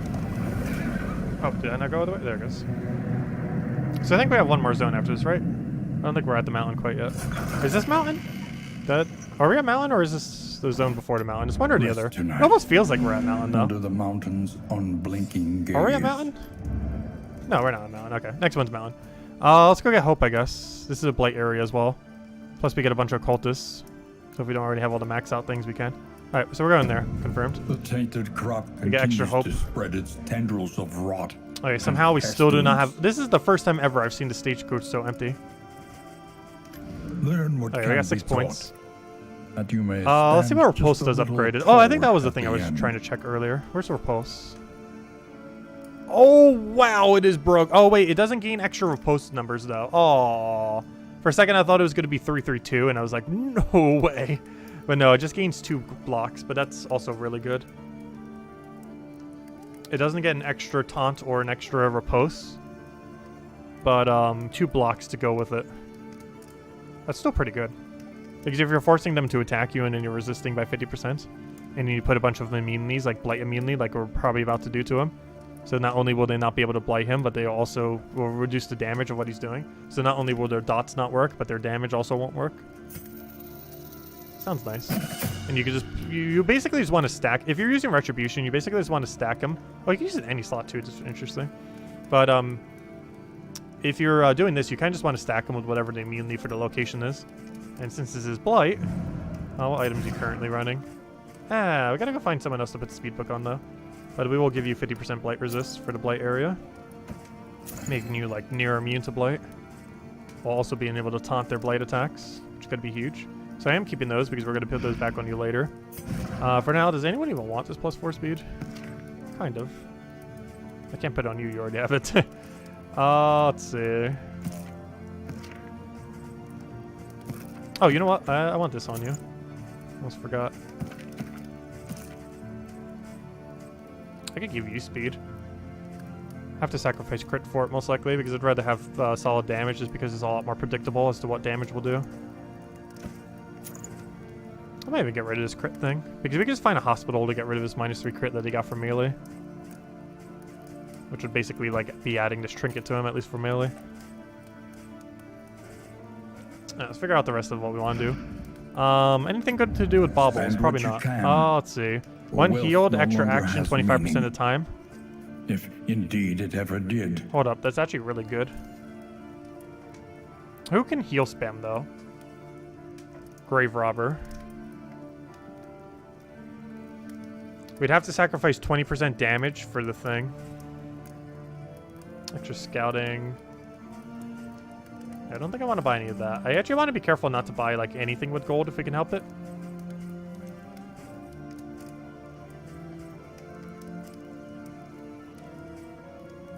But baubles are fine. Honestly, extra action when healed. 25% chance. I'm tempted to put that on Grave Robber. Which might seem like a little bit of a weird choice, but whenever it clears a corpse, that should count as a heal for itself. Meaning that 25% of the time it clears a corpse, it will get an extra turn. The only problem for that is that's really bad in the final area. It's only going to be good in the next area we're going to. That's the main thing I hate about baubles. I never feel like the things to convert them for are ever too worth it. Like, we'd be perfectly fine just scrapping literally every bauble we have. Let me double check. What are we currently running on her? I could always get rid of Blight Resist for now, though we're heading into an area where that is literally relevant.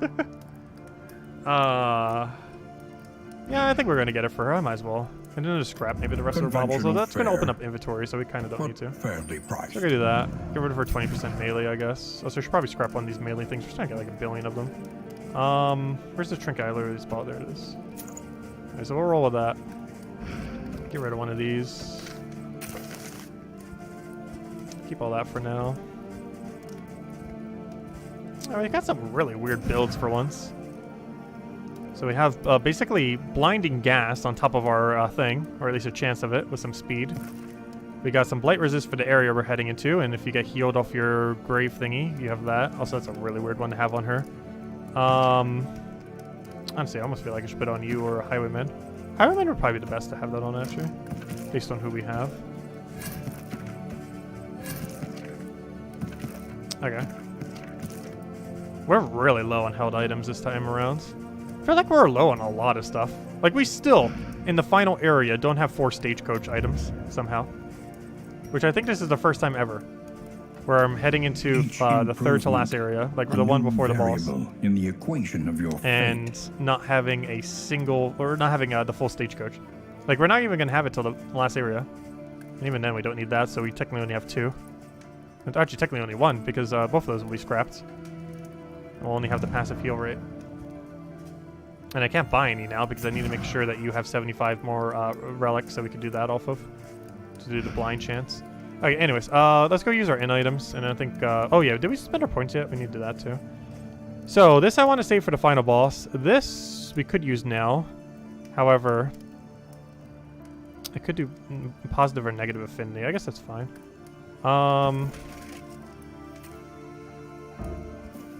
Select 2. Oh yeah, never mind. It's already selected on you. Okay. Tipsy Party, high chance of positive affinity, low chance of negative affinity.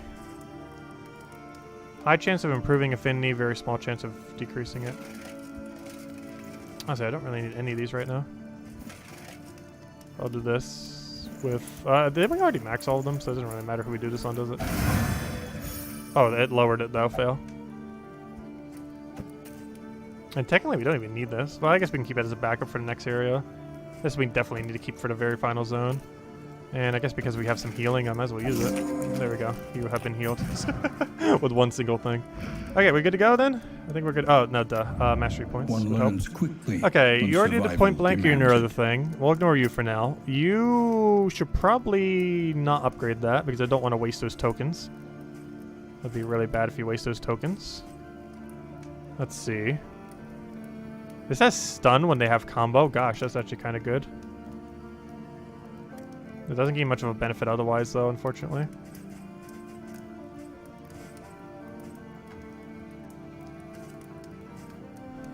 Oh, that makes it so that... Oh, this upgrade actually isn't that bad.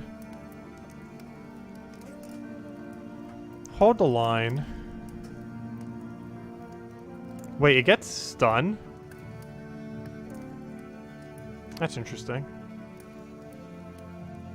Also gets 2 shields instead of 1.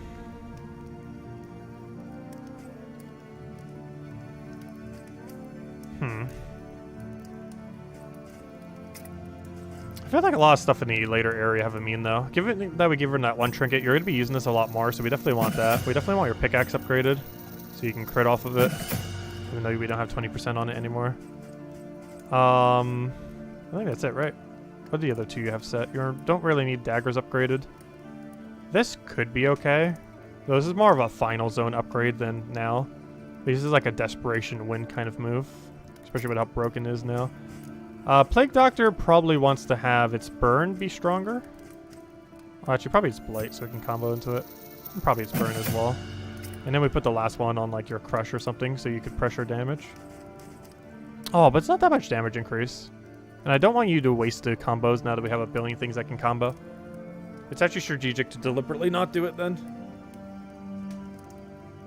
And just have him be more so a riposte defender.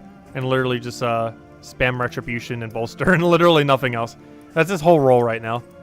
He's just going to spam retribution and bolster and nothing until he gets another storyline one that will probably upgrade later. So no point upgrading other stuff now because he might get a better storyline one.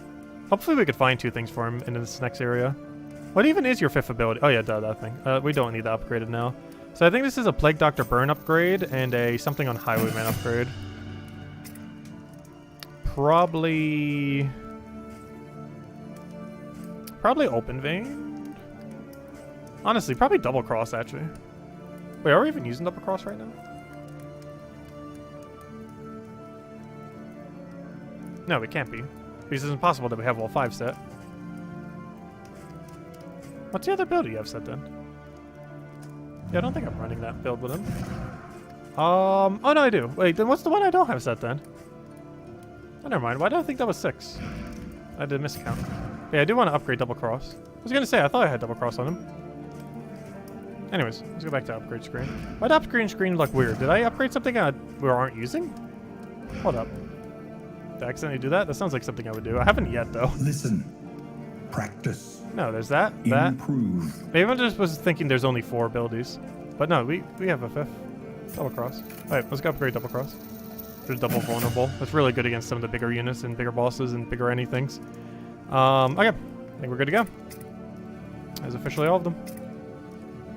Alright, what's the thing for the next area? 100% scouting on academic studies. Ooh, might go down to 0 torch. So I don't really feel like we need the power. Honestly, we kind of just want to rush to the end, while also making sure we do whatever this objective was, which is avoid the watchtower, which hopefully we'll be able to do for some extra hope, for some extra XP for future runs. Oh, is that everything? We don't even have any battle items to set. Okay. Oh, good to go. Okay. Because we're pretty much ready to take the boss. The boss could literally be the next room and we're fine. At this point, we're pretty much just trying to find a nice safe path to the end. We got all the gear we really need. We really don't need more scaling. The rancid crop grows unchecked and abhorrent. Oh, come on. 2 storyline bells, please. Oh, we want to ideally dodge the watchtower. There's one storyline bell over there. Not seeing a second, though. Do we want to immediately go to a field hospital? I feel like the answer is no. Mostly because we want to get a battle to get rid of the loathing. Unless we want to deliberately get low flame. Because we do have a lot of academic studies. We are going to need to make a hard left over there, which means we have to take that occultist fight. So we can get some supplies here. Because I'm not sure I want to really head for a hoarder. So what's our path then? We get some supplies. Wait, we can still get rid of that one negative quirk though. Which is tempting. So we can get rid of that one negative quirk. Go and have ourselves get the flame back up. Though I kind of want to hit that question mark. Just hope it's not a scouting tower.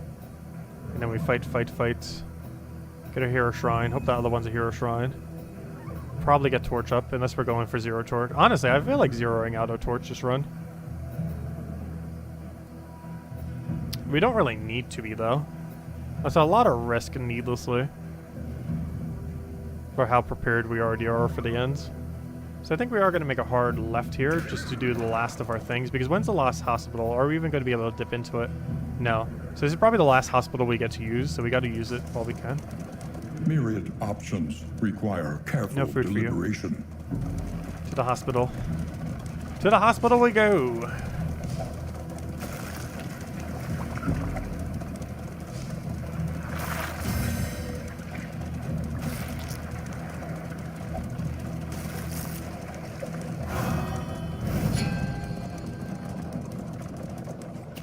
Okay. I don't want to use too much gold though, because I still want to have high gold for the other thing. But I do want to get rid of weak grip. And what else worth getting rid of? Buck burner. Winded. Honestly, weak grip's the only thing I really want to get rid of. We could maybe stock up on randoms here if we truly want to. We have 2 stress healers though for like every fight. I think we're gonna be fine. One of them even has a self-stress heal. We don't need that for leper because we don't have a leper. Otherwise, this would be a good time to go stock that up. I wish Holy Water stacked to 4.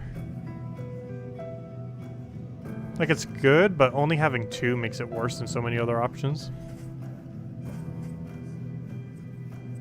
Even though what it does is really good. I think that's all we do, just to make sure we can get enough relics to have blind. Because right now we're actually 7 short. And realistically, I don't really need anything else. We have 3 other negative quirks, but they're not doing much. Oh, I keep forgetting that's not how you exit this place. That's probably the last one we're getting, but overall, I think that's worth it to get rid of 3% crit from him. Okay, we got 2 ways. That's what they want to do. Inventory map. I'm leaning towards question mark in hopes that it is a battle to get rid of this loathing, or a pretty much anything but watchtower. But ideally, I want it to be a bell or a battle. That's exactly what I wanted. We get to finish his storyline. Perfect. So yeah, I told you we'd finish the storyline this stream. This is probably the only run we're doing this stream since it's taking so long.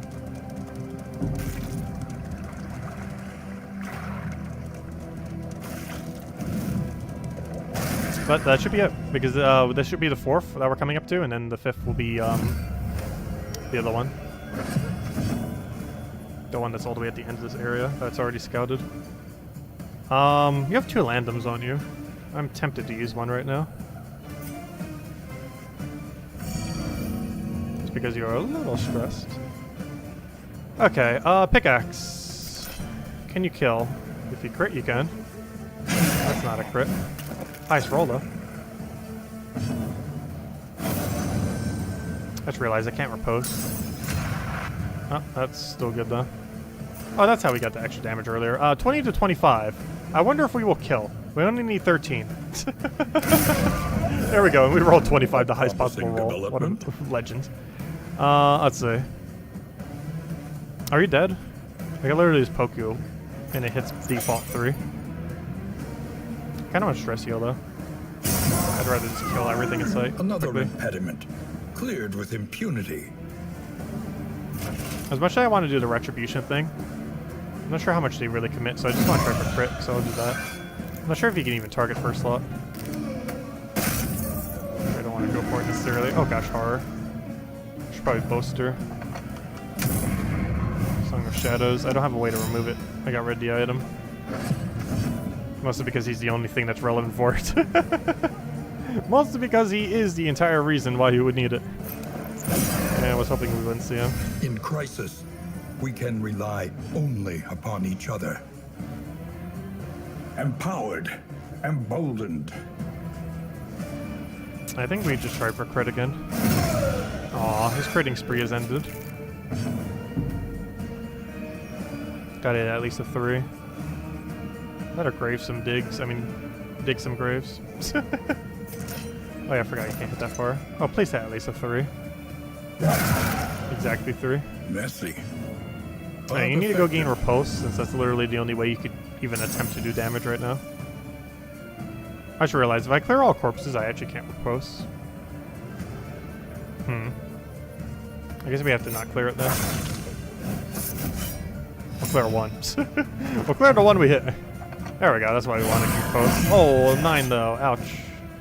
We're getting some stress from it too. Oh, double stress, ouch. Ow, triple stress, ow, guys, stop getting stressed.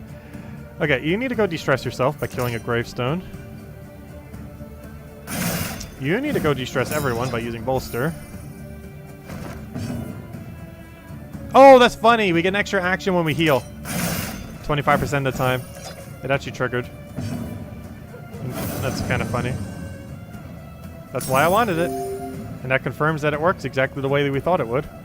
Now we bolster. Just out of the 50% chance that it might find them by 1. It didn't do such a thing. Oh yeah, he gets a big shield from that too. Oh gosh, that makes it even better. And then we point blank him. And then we won. The Wainwright awaits. Eager to Hey! ply his trade. Increases stacking for fire bombs, smoke bombs, and ichor bombs. That's actually good for the final area if we could find any of those 3 things. The problem is we currently have 0 of all 3 of those. That's really good for the boss area if we could actually find them though. The problem is actually finding them. So fire bombs, what do fire bombs do again? Isn't smoke bombs the one that do blinding? I think. And ichor bombs. Interesting. But yeah, we need to find those and have some copies of those to have.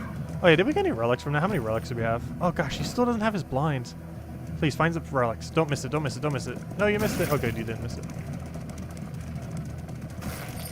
Nice, I need one more relic, please. Somehow find one more relic. One more relic. No, I need one more relic. It will trigger the blind effect because we need 75. Okay, second to last man at arms. And then the other one's ahead of us. We'll finish out the storyline to stream. Perfect. Ghost of the past. Ghosts of the past. Perfect for Halloween. Yes, I know you're regretting everything that happened. Oh, is this actually going to be a battle, though? This might be a battle. It is a battle. You're literally fighting the ghost of the past. Demoted and disgraced, he returned to the battlefield, ready to endure the wrath of his regiment and grant them some small peace. Okay, so now he's fighting the people that he killed. To the ghost of the people that he killed. Alright, rest in peace. Deal some damage. Crit. Requires target to be vengeful spirit. They're all vengeful spirits. Deal some damage. Crit. Requires target to be... Interesting. That implies... Oh, here's one. Requires target to be tombstone. Self -4 stress. Okay, I see. So we basically have to win this fight. And then when we get a kill, they'll become a tombstone. And then we honor the dead for that to stress heal because they're going to stress damage us. Can we hit any slot? Yes. So there's a very obvious slot we'd want to hit right now, and it's the one that's going to do next more damage to us soon. What's the difference between these two? Knockback 2, stun, removes that thing. However, why do that when we just try killing? I guess it's still worth it. Either removes that. We can hit from any location, so it doesn't matter as much.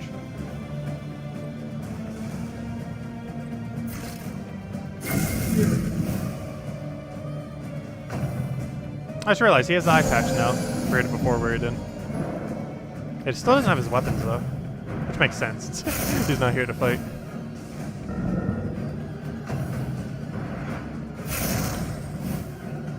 Oh, there's a bigger issue. How are we going to deal with our HP? But then again, as we start getting kills, I guess it won't really matter.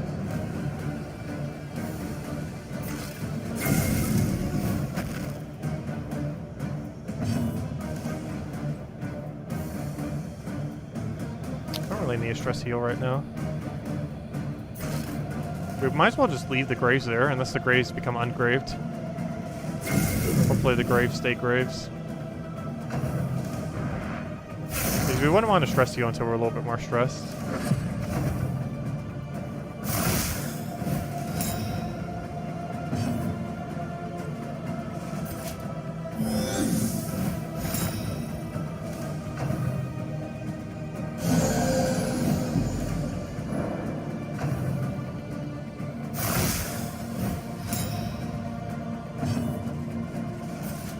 Oh, that's not what I want. Can you please roll high enough? That'd be great. That is perfect. Alright, 2 left.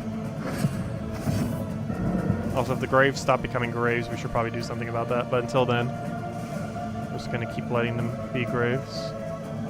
Because what on earth is that icon? I'll need to fix that later. Okay, let's see. We just kind of have to hope for crit. And if we're hoping for crit, we should probably hit first slot. That is not a crit. It says 10%. We haven't seen a single crit this battle.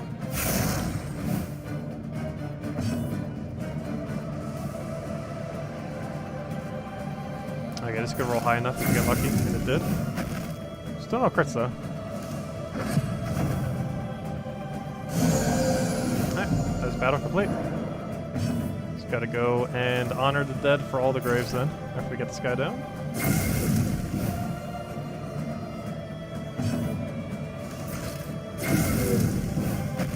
Okay, there we go. Oh, I didn't even need to do that. At last, he Success! would sleep undisturbed, All you had to do was make them all gravestones. and That was even perhaps easier. find some comfort in that murky abyss of there he goes. nameless wonder. He honored all the people he killed. Due to his incompetence. Let's see, Courageous Abandon. Deal some damage to first slot. 10% crit, cooldown 2. Hey, same crit as the other thing. Ignores armor. Plus 100% damage when you're blocked. Plus 100% damage when you have the other block. So he could just become insane at that point then. He could just become a carry. I feel like I could use him for support though. Wait. It removes armor from himself though. And it ends up vulnerabling him. Why would you use this? Because you'd still have to reapply the thing. It's like using a revenge on Leper. Like, why would you ever do it? But that's basically what it is. It's his version of Leper's revenge. It's just not worth it. That's really bad, actually. I see why you would want to do that. Plus, you can only do it in first slot, and it only hits the enemy's first slot. Kind of like Point Blank, but way weaker. Oh, one more storyline for him. And we get his last 2 abilities. And we actually know exactly where that is, too. We have it scouted. It's right there. We get to see it in 4 more battles, or 4 more areas. Take that fight, take that fight, take that fight. Don't you dare kill us, occultist. Hero Shrine. Probably Torch Up, because we're probably just going to ignore those for safety's sake. Take the question mark. Fight. Catch, probably, unless we want to risk the question mark. And then just skip this battle. Don't even bother taking it for the other thing. We already have enough points. Go to the inn, and we're good to go. Sounds like a plan. Okay, let's keep going. I think we have a path to choose here, so let's keep moving forward. Also, I need one more relic. We are still 1 singular relic short, so hopefully one of these things give us a relic. Because it's kind of annoying that we can't get the blind off that one item, just because we are 1 singular relic short. Hopefully this battle right here gives us relic. Shadows. Hello, Hotfire Rose. Welcome. Oh gosh, that thing's so annoying. The biggest thing that's annoying about him is it keeps gaining dodge, including right now. Let's see. I only have 1 of these left. I might as well use it. Give her a different held item later. What's your blight resist? The problem is you have dodge resist. Still going for it. A miscalculation, perhaps. Okay, you go point blank kill. Why did she just give you empower? No, just some stress heal. Good. Point blank, good. Let us hope to Okay, finish you this need to crit quickly. like crazy, like you have been. Can you do it again? No, you cannot. His critting spree is officially ended. Hopefully that's more damage. That is a heal on full health. Good job. Let's see. Prevention. Can Noxious Blast kill? Yes. However, also no. There's a 60% chance this kills. We got it instead. The smallest Alright, now he's got to deal with this annoying thing. can make all the difference. Oh, now's a good time to bolster.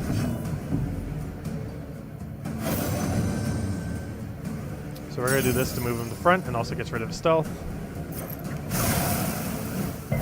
Though the problem with that, he's just going to regain the stealth, but at least he got rid of the corpses. But I think I still had the item for it, so I technically didn't have to do that, actually. That wasn't needed. Oh well. I should have vulnerable but him, actually. Repulse isn't going to be as good against one single unit like that. You definitely need a bolster. You need a land this play already. Good. He has at least a dot on him now. You use bolster. The pulse slows. Sanity returns. You need to... probably blight. And then we use Ounce of Prevention next turn, because you're fine with it. Oh, nice follow-up. Oh yeah, they're definitely going to be adding more. They're not going to add everything that was in Darkest Dungeon 1, though. There's actually lore reasons as to why all of them won't be. But we will be getting more than what's currently available, that's for sure. How many more is questionable? If nothing else, at least we know... I think there's 3 that we know 100% will not be playable characters. And they are Antiquarium, Crusader, and Vestal. I'm not sure if we know of any others guaranteed that won't be coming back. But there's reasons why they won't. Antiquarium, which is already in the game. But it's an enemy, not a playable character. Let's see, I'll take that over.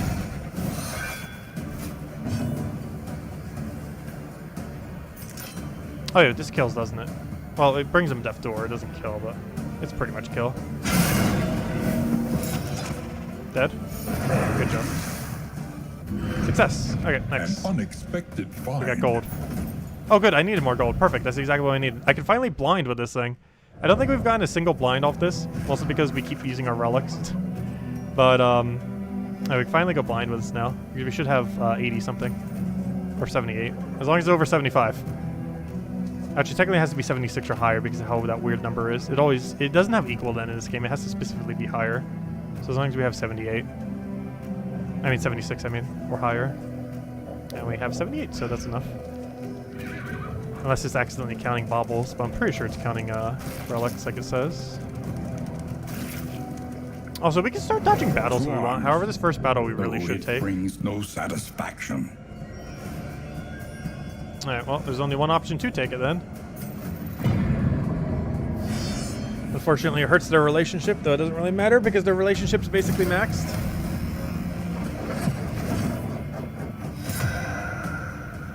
Oh, that's a perfect point blank. That's exactly who we'd want to kill first. Alright, their blight is so low. I actually just kind of want to kill this Rave. There's 25% chance we get a new action after it. Unfortunately, I don't think we got it. Do that one trickage that she has on. Oh, did you just slap the one I needed back? Thank you. He literally just reorganized my team to be perfect. That is exceedingly convenient. He literally just whacked my team back into position after getting shuffled from the enemy ambush thing. That is rather hilarious. He literally just completely invalidated the start by moving my team back to normal. It's in the exact perfect order after that slap. Let's see. Honestly, I kind of do want to repulse.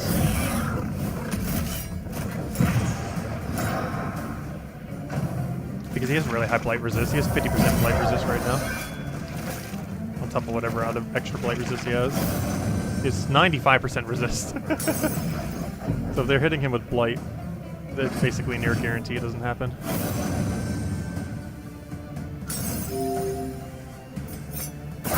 That's critical. That's why we got rid of that 3%, so you can actually critical a little bit more with melee. Doesn't happen often, but it adds up. Please hit a 3. Please hit a 3. You have a 50% chance that this does what I need it to do. You did not do it. You hit a 3, but the wrong target. I guess you should have specified. Because it technically hit a 3. Just not the way we needed it to.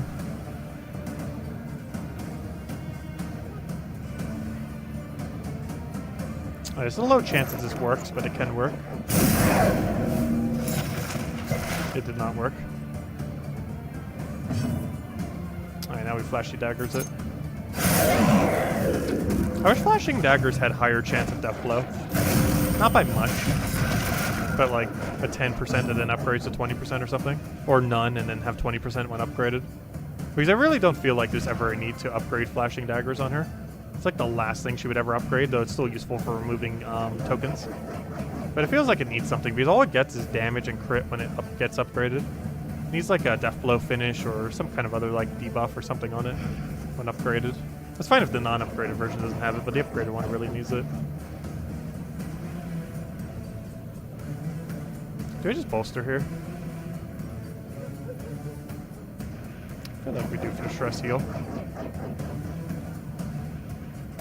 Definitely just kind of whack him. Especially if he's going to just keep critting. Oh, we didn't crit off the point blank though. That would have been huge. We have a higher chance to blight him here. He currently has no dot. However, that means you won't be able to one-shot. So I actually kind of want to burn him here. We have a 30% chance. This might seem like a weird move, but it allows us to pickaxe really well next turn. Because I don't want to consume the combo. I'd rather do this and crit. Because that makes it almost guaranteed crit. Not guaranteed, but really, really high chance. I think that was like a 60-something% chance. And then we just kill it now. Actually, now would be a good bolster turn. You know what? I will bolster. Because it gets rid of that vulnerable as well. And a stress heal too. And it gives him armor. And he's taunted anyway, so he'd have to be attacked. So never mind. Yeah, that was the right move. And he dies anyways because of the other dot. 20% max HP. I don't need it right now, but in case we get some other food I can synergize with it, I do want to keep it. There's just a weird cheesy strat with one of the foods that gives you like dot protection that you can only eat if you... It like heals you for 30%, but it only... you can only use it if you're missing HP. But what you can do is keep shuffling an HP trinket on them, and it doesn't remember that they had higher HP, so you can just keep shuffling it back and forth.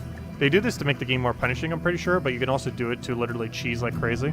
Because any thing that only allows you to use it when you have HP damage, you can just keep putting an HP trinket on and off them, and then you just kind of keep going crazy because you keep using it infinitely.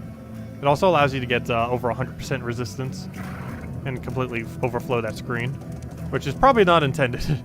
So they'll probably be doing something to change that. Though the way they would have to change it would benefit the player. It would actually make the game easier if they change how that works. Though it would prevent the cheesing method. So I'm not sure what they're going to do about it. Because if they change it, it's going to make the game easier. But if they don't change it, you could cheese it like crazy. I just realized we're going to have zero torch, aren't we? We could prevent it, though. I think we might deliberately go to zero torch. We'll see. I prefer not to.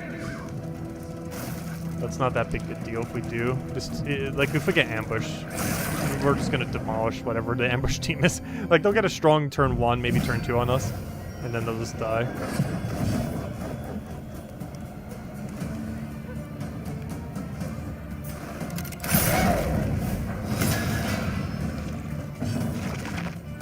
I wish you could hit third slot with that.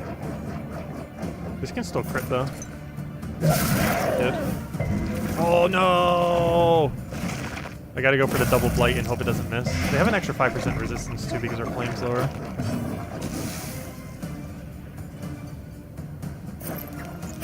Please blight, please blight, please blight. No! We still get an action before he goes though. Up, but now we can't reach it. Oh, I do have an action, but I can't hit that far. I could hit where it previously was. I can't hit where it is now, though. Actually, that's not true. There might be one way I could still hit it. Please hit first slot. I'm not even sure if you can. But go hit first slots. No. Unfortunate.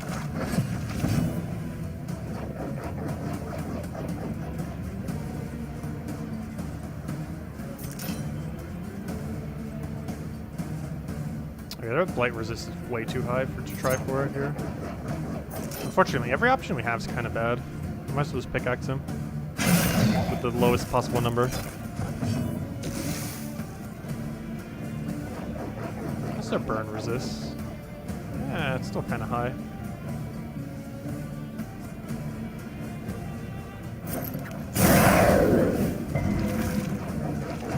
Oh, so you're allowed to hit blind on that new trinket, by the way. That's a nice crit, as per usual. Nothing new there. Main appetites. Oh gosh, I need the corpse. Or did you get rid of it? Oh yeah, at this point, I think we killed a bigger unit. I prioritize him.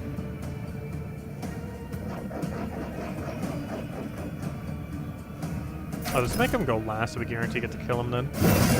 Assuming it actually triggers. Good. So there's no way he's going to go before any of our characters. Which means he's 100% already dead, basically. Now he's got to deal with his first slot. Who wants to be the person who kills him, though? Based on chance, it should be Highwayman. Based on just pure value, it should actually be Plague Doctor.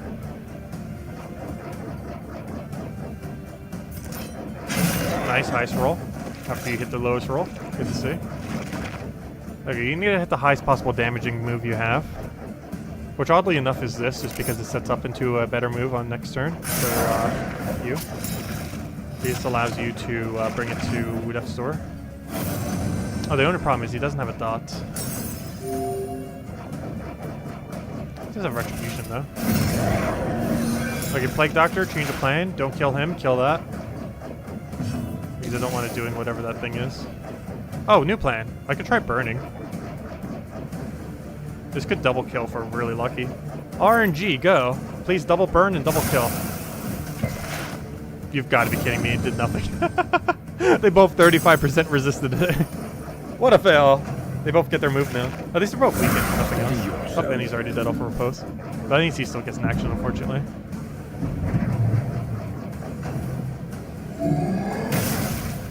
We got an extra 8 on us. Not that big a deal, though.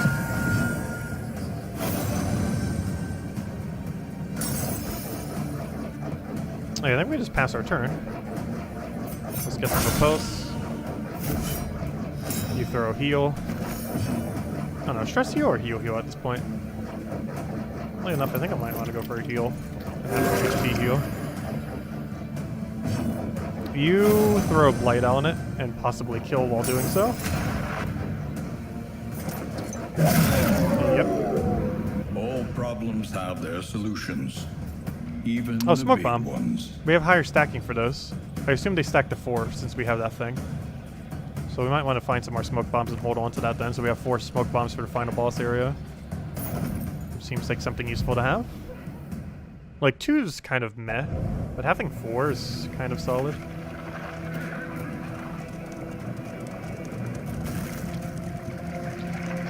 A lot of items are kind of like that, like the more high impact ones. Where like if it allowed you to carry twice as many, that'd actually be good. But because you can't carry as many, they aren't worth it even though they're technically stronger. Oh, I have to either fight or fight with stealth, so I guess we'll fight with stealth. The only problem with this is whoever goes first is going to get targeted like crazy.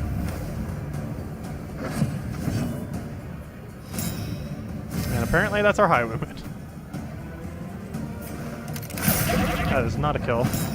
Very close though. Good, you can just clean it up next turn then. I'll probably go for double blight and miss both of them. You have 20% death blow resist, which is kind of funny because there's actually nothing that has death blow resist in this battle, which means that does absolutely nothing. Because it doesn't give ones that have none 20%, it only gives 20% more to ones that have any. So it's actually doing literally nothing, which is kind of funny. Oh, you need to go pickaxe kill that.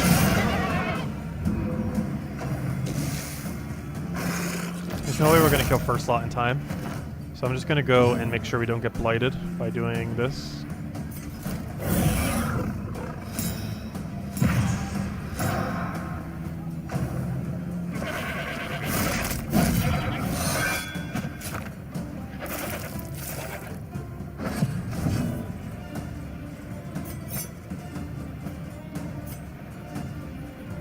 I think we can corpse clear here actually.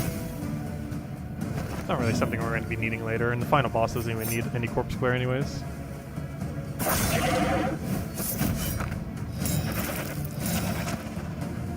Or at least this one anyways. Do I have Retribution here?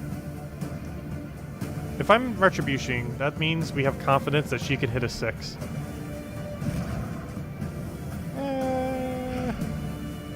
Yeah, I think she can. She'll probably prove me wrong, but we'll see. Oh, you can't hit from that look. Oh, wait. Hold up. Problem. We have a problem here. I need to hit 25% chance now. And we didn't get it. Oh, geez, I still would have died if we didn't did. Never mind. At least Retribution kills it, so all's fine. Oh, he's in a very bad location. Luckily, we can just move forward.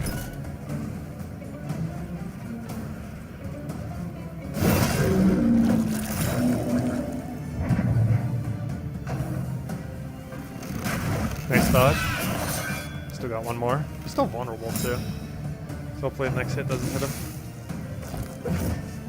Ow. That does more damage because of vulnerable.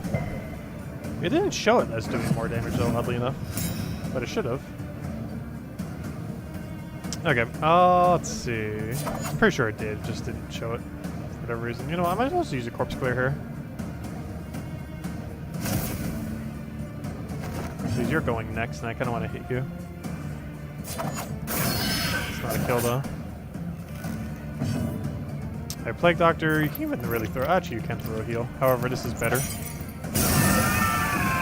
This ensures we just don't take any damage. But effective.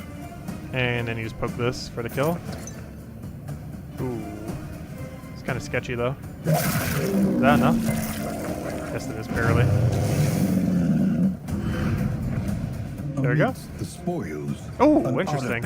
Apply on hit days 15% of the time. That's kind of extremely situational. Days is very rarely good. The loathing. And if it is, it has to be on a quick character. Honestly, I kind of want to get rid of it. When would we ever use it? Distracting dust. If that was stun, that would be a different story. But just days? Like, if this was 50% or like 100%, I would maybe do it. But 15% for days, that seems so bad. Because if you're trying to daze, you're deliberately trying to daze a very specific order. And you would need high consistency for that.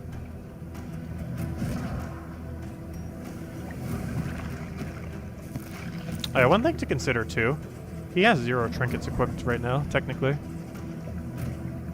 But he has a backup trinket still in our inventory, but that's the main thing I need to keep track of. Because you're not going to hold this in the final zone. And you're not going to be holding any of those 3. So we need 3 trinkets then. And we have 4. Meaning theoretically we can get rid of one of these. 20% max HP. I'm kind of just holding on to kind of do that other method. However, I might just get rid of it. Oh wait, we could also just equip items. Hold up. Here, have a healing salve. And you have a smoke bomb. I don't intend to use that smoke bomb, but I do want you to physically hold on to it. Also, we're probably going to be scrapping this soon. I haven't seen it blind a single time. And it's making it so we're having to hold on to relics and not spend them. And obviously we want to spend them before the final area, ideally, assuming we can get value out of it. Especially if we can get like a medical place or something. Also, I think our strategy is still to hit 0 flame. At this point, it's almost safer to hit 0 flame than it is just to stay where we are. Because once we get past that fight, we're fine. We just need to really strategic decide where we're going to hit 0 flame. The beautiful illusion that was the world. Fragmented and undone.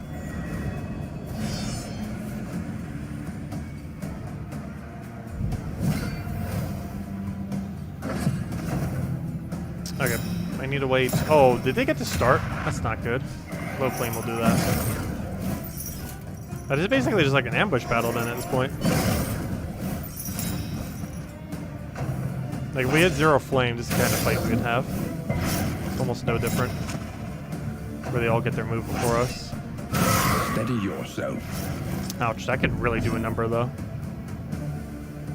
If they get lucky enough with 4 consecutive attacks.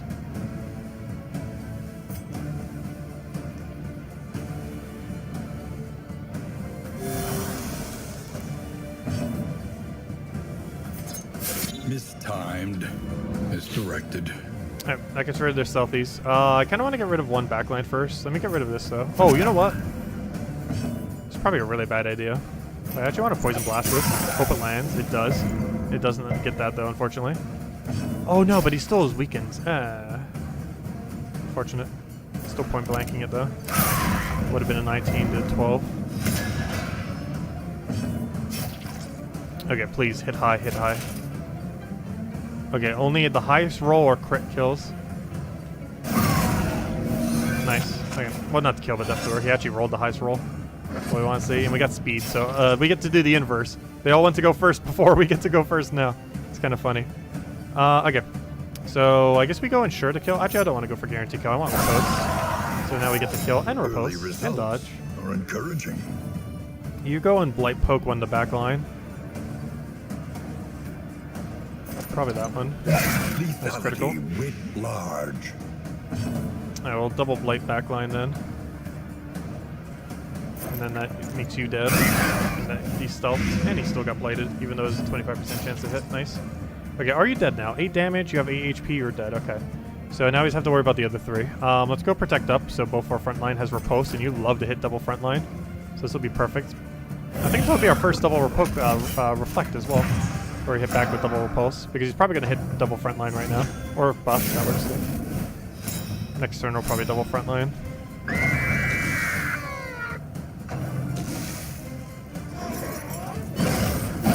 Nice, okay. Well, 1 unit left. Time to probably stress heal a little if we can. Use to go throw some blights, I guess, so we have a dot on it.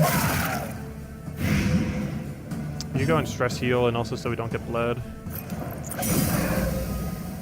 Cooperation is the key. You unfortunately can't point blank, so I'm going to set up our next move to do even more damage, as well as our repulses when they land. Empowered. He also makes him take less damage when he gets hit here if he doesn't dodge. There's the double repulse. Steady yourself. There we go, our first double repulse. The animation for it was kind of weird though when both of them were doing it at once, but there we go. And that should be match. I could try healing some. But he's pretty much dead at this point. I'm gonna bolster. And it literally missed every stress heal fail. However, the reason I wanted to do this is because we can now heal one of these.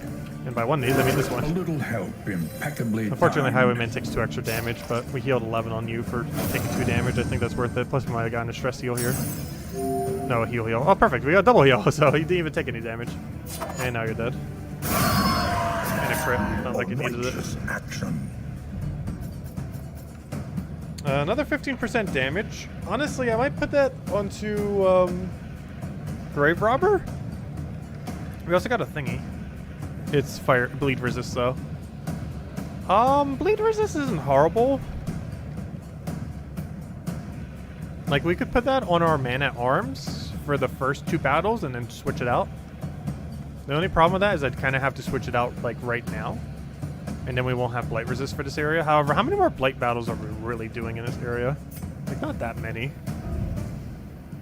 I don't think I have the inventory to do both. I already got to go scrap every relic we have, which honestly at this point is probably the way to go. I really don't understand the concept of, or not relics, I mean baubles. I really don't understand the concept of baubles in the sense that it is almost always better value just scrapping every last one of them for more inventory space. There's almost never an instance, because what you trade them in for is just so bad. Like, what you trade relics in for is amazing, but the bauble trade-in, how infrequent it is, as well as how bad the trade-ins normally are, especially once you already have good relics, it's just not worth it. So I think I might just scrap all of them, because the chance we're going to get any positive value from it for the rest of this run for any of our relics is very unlikely. I mean, not relics. I keep saying relics. I mean baubles. So we're gonna scrap every last bauble we have. And this fixes our inventory issue. There we go. We now have 0, which is the exact number I want. Okay, and now our inventory is now fixed for probably the rest of the run, or at least for some amount of time. Okay, so next important thing. When do we want our torch to hit 0? Because we have enough torchlight to make it there, but we can also guarantee 0 it out right there. So it really just depends. We can keep like a light flame going. Keep it there. It really depends what that unknown is, though. Which makes it kind of unknown. Ha ha ha ha. We probably want that catch just for some supplies at the end there. Especially since our upgrades for our stagecoach, most of them are being scrapped anyways. Hitting one last relic shop wouldn't hurt, but then I need to trade off the item on Plague Doctor because then it won't work anymore for blind, of which we've hit 0 blinds on. Eventually it'll do something. I wonder if it's even coded correctly. Maybe it just has a 0% chance. It could have text there that just doesn't do anything. Because they didn't actually code it. I want to scrap that one food so I don't forget later. Shadows. Oh yeah, did I need to replace this for you? No. Because you're currently running blight resist in the other thing. I will be switching this out for like damage or something in the final zone. But for now, I'd rather you have a little bit of blight resist just in case. Actually, I'd actually kind of rather have the damage on you right about now. Does anyone else want the blight resist? Not really.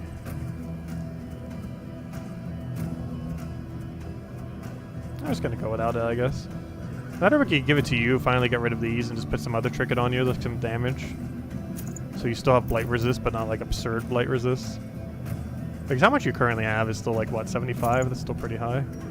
Oh, 70. Still pretty high. Yeah, I think we're just gonna do that then. Get rid of this. Get rid of that.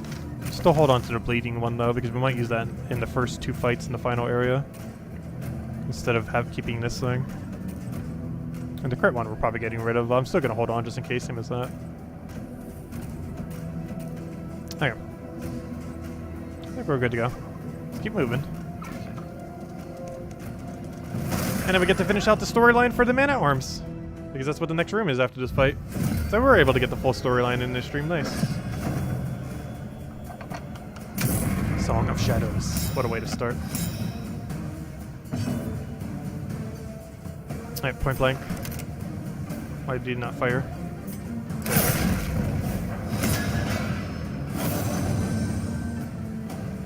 Oh, your blight resist is really low, right? I should probably go blight you. Because you'll be blighted for the rest of the battle if I blight you off a crit. Oh, 50% oh, they have extra. They have extra resistance right now. Oh no. I still want to utilize this though. For a crit. We're just going to do pickaxe instead since we can't really blight it that effectively.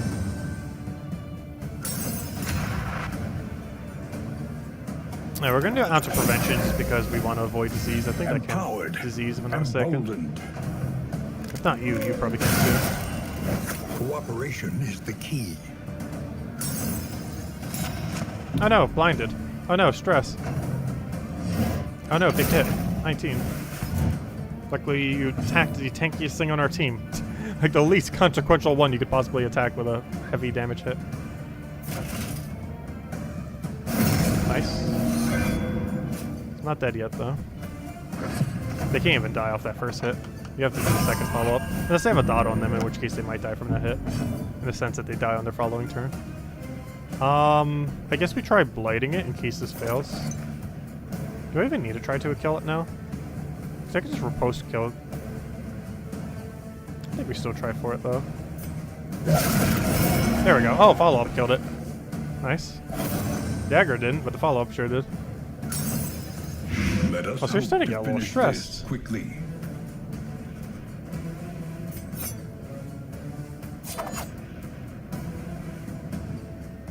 We basically have to bank entirely off a crit. Did the highest possible roll, no crit though. We should probably stress heal, however... Yeah, we do stress heal here. Oh, we can't. Oh. Well, I guess we move the corpse over then and hope it burns. Or just blight it, but then we don't have follow-up for later. What is this? Good, the one I need to burn. Hey, finally! It landed blind. At 25% blind, we have that item. It does indeed work. Nice. Took forever for it to finally land, but it landed. And did nothing because it... yeah, unfortunately. But in theory, it would have. Okay. Well, at least we know it works, if nothing else. So we know the trinket's doing not literally nothing. It's just so inconsistent that we're definitely getting rid of it. Well, it's cool that you can kind of make like a artificial blinding gas. Because 25% of the time, Plague Grenade will basically just act like blinding gas. Because it will apply the blind to double unit backlight. Assuming you roll both the 25%. I probably should have healed a little bit more. Could have stress healed a bit. I think Grave Robber could have max HP'd. That's kind of funny that we'd get this during his, this is actually a really good one for him too. But it's kind of funny that we'd get this at Man at Arms storyline, run. Because, this is his eye. The price of pride. Man at Arms only. Gain and, when hit, gain an extra turn, or an action 15% of the time. This one's actually really good. Out of every single one that has an extra chance of gaining extra turn, this is probably one of the strongest in the entire game. The other one that's pretty decent is actually the one that we put on, what's her name? Whenever it gets healed. Because this counts, I think, like literally any instance of gaining HP, even if you're already at max. As long as you're doing something that counts as a healing capability. And she has an ability that can heal off of any corpse, even if she's at max. Although those cases you probably wouldn't want to use it, but still. Anyways, Man at Arms, you got a new item change. Sorry, Blight Resist. As much as that might be helpful here and there, I'd rather have extra actions. Does anyone want to Blight Resist for the rest of this area? Probably not. I think we're past the point of resistance. We're just going all in damage. Honestly, I might even scrap these, so I still kind of want to hold it just in case. However, at this point, we definitely don't need this then. That, do we even have the inventory to slot that on anyone? We actually do, because I could do that. And then I can do that. We're really low on battle items right now. Clears daze and stun and buffs stun resist. Oh, this is really good for the final boss. I'm actually going to keep that. We might actually need that. Though, you know, this if we carry that, we will get stunned on the person who is carrying it. That's almost guaranteed going to happen. I think we should put that like Man at Arms or someone up front or something. Or maybe Dismiss. Probably Dismiss, actually. We probably want to put that on for the final fight. Because you know for sure they're going to stun literally the exact person that has our stun removal. It's going to happen. Alright, let's go finish out Man at Arms questline. We did it all in one run. Shrine of Reflection. Okay, let's finish it. We even got his eye trinket.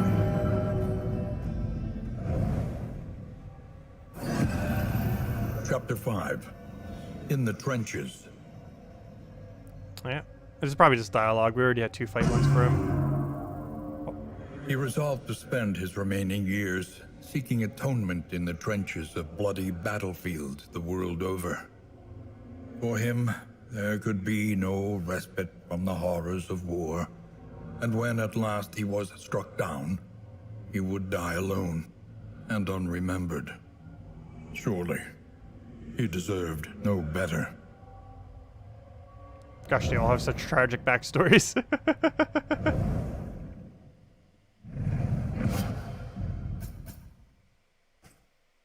Command.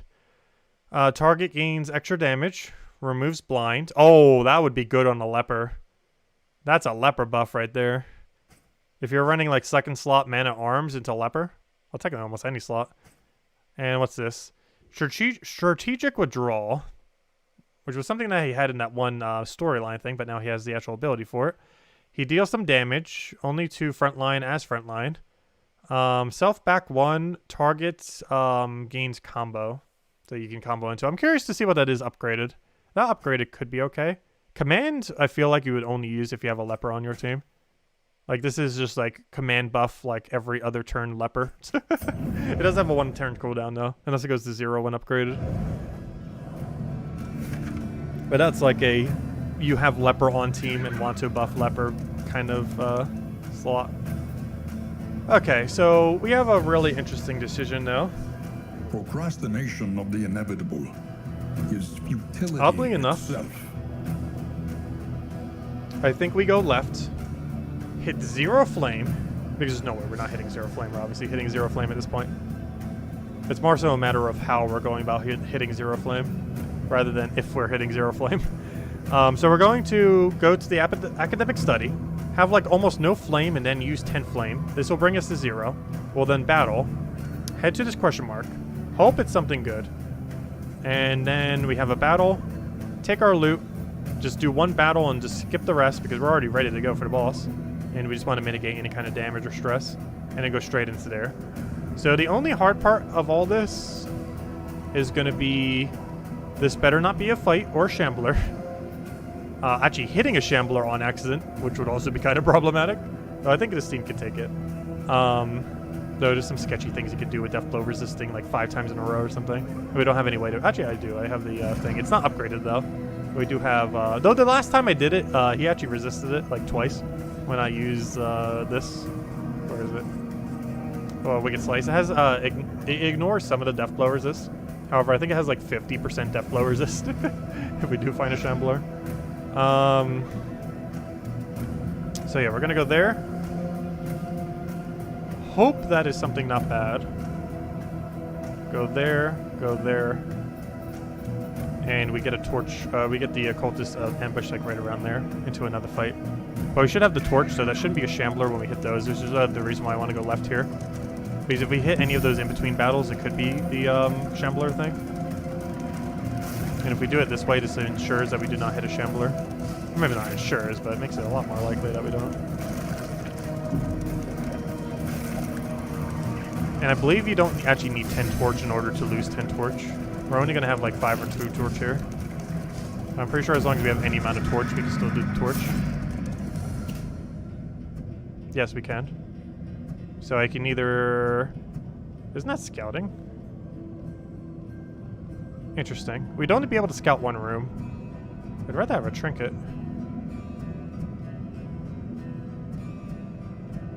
Yeah, I think I would go for the trinket then. Like, the scout 1 room is not going to get us that much value. Mixed quirk. Stress mixed. The stress I don't care about. The quirk could be a problem though. But either of them are quirk, or we could just avoid. Which, would make sense. However, I want a trinket.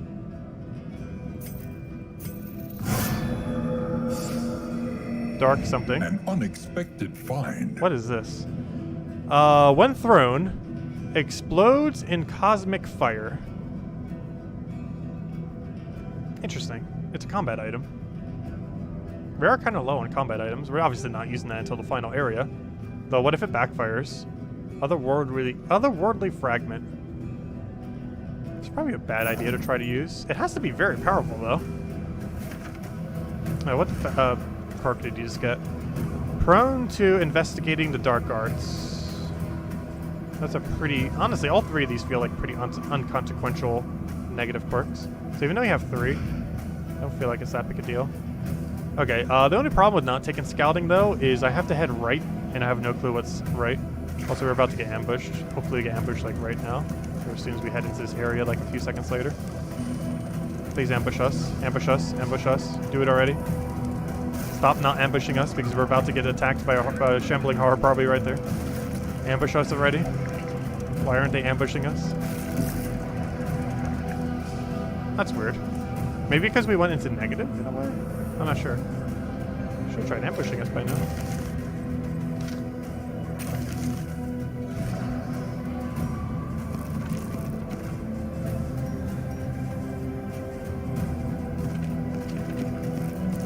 You know what? We might want some blight resist. Just in case this is,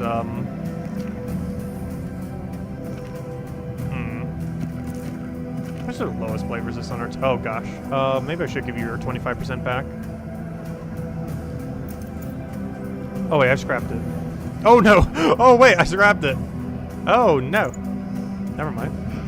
I forgot I scrapped it. Dude, I need a little bit more inventory. Well, a lot of this I could just scrap, too. I don't really need that. Okay, there's the fight. Finally, gosh. Why did it take so long? There it is. There's the ambush I was looking for. And the reason why I did it like this is it's impossible for us to get hit by a shuffling horror thing. Because you have to be 25 or lower, and we have hit it exactly at 25 before, which is extremely annoying. But you have to be 25 exactly or lower. It's one of the ones where you can actually be even. This still does it. That battle that was right in front of us could have been a very annoying one. A miscalculation, perhaps. But in doing it this way, by deliberately manipulating our torch like we were with the other thing, minusing our 10, we were able to make sure we didn't. If we didn't get minus 10 there, we actually would have had enough flame, I believe, to have still been at low torch. Because once we finish this battle, we'll be at 40 torch. Also, we get a battle point for it, too. It's honestly a really good idea to hit 0 torch in this game. You want to do it once your team is kind of situated. Once it is, it's basically just a free occultist fight. That doesn't even use up a loot broom slot. Like, if you're at a point where your team's likely just not losing, it's basically just free extra loot. Plus it's 40 flame once you finish. So they have 20% extra death blow resist.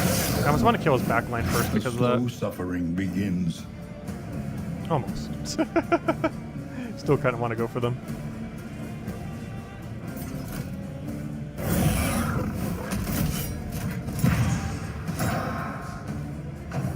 So many numbers. Nice. That's fine. Just get rid of their dodge tokens. Doesn't even matter if you do a single hit of damage of them. I just want to get rid of those tokens. Nice block. Hey, I think you're our next target. You or you? I'm not sure who yet. Oh, we got an extra action. Nice. That's from that one trinket we have on him. Oh, Retribution again. Keep getting those actions. 15% chance every time you get hit. That combined with the one that gives you like 33% chance when you get a kill would actually be kind of interesting. We had a chance of getting it earlier, but we didn't take it from the lure. I was just concerned with a grave robber dying at the time. And also because this team's not good at hitting 4th slot and we didn't have a shuffle option in their inventory. If we had the shuffle option there, I probably would have taken it, but we didn't have any way to do so. Alright, who on earth do we kill? We either have to worry about the last 2, but because we're blinded, that kind of makes it less likely. Do you have a removal of blind? You do. Given the extra death blow resist that they have, this makes these 2 a lot more annoying to kill. So I actually want to kill one of these first. He'll unblind himself. Double play grenade. Better double blight.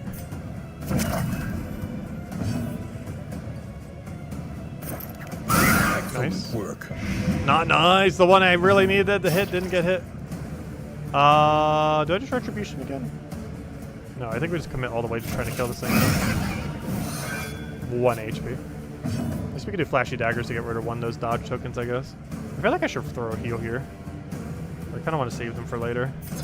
Nice, it still hit too. Nice. Not like we needed that 3 damage, but hey. Nice. Death Store. Okay, I found my new target.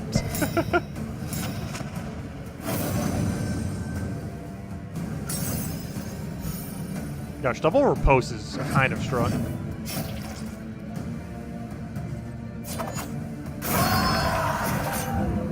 That ensures we get the kill. In our path. This ensures you stop being annoying. Or not. Really, 1 HP? Or sorry, 2 HP.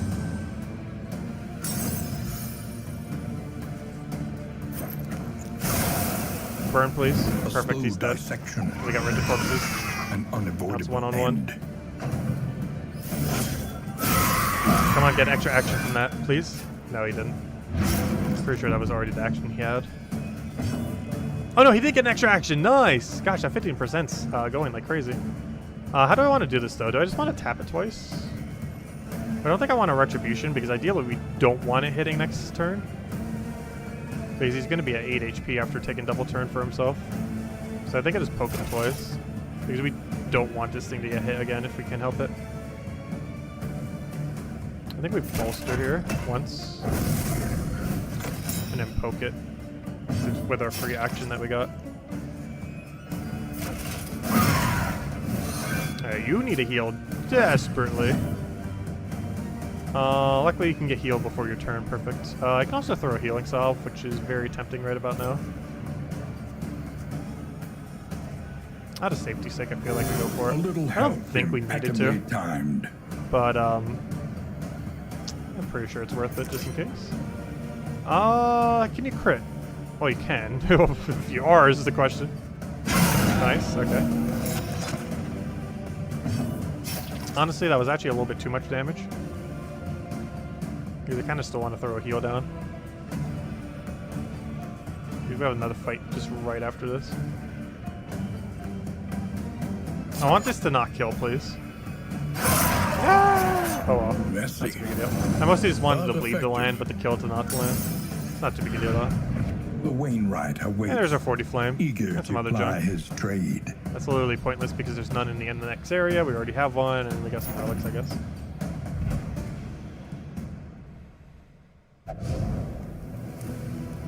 Yeah, the art style for this game is insanely good.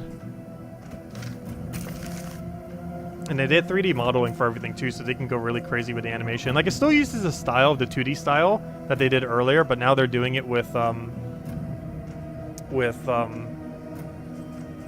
3D models. But it's still in the kind of like the same style that it had. Hyrule Warriors. Yes, we will be doing Age of Calamity some point, probably this week. I want to say Wednesday, though I'm not for sure. We did the stream for it on Friday, on launch day for the DLC. We'll probably have some guides covering it soon. But today we're doing Darkest Dungeon for Halloween. Tomorrow, probably no midday stream, I don't think. And Tuesday's definitely going to be Mario Party again. Oh good, only 3 enemies. I still don't understand why you can get like so few enemies at the end. Like, this is like the very last zone, one of the last few battles before like the boss area. Still finding an easier one. We'll likely tweak that at some point though. Still on his back line since the other ones don't have as good of a reach. Nice one shot, critical as well. I know, it's pure eye candy. I know, the visuals are really, really good. I kind of want to do Ounce of Prevention here. Because I don't think we can secure a kill. Even if it crit, he can't really kill that before he gets an action.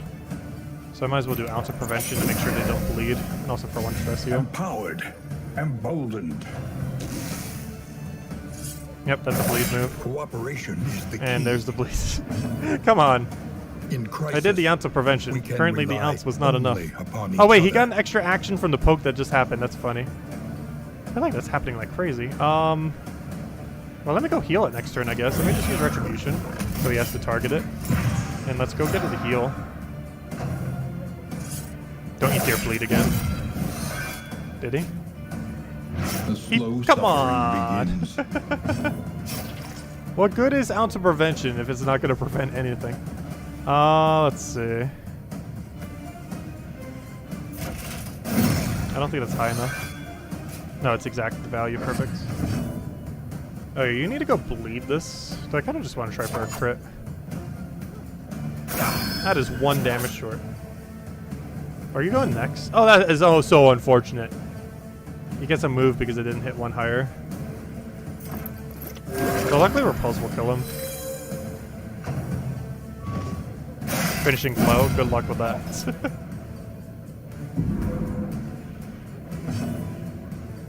And a smash. I might as well clear a grave. That doesn't even do anything. Alright, fine. I'll do some damage. Have a pickaxe. Or, okay, have some daggers. The smallest variable can make all the difference. And we gotta use this trinket.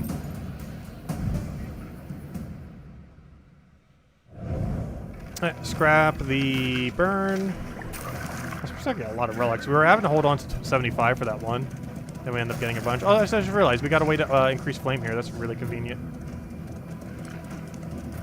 Desperate and wanting. Come on, 30 flame Will option. you rebuff their earnest Where is it? pleas? There it is. That's what I'm looking for. That's exactly what we're looking for. Abandoned or forgotten. It is ours now. What is that? Fishing net. Immobilizes enemies and minus their speed by 5. Ooh, healing salves for the final boss. Yes, thank you. I need like 2 stacks of those. Enough food's good for some dot protection in the final area. I can't remember if they have that much dot though. I think they might have a blight. The other things leading up to it have bleed. Interesting. Your coach is That's the first one we've gotten this entire You time. I'm can just getting carry quite a few no of them some more. runs. I'm actually surprised it's the first one. Also, we still have this weird thing that we've never used before, Otherworldly Fragment. It's either really good or it's going to do something bad for no reason.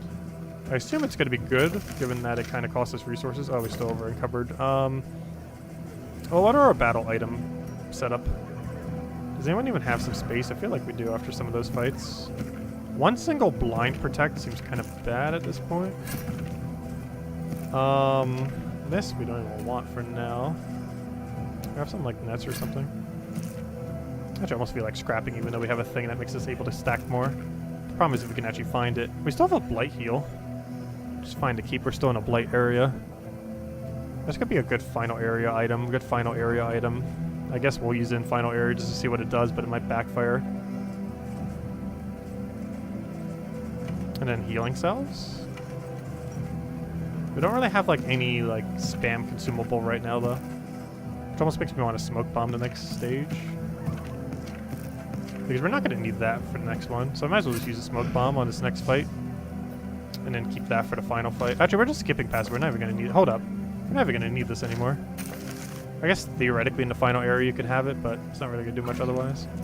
Also, do we have anything we can strap here that we really don't need? Food just in case for heal. The other food because it's good. This we probably don't need. We already have another one if we need it. And there's a chance we might not even need either.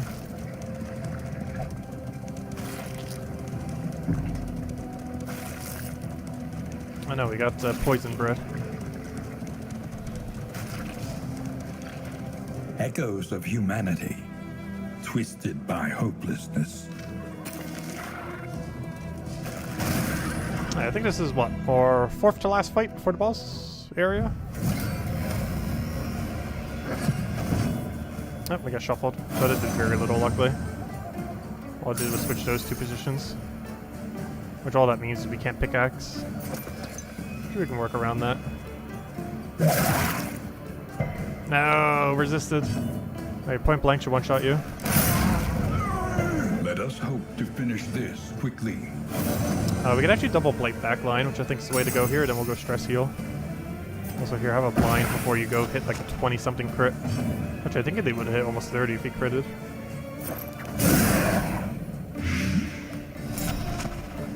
Oh, we got blind. We got double blind. We basically just casted blinding gas and the other thing simultaneously. Now that's the reason I want to kind of have it. And why I almost want to keep this going into the final fight. Because when it pops off and actually works, double blinds. Double blinds. It's basically just poison gas combined with, or blinding gas combined with, plague grenade. When it actually does it correctly. The problem is it generally won't do that. But it can, and it just did. Please miss. Oh, you have a protect? Does that even matter? You're dead in 2 turns anyways. But he's already dead. Why did you protect him? He's literally dead already. That's kind of funny.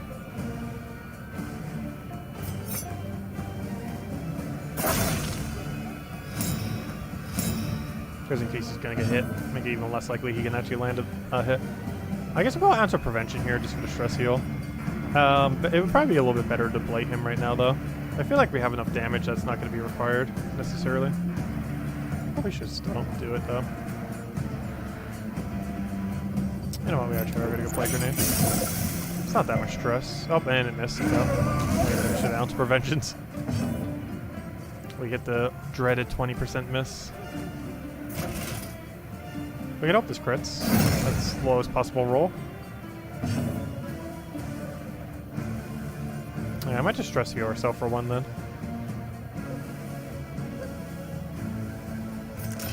Because he's dead next turn.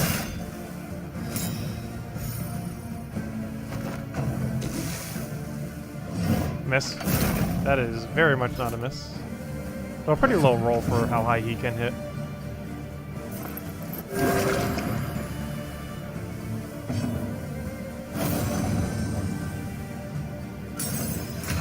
Nice. Oh, well, you're dead. There's no way this doesn't bring you to death's door. The lowest we could roll is a 20.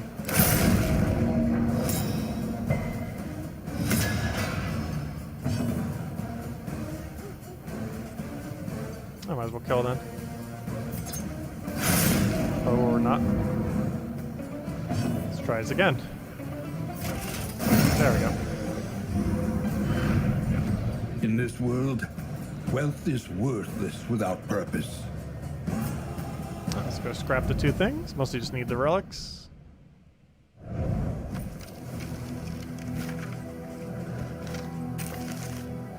Why does it move like that? That's so weird. There we go.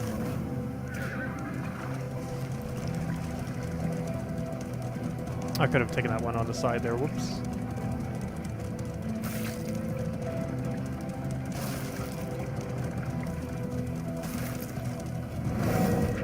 Honestly, if we have a way to dodge this, I feel like we don't take this fight, just for the sake of it.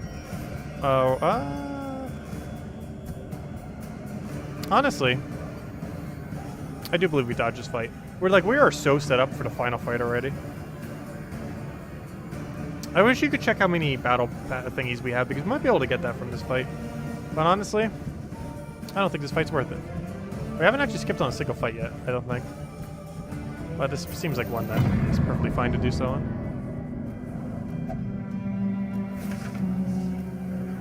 Okay. Let's take the loot. This will be the final fight we have to do until we take that, in which case we'll just take one and then leave it. Because we don't need any more beyond this point. Pretty much good to go. It's more so just killing the final boss time. How many thingies did we have, though? We have 2 more upgrades. We pretty much have most of the upgrades we actually need. The rest are just for a little bit extra value here and there. And some we actually deliberately don't want to get. Like, we don't want his mace bash to be upgraded. Otherwise, it's going to take the combo away from people who actually use it better. Because all he gets is a single block, which isn't that good. Even if it's a bigger block, I still wouldn't want him taken away from the damage options. Let's see. We do this just to make sure you get your dodge away. This now allows us to point blank.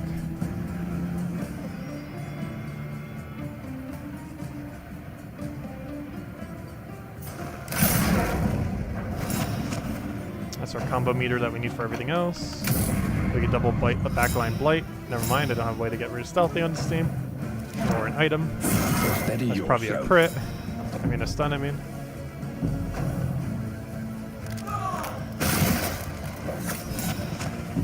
I have a blind.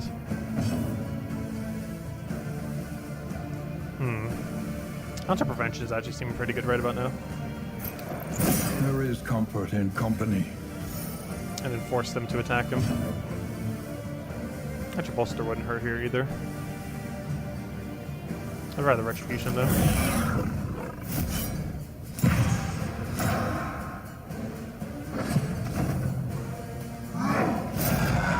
Oh well, now is the time to bolster.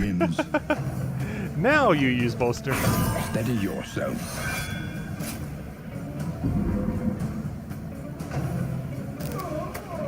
That gets rid of horror.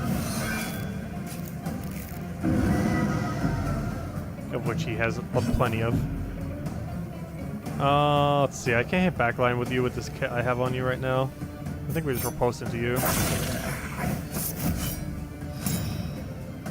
You need a double backline blight. Nice, it actually landed too. Resist the blight though.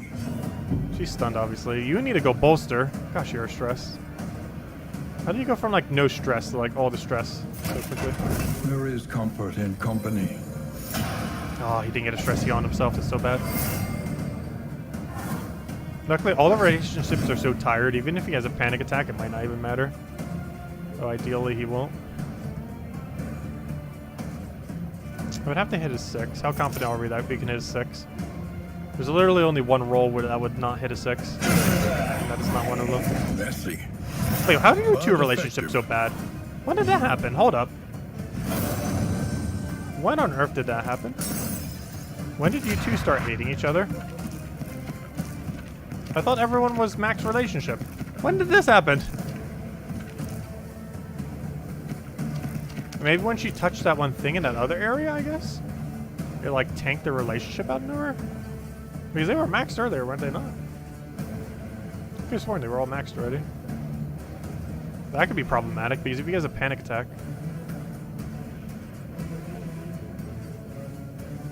I'm not sure if I want to bleed here or not. I think I do. And of course he resists it. Oh, wonderful. Now, we could put a blight on it, but even if it crits, it's not gonna kill. Doesn't even have story either. No, she's stunned. Right, hopefully this doesn't miss. I kind of want to bolster though. There is comfort in company. Nice. Okay. You got it for everyone. For everyone that needed it anyways. Oh, I'll be back in 1 second. People that are working on that thing.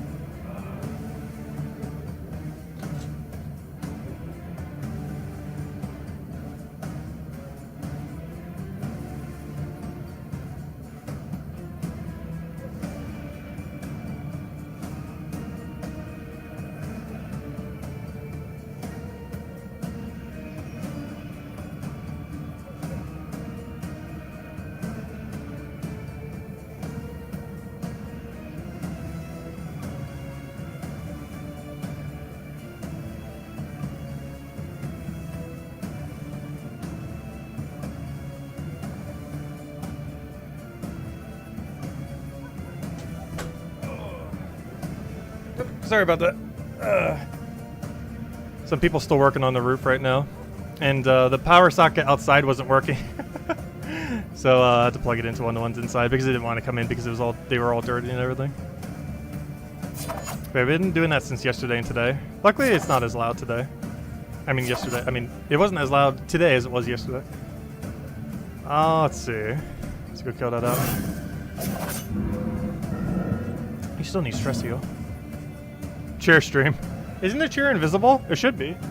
I have green screen on top of it, so we're just floating head. Though the mic's kind of in the way of floating head this time. But floaty mic. Unless I put green screen on the mic too, but then if it's like in front of me, it still wouldn't work out. Let's see. Can we kill? I need to hit like 2 damage. Actually, we have out to prevention. What am I doing? Let's do that then and poke him. This only gives us 1 roll for kill chance, so it's like 75% or something. It is, yeah, 75. So the chances it fails is super unlikely.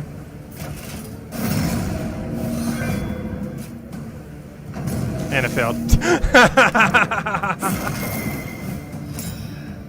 Wonderful.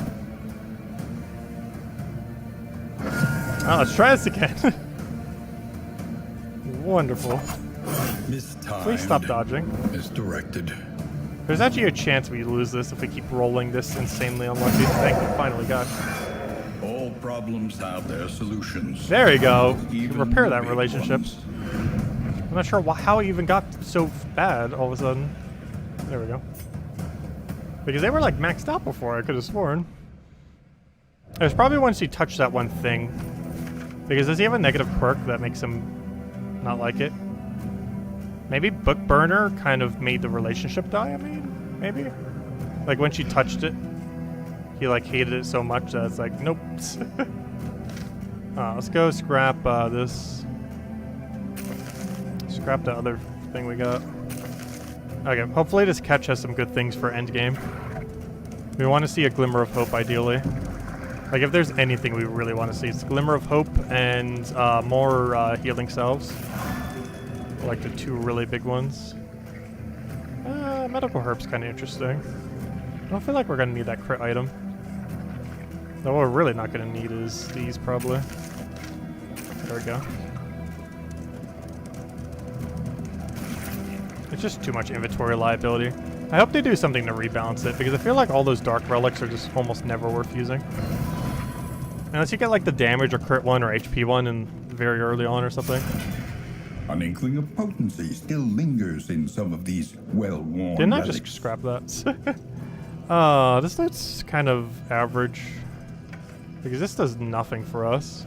I think we already used our other smoke bomb. And even though we can stack them, I think, to 4 right now, it doesn't matter if we don't have 4. We kind of need 4 to be able to use 4. You can carry no more. Let's see. We have 2 of these crit things. We probably don't even need 1. I'll keep 1. Wait, does someone not have herbs? Is anyone missing their item? Oh, you have none. I guess just carry, I might as well carry 2 because I have a refresher for it. Just make sure not to use more than 1.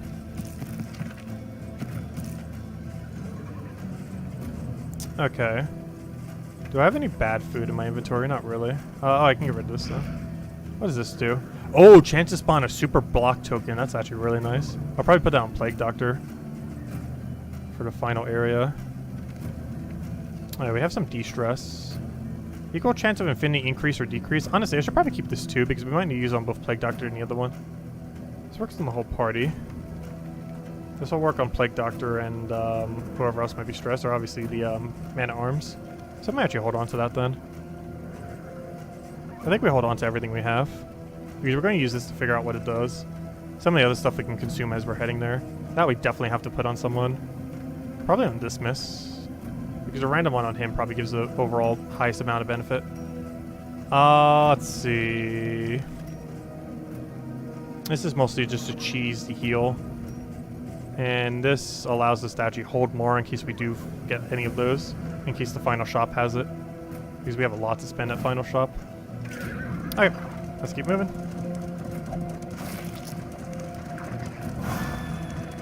We're also only going to take one battle here. Because we're already prepared for the final boss. Honestly, before we even entered this zone, we were already ready to kill the final boss. It was mostly just to finish out Man-at-Arms storyline. And apparently get him extremely stressed, which is quite convenient because it's kind of coinciding with the fact that he kind of did during his storyline as well. Quite perfectly. Yeah, let's just kill this real quick. Only one battle, don't need the other two. And then we head to the boss for our 5th win in a row. Ideally. They really need a higher difficulty though. The consistency of reaching the end is actually really high once you do it once.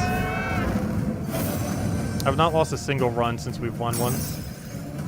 Because then it led to another one, and then another one, and then another one. And then we just kept winning. There is comfort in company. We also haven't lost a single run since we've realized this thing has stress heal. The second we realized this has stress heal, I don't think we've had a single panic attack. Or if we did, I think we had some strategic ones here and there. But we haven't lost a single run since we have used that. It's just that broken. They're probably going to nerf it. If there's anything they're nerfing first, it is definitely ounce of prevention. They're probably going to nerf it down to like 50% chance for one stress heal and just keep all the other values the same. Even then, it's still going to be used a lot, just because it mitigates against so much. Primarily, it's used for stress at the moment, though, but it could be used for everything. Oh yeah, I forgot. She still has that one. I completely forgot about that. Oh yeah, I need to make sure to change that before the boss.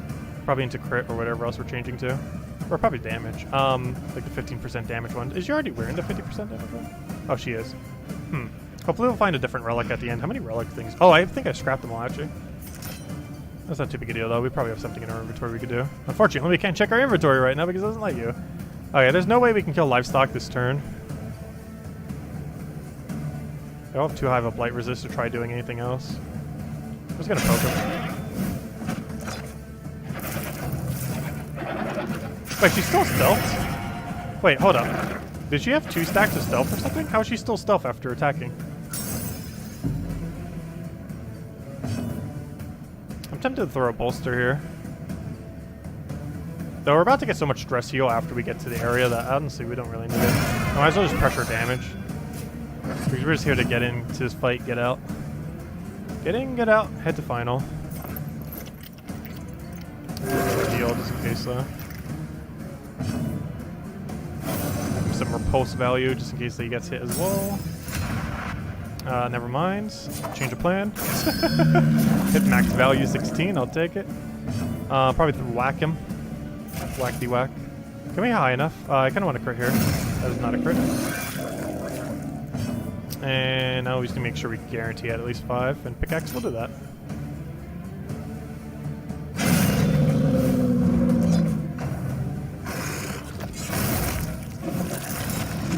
That's not too big a deal. Alright, now I just gotta kill him. Easiest way to go about this is probably poke with you. Apparently both of you. And get even more from teamwork thing. And then, oh, he has Bloodthirsty? What does that do? Doesn't that have the capability of being a good perk? HP is less than 25%, 5% crit, 30% damage. Gain on hit, 15% vulnerable. Is that for every single hit or only when you're below that?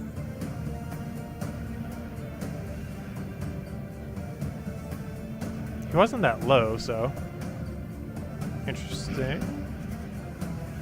It's kind of bad. I guess the vulnerable is supposed to make it so you can get there. That's kind of bad on him, actually. I have no way of purging it.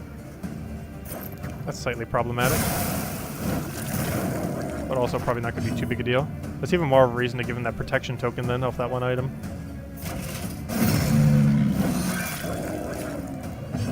Can you kill? You'd have to land Blight. Or just crit. Escape. So here just to get in, get out. And be off once more. Okay, to the final boss. Or boss area anyways, there's 2 fights beforehand. Oh, we're over encumbered. I'm looking for something. I should probably keep the minus stress items because we actually do have a little bit of stress we need to mitigate. Because ideally we want to head in there with 0. Yeah, let's move. Let's move out. Do we even want this thing? I think we still hold on to this just in case. Because there's a chance that the final shop has smoke bombs or something in it. Smoke bombs of those 3 would probably be the most ideal.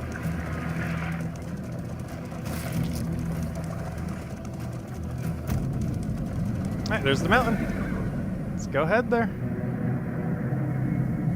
For the 5th consecutive win.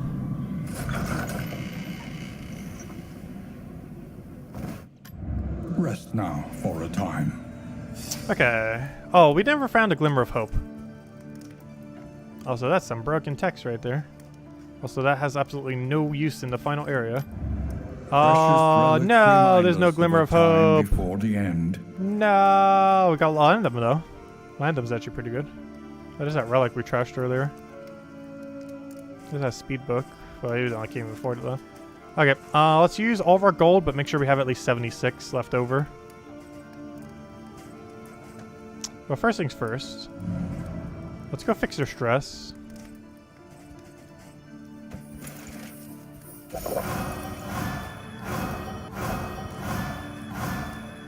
Alright. Now where's the other thing that fixes stress? 2 targets, -2. Equal chance of good or bad affinity. Okay, bad, but that's fine. They're already so high, it doesn't really matter. Okay, Stagecoach. Planning and I can't believe this. I think this is the first time that we're heading into the mountain just now getting the final upgrade to the Stagecoach. And these 2 don't even do anything in this area. That does, though, some extra passive healing. And this is only useful if we have fire bombs, smoke bombs, and Ichor to a stack that would actually matter. And we have literally none of those in a stack that would actually be relevant. However, we can do Landums here. And I do kind of want my Landums. That's some backup stress. Honestly, having milk-soaked linen for the fights leading up to the boss is kind of nice. Because they do have some blind. We don't have any blind counter, I think, really on our team for the most part. Other than command, but we're not going to bother setting command. So I think we buy all of these, buy that. Maybe even buy that, just have a consumable to kind of waste before we get to the boss, just for a nice big burst damage. Because this looks like it does a medium blight to their entire team. As long as I have at least 76 would be good. Oh yeah! I forgot, I could buy some other items that might be good here too. Like stun resist is actually really good for this final area. The other thing. Hey, who's probably the most important to make sure we do not have any stats effects on them? Given that he has taunts, I kind of want to do it to Man-at-Arms. Give him a bunch of resistances so he doesn't have to have resistance items. So what we're going to do here then is feed you normally. And then we're going to give you higher max HP. I do still have that trinket, right? Yeah, I do. And then we feed him. And then, wait, how do I get there quicker? Oh yeah, I could just right-click on him. So we right-click on him. Get rid of that. Oh yeah, I forgot I was supposed to put it back on, was I? Do that.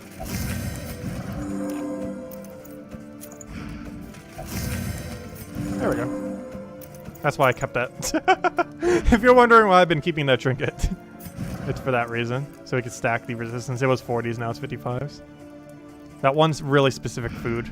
I'm pretty sure they're going to change that mechanic because it like overflows the screen. We can't really see it right now because there's only like 12 or so of them. But if you kept doing that over and over again, the text literally goes off screen. It was really funny. I'm pretty sure that's not too intended.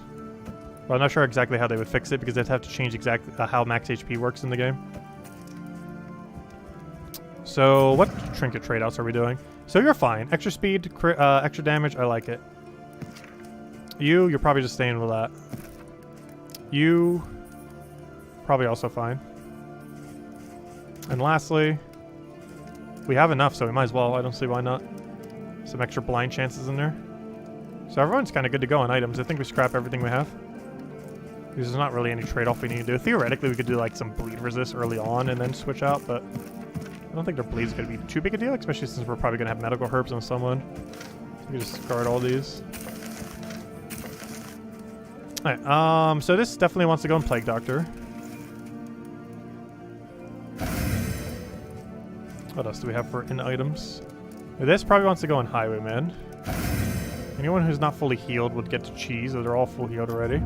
Okay, anything else we can do with our gold? Demands it. Let's go grab some extra. So crit. Who would want crit the most? Probably our Highwayman. So we have extra crit. Get some bleed resist and some stun resist. Boxing gloves, chance for dodge. Sure, why not? We have the gold for it. No reason not to. Stress heal, I think everyone's already zeroed out. And then we buy this in 4 Londums. Let me double check that we actually have enough though. 4 Londums are more important. A regrettably necessary acquisition. Okay, can I buy both of these? Math. What's 12 plus 6? 18. 18 minusing that is enough. We'd have 78, right? No, we'd have 70... Yeah, 78. 78 is more than 76. That's everything we'd want to buy, right? Okay, let's just make sure we don't overbuy. So we buy that. We buy this. The tools of Buy that. violence. There we go, 78. Despicable Okay. And 78 is dangerous. bigger than 75. So it should work for this then. If relics are 75 or higher, apply on hits 25% blight, which basically makes this, or everything he has, into a chance of being a noxious blast, essentially. Or not noxious blast, I mean blinding gas. Without having to actually have it equipped, which is really good. Okay, so extra dodge tokens. I kind of want to give it to Plague Doctor. It's just so important you don't die. We haven't actually taken a death yet on the final boss. Not a single time. You get crit. You get stun resist. You get bleed resist. Which I could have given to you too. Actually would have been maybe a little bit better, but well. I think we're good to go. Just double check, make sure we're relicked up for... Do I want to get the 4 Londums for the final fight? Probably. So what are everything I want to keep for the final fight then? Let's just figure that out real quick. So it's probably healing. You. Because I'm trying to figure out which ones are consumable ones for the prior to then. And probably you. Which means everything that isn't that, we can go equip right now. Because this is what we're running for final. A stun break. A heal. Well, honestly, if we still have healing salves left, I might as well run 2 heals. Because I feel like this would be so situational to get value from it. This I just want to use for the sake of seeing what on earth it does. I'm not sure if it's actually good or not, but we'll see what it does. So that means everything else that we have can be consumed prior for the most part. Interesting. Okay. So nets. Yeah, mobilizes them. I'd rather just have a blind though. A blight. There's not even any blight there. We can just scrap that at this point pretty much.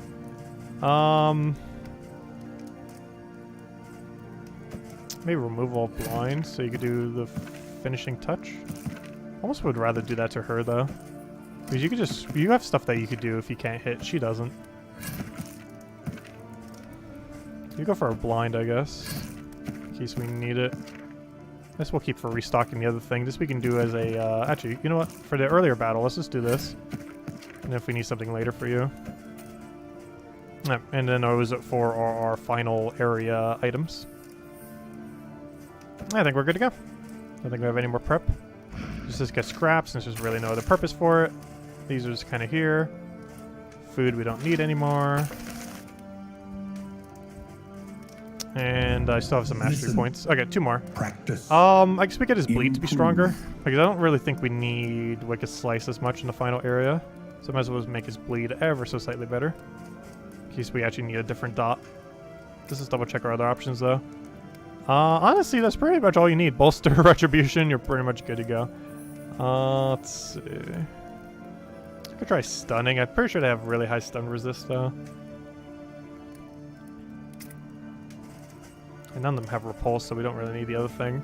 Flashy Daggers aren't really needed. Also, I might want to remember to get rid of Dead of Night for the final fight. You actually don't need it. So what would we really switch into? She doesn't really have a better option. I do want this. In case we have to cheese like crazy. I want to make sure we don't die, just in case. For those ultra dire situations, we're probably going to need that. And then lastly, I kind of want to do something at Man-at-Arms. I'm glad we have a max, because I don't really plan on using him too much into the future. I'd rather just use Leper and just have ways to deal with blinds. Wait, what does that even do upgrade? It's literally the exact same thing. I'm confused. Oh, it has no cooldown. I see. It's not the same thing. It has 0 cooldown, which actually is really good if you were doing it with Leper, I guess, if you wanted to do it literally every turn. However, you would have to have your Man-at-Arms be quicker than your Leper consistently, which would require wasting his slots on like a bunch of speed. That or just having 1+4 speed and no speed on your Leper. All these just do not feel worth upgrading though. Like, what else are we really doing with this turns? Crush? But I don't want to accidentally get rid of the combo marker when I want to do it with someone else. And that would consume it for only a weak shield. So not really worth it. Defend is backup. Do I even have Defend on him? I don't feel like we do. What do I have equipped? So we can equip literally everything. He has everything now. I don't feel like he would want to move back, though he does have the option to move back. I guess, you know what? What are we really not using on him? No, we're kind of using everything. Crush probably the least. However, do you really need Hold the Line and the other thing? Because what I kind of want to do is get rid of Hold the Line and replace it with the one that moves back, and then maybe upgrade the one that moves back. Is it mostly because if they disorient us, and I can't remember if the final boss has it or not. I know some of the stuff leading towards it I think can occasionally. So I'm going to do this just so we have like a back option kind of thing. Because realistically, if we're going forward, we're probably doing it with, we're probably doing it with this since it's not upgraded. Since we don't really need knockback. So we'll get rid of Rampart since we don't need the stun thing on it and just do the back and might upgrade the back then. And then I think we're ready for the fight. Maybe I'll check what the upgrade was again. Learn what can be taught, that you may stand just a little taller at the end. Heal 33% when self-def. Whoa, whoa, whoa, whoa, whoa, whoa, whoa, whoa, whoa. Whoa, whoa, whoa, whoa, whoa, whoa, whoa, whoa, whoa, whoa. What? Wait. What an upgrade. I was not expecting that for it. So if he's at Death's Door, which means 0, he will 33% heal himself. He'll gain a 75% shield. And he'll gain fast for the following turn. That's interesting. Well, we're never dying with this team. We'd have to, like, actively try to die. Because right now, you two are going to be, like, near invincible. Particularly this, They're nerfing this, this thing. I haven't been using it much. But I'm pretty sure she could be a one-person army. Like, I'm pretty sure you could complete the final boss with literally just her. Just because this ability exists. I have no clue why it doesn't have a cooldown or a use limit. It needs like a use limit of 3 like almost every other heal in the game. Or it needs like a cooldown of like 1 or 2 so you can't spam it like literally every turn. Because she basically becomes invincible with this ability. Once you start getting to that point. Anyways, I think we're good to go. Let's go to the mountain. I don't think we have any more possible prep we could do since we need to keep 78 so we have, or 76 so we have the blind capability. Alright, let's roll. Embark. A journey? Yes, onward.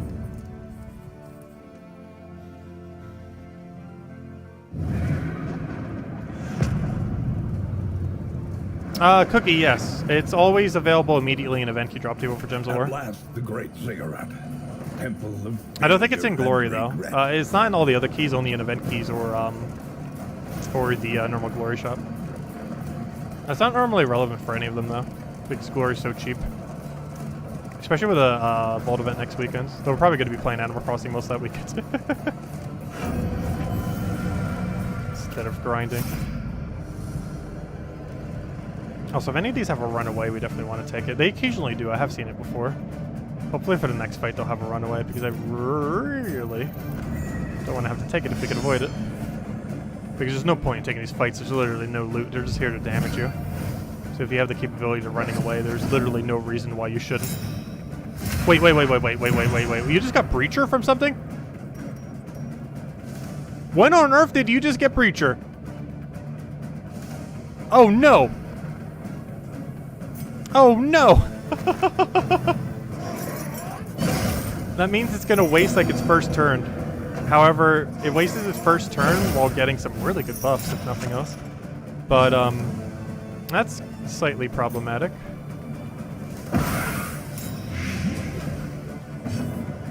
What made it get Breacher? That would normally be like the most insane thing ever that's positive to get. However, it is really bad on the thing that should be in last slot. Because it moves all the way to first. That is like the exact opposite of a character we'd want to have it on. Which is kind of funny because our first run ever on Grave Robber, we actually had that trait. And it made that run like so ridiculously weird. Because Grave Robber normally wants to be in around like third or so, roughly. And she kept getting dragged to first spot without having Shadow Fade or anything to move back. Like she didn't have it at the time. Like none of her move back options. So she kind of just got forced to first and it just was awful. Also, speaking of being forced to first, gosh. This battle is being very weird. Let's see. I guess we hold the line here.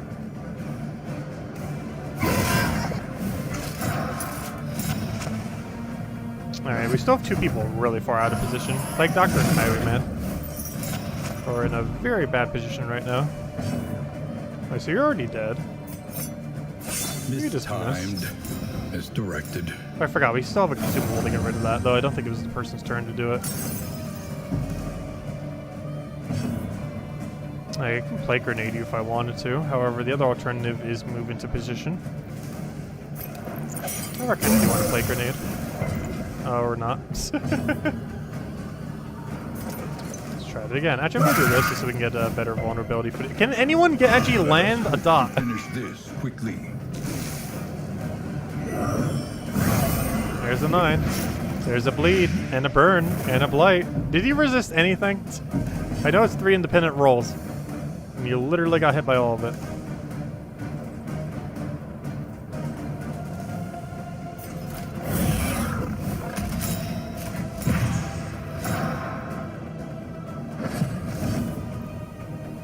Alright, you're still in a very weird position. Luckily we can go cleanse all that. Even though I can't throw you in a normal heal. I can do that at least. Please blight. Thank you, finally, gosh. Alright, Highwayman.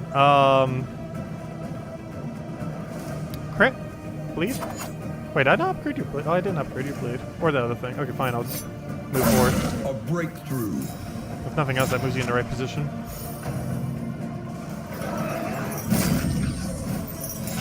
Alright, we need a stress heal. Honestly, I kind of want to just kill that grave. So she can Shadow Fade.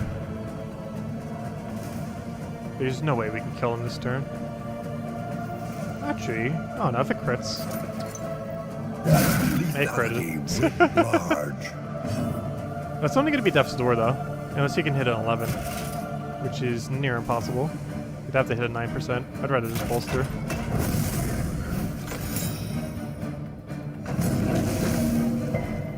He'll die to Repulse here, most likely. Hello, Vessel.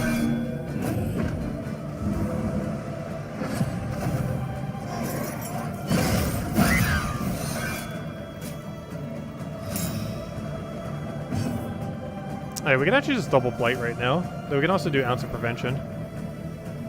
We have so many turns, I might as well just Ounce of Prevention here. There is comfort in company. Get the stress heal while we can. You need to go kill that gravestone. You need to go finish this.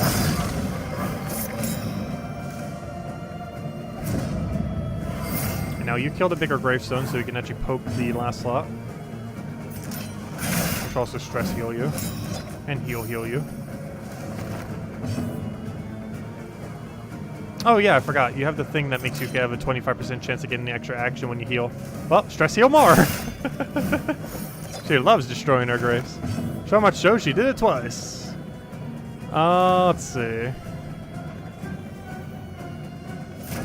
Even if I crit, you don't die. I kind of just want to taunt you then. Oh, no damage. Or can I bellow? I don't have bellow. I want to lower his speed right now, but I don't have the option. I could try stress healing her, I guess. I'm sure it's worth it though. There is comfort in company. Got it. Nice. Nice. Okay, that's fine. Don't gain any stress. Come on. Perfect. Oh, we even got combo on it. Oh, even more perfect. Okay, let's just go hit it. Dead. About as healed as we can realistically be. I gotta remember after this next fight to switch out my items. Also, did I use any battle items? I feel like I did on one of them. I used like a one-time consumable on one of them. Whispers. Yeah, you. Oh, two of them. Okay. Let's go put some more of our scrap items on. So like something like nets, so we can slow them down. Especially those things that move like ultra quick. Actually, it'd make more sense to have this on Highwayman, actually. I'm gonna give you a herb. Actually, I should give you healing salve. Because this will allow us to heal the last of the healing we might need. So we can bring 4 healing salve in the final. There's also an argument to be made that we should just bring those healing salves into the final itself. And just split them evenly. How do you do that again? I think it's control. There we go. And just don't bring this. And instead bring it in these earlier battles. But then again, I don't think that effect even exists in these battles. Whereas stun does. I just feel like it's going to be so hard to get value out of this thing. So that means we'll use nets on you. Because I believe that will break any dodge tokens they have. Because they're going to try to dodge the effect. And you just go a herb to just clear some stuff. And then going into the final area, we just bring those then. 2 split healing salves. Someone brings Landum for some stress heal. And then we see whatever on earth that thing does, and hopefully it's good. Otherwise we'd use that.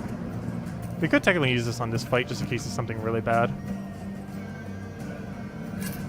Because this is we know for sure will be good on the final fight. And we could just go restock your 1 herb. Perfect. Okay. And now everyone just uses what they have, so we don't have to worry about holding anything back as far as consumables. And then we're good to go for consumables on the final fight.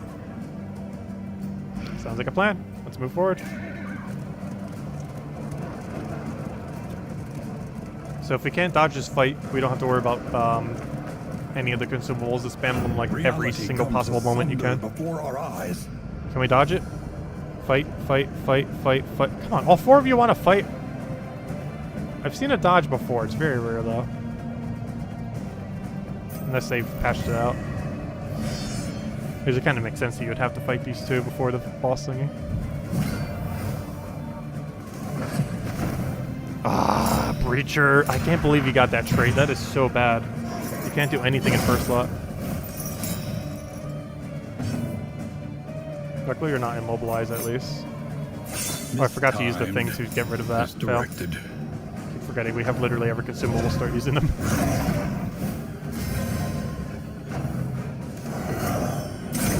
Oh, I should have given, what's her name, the crystal. She was the one who picked it up anyways. I ended up giving her the blind thing. That would have been funny if she also used it.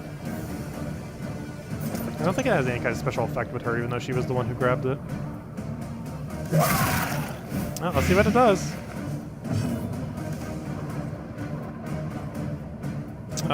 You probably just go for a blight here, actually. Because we can just move the other guy forward. Wait, who was the one I gave the crystal to, then? I know someone on our team has it.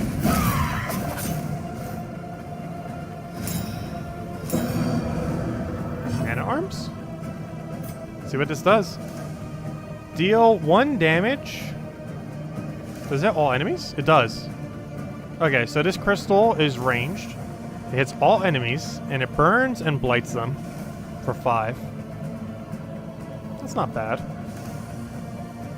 Bit of a weird reward for that one area though, because it cost us 10 flame and I think a bad quirk to get it. So it wasn't really worth the exchange. But we got it, might as well use it. And it hit literally only one. Wait, didn't I even go for the other ones? Never mind, it might be a single target, never mind. This doesn't hit all of them. That would explain why the stack was so big. Oh, we hit the one that matters, so we're fine. Get rid of the dodge, and we get a poke apparently. Who has healing salve? They need to be spamming it like every turn. Mistimed as directed.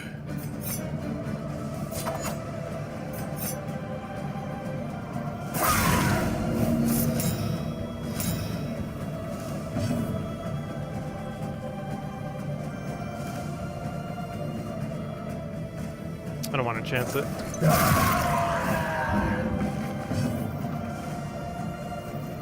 That's a prevention move till next turn. A slow dissection. An unavoidable. It's taking 15 damage per turn for the next 3 turns. That's a lot of damage. Nice dodge. Very huge dodge there. Okay, so who was the person with the heal that I keep forgetting to heal with? Oh, never mind. I never gave anyone the heal. Duh. I forgot. Because I wanted to double salve the final. Because we have auto-passive healing while we're moving on the cart. Because I end up increasing with the other thing that we had. And I'm pretty sure it works in this area. Okay, you need to just go smack him, I'm pretty sure. The rest of your options aren't particularly good, unless you want to do Retribution, I guess. Let's poke him. Gotta remember to change out the other ability at the end, though. This is no graves. As well as overall held items. I'm pretty sure there's one here. I can only use Onto Prevention just for 1 stress. However, I also want to make sure we kill that thing this turn.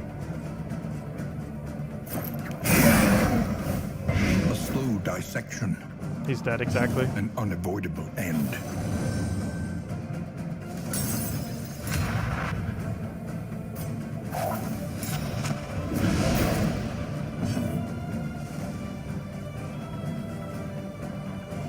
His next hit hits for a lot.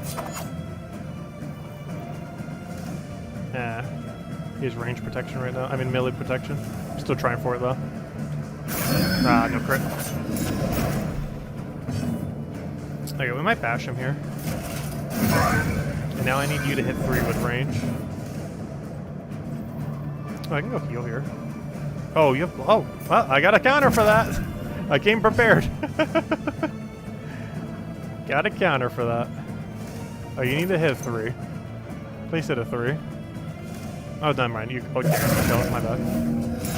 Dead. And dead. This we can get a stress heal before him. Perfect. Oh, but you had to get more stress to begin with. So it's not really a stress heal, is it? Because we don't get to do bolster beforehand. We can rely only I can get a 1 heal here, though. other. Get that 1 heal. Oh, this is kill him already. 25. I'll take it. Okay, now let's go prepare for the final fight. Let's make sure everyone's equipped, has the right abilities, everything. Alright, boss time. Investors. Okay, so, organization time. You're fine, you're fine, you're let's see. Yeah, we don't need any relic changeouts. Everything's running correctly. You got your blind and speed. You have damage and extra turns. Oh, though you can't really heal. I actually do need to trade this out, though we don't have any. Oh, well. We kind of scrapped all of our other relics already. I forgot, you can't actually use this on the final fight. Well, kind of. If someone uses a heal on you, that could still give you an extra action. If we healing salve on you. So that's actually still value. You just can't use your grave thing because there's no tombstone things. But anyways, let's go get everyone their items for battle. So you probably want to stress heal. You want to have a heal probably. You probably actually want the stun break one. But then again, you're probably gonna be the one attacked the most. I'm gonna give you a heal as well. We'll give you the stun break. I just hope you're not the one who gets stunned. There we go. So we have a heal, stress heal, stun heal, and technically daze heal, though I don't think they do daze, only stun. And there we go. And we need to keep our relics because we need that for the blind. Not sure we'll get much value out of it, but better than not.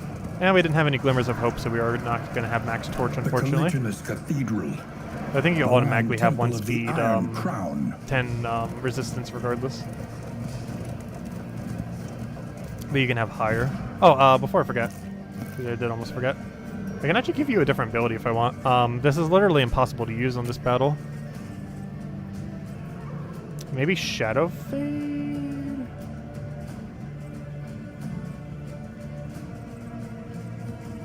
I wouldn't want you to have a movement with no other movement, though. This one ignores Death Blow, but there's nothing that has Death Blow in this game. Moving back is interesting. But we don't want you to be in last slot, necessarily. Oh! I can force them to attack ourselves after we've gone stealth. Problem, though, you can't go stealth because your only stealth move is, failed. Never mind. That would be good otherwise. I guess throw dagger? It's not really that worth it, but there might be a situation where it comes through. They don't have dodge, though. And they also don't have guard.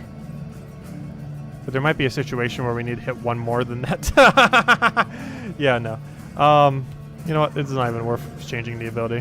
What if they randomly have a newfound grave? No, there's just nothing worth using here. It just requires you to be stealth, and we can't stealth. I don't feel like they do anything to really reposition us. She's going to become last slot, so we could maybe do lunge. Lunge is nowhere near as good in this game, though. It's even worse value than Pick to the Face. Though it's not upgraded, though. I might need to double check what lunge upgraded is. Because gosh, is lunge upgraded not good? I guess we'll just keep it as is. Okay, I think we're good to go. Let's go fight the final boss then. Or at least of the beta, anyways. For what they currently have developed. The brain.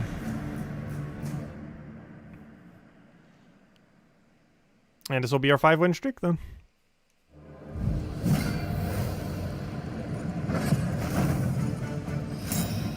And this will be the only run that we do today for it. Alright, what are we locked on first? Stress lock, that's fine. It's like one of the least consequential ones to be stressed on, or blocked on initially. Alright, who's our first target? Based on this layout, I kind of want to go for first slot.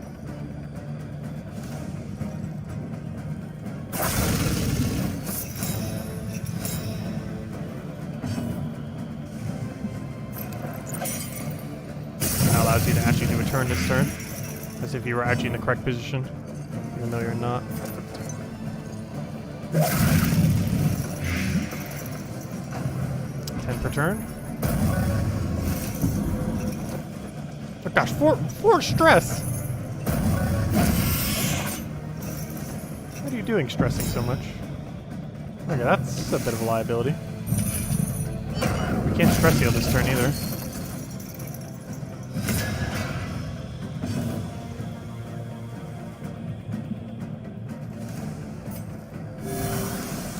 We can heal though. Oh, that's not what I wanted. Hold the line. Because I need to move Plague Doctor back into position.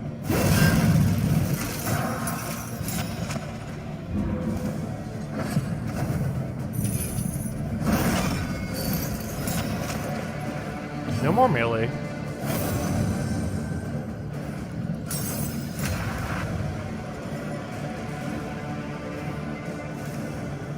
Oh, this also gives speed. I didn't even realize that. Probably gives 2 speed for 3 turns. It doesn't say how many turns though, it just says 2 speed. Interesting.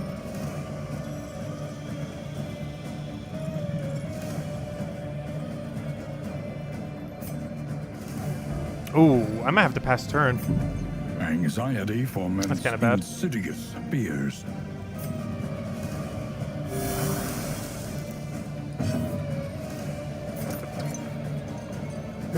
Oh, you didn't crit off of that and wasted the thing. least got a crit. Lowest roll, too. Alright, 14 damage. He's almost dead. Does anyone need a healing salve? I should probably wait. Tempted for a retribution here.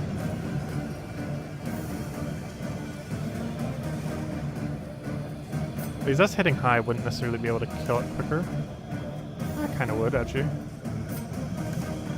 I didn't mean to bolster. Oh, actually, do we want to bolster? No, we're not stress thing anymore. We could actually bolster then.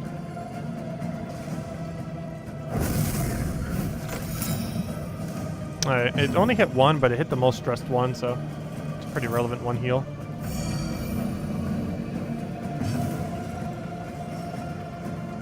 But I'm not sure what they're going to do about like balancing how items work for Final Fight. Because you can literally just stack, like you just hold for almost the entire time, just whatever good items you need. I didn't keep the Glimmers of Hope though, I probably should have. But because we literally only found it once the entire run. But because like hold the core items you need, and then like shuffle them around so you could just like buff up like crazy beforehand. Because you can use Glimmers, you can use max heals, you can de-stress everyone to 0 before you reach the Final Fight. And then just have 4 slotted for Final Fight. Also, does this fight just get like harder or something? Why on earth are they hitting so hard all of a sudden? We really need to secure this kill. Right, we're range locked right now. This fight's being really annoying compared to normal. I feel like they did update some balance in this game. Because this run felt a lot harder. Not sure if it's just because how the run went or because of RNG and everything. Or if they actually did tweak stuff. But this run felt a lot different. We didn't even have our 4th stagecoach upgrade until we were at the end of the 3rd zone. Like pretty much at the final boss.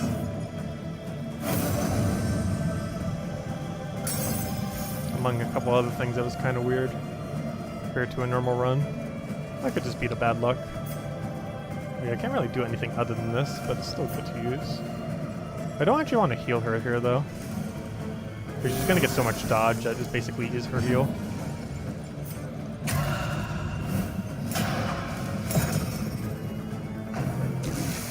You're automatically dead already. I don't even need to worry about you now. Oh, I got an item for that. I prepared.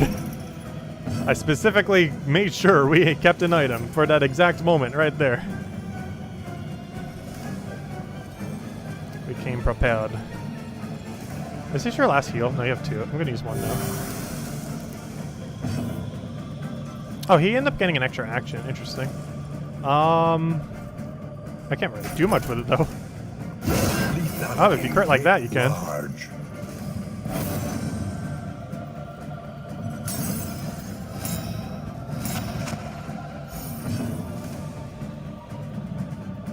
I want to save the other healing salve for a very desperate situation. I want to make sure both the 2 people who have healing salve keep at least 1 healing salve unused for an absolute last resort. Stress locked again. Oh yeah, they both only have 1 left. What's your blight resist? 50? That's the one with the highest blight resist. I gotta target it though.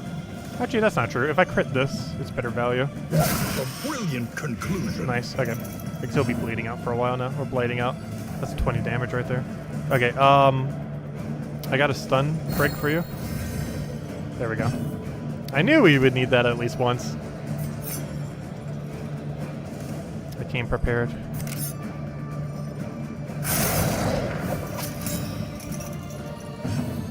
Alright, time to play whack-a-mole.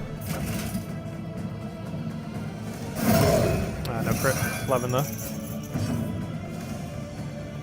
Yeah, you're the one that would have really high blight resist. I kind of just want a double blight backline. I don't have ounce of prevention up yet. I think it comes up next turn. Because I really need a stress heal. Although we couldn't stress heal this turn even if we had it.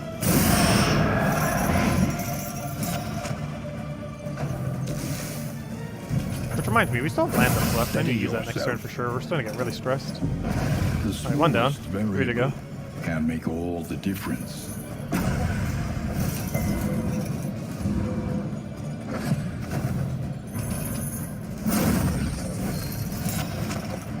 Which one was that again? Health lock. Oh, that's concerning. We haven't taken a death on the boss for a while. Actually, have we ever died on this boss? I'm trying to think. We might have actually never died on this boss. Like every time, I know every time we've reached this boss, we've won. I just can't remember if we've ever taken a casualty on this fight. I know we've never lost this fight before. But I'm not sure if we've ever lost a unit on the fight. I don't think we have. I'm not 100% certain on that. But I know once we've reached this fight, we've never actually lost it. I know for sure, because we've been on the win streak every single time since we've first got here. Let's see. We still have the one backup healing salve, right? So we can't heal this turn. Which is actually really concerning that that's the case. Also, you can't pickaxe either based on your location.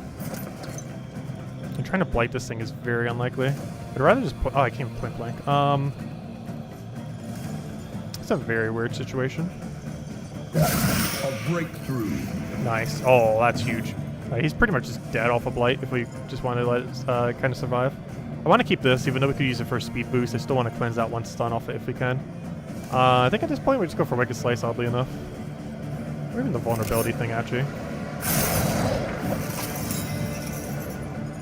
And now we get a Man and Arms poke on it. Oh, don't kill her. Good job. There we go.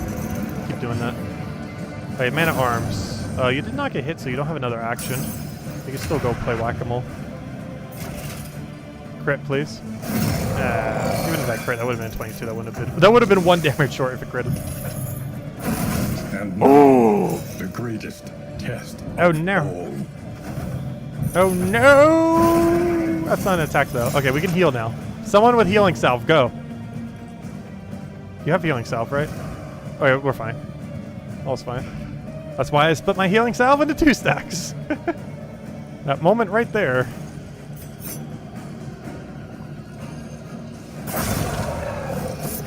Okay, I don't think he can lock HP anymore. So we're pretty much safe for the rest of the battle. Because worst comes to worst, Plague Doctor has all 3 of her heals still. Okay, you have to go do that. Dragged back from Technically, we didn't have to do it right there. We have all of our turns beforehand, but still. Makes the most sense to do it on you. We want to do at least 10 damage to you. That is half that much.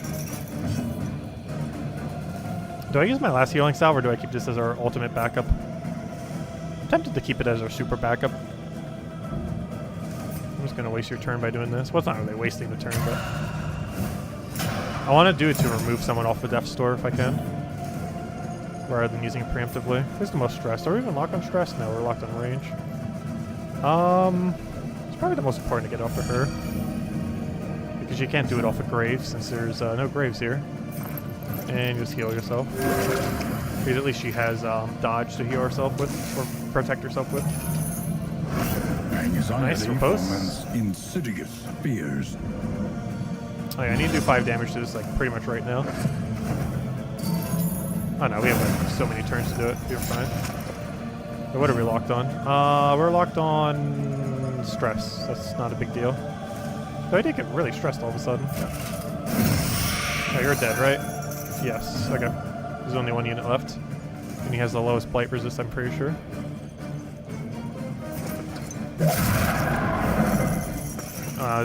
Apparently it still wants to resist, though.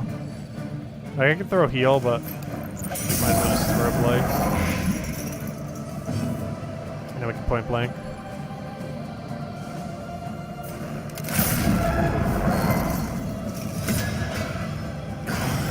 Alright, 1 left. And just for the sake of it, though I'm pretty sure it won't matter. Let's just Retribution so his attacks go on that if they can. I'm not sure if he has anything that hits first slot, but if he does, he will be forced to have to hit that. Who is our tankiest one on our team. And we get every action before he goes. We won. It's over. We make him vulnerable. Throw down a Guarantee Blight because it's going to consume that for a Guarantee Blight. Unless we want to stress heal for the fun of it. Because we can. Let's make sure we're fully healed for the non-existent battle that's after this. And then you whack. And you better win with a crit. we can rely only upon each other. Come on, let's see that juicy crit right here. Let's just for the fun of it, let's throw a heal. A little help impeccably Come on, let's crit. timed. We still win even if it doesn't crit, but it'd be a lot funnier if it does. We have a super high chance. That'd actually be more surprising if it doesn't crit because we're at a 60% chance. And it still managed. Oh no, that does crit. There we One go. less obstacle in The our number was kind of path. cut off. There we go.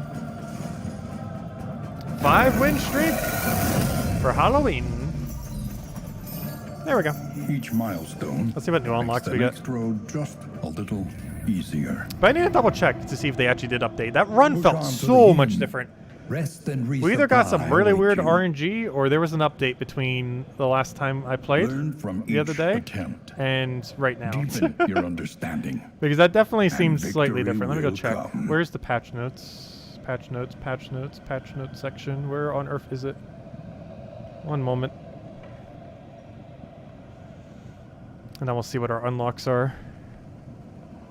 That's a really strange run if there was no patch. Because that felt so much different. There's like a lot of subtle things. Oh, let's see. It could just been weird RNG though. Where on earth is the patch notes? I know there's a thingy for it. Server news, game news, roles, other things. Gosh, where on earth is... I can't find it. I know there was one. Oh, let me see. It might be under one of these sections. 1 second.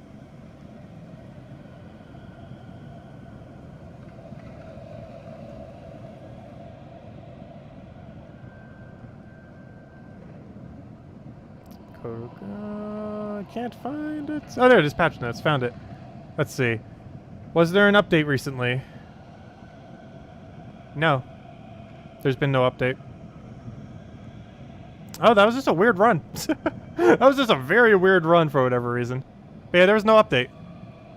It was just the weirdest run I've probably ever seen. I've never seen Stagecoach get into the final area with like 3 total Stagecoach upgrades found. And a few other weird things. I don't know. But yeah, 3 Stagecoach upgrades going into the final area, basically. Well, technically we had 4, but we put the last one in after the fact. Oh, we got a better version of the Stagecoach heal. That was, honestly, they're probably going to nerf that. That Stagecoach heal feels very, very strong. I guess it's a good way to not need necessarily a dedicated healer. Like, you wouldn't need to necessarily worry about your heal abilities as much, but you still need it. But yeah, we had the 20% version of it. And this is a 30% version. So it has a 30% passive healing rate. And then greatly increases passive traveling heal. And we had the 20% version with a normal increase. And this one is 30% with whatever greatly increases mean. Because we had that from turn 1. Like, we got it from like the very first crate in the area. It was pretty strong. A -5 stress. Oh, wow.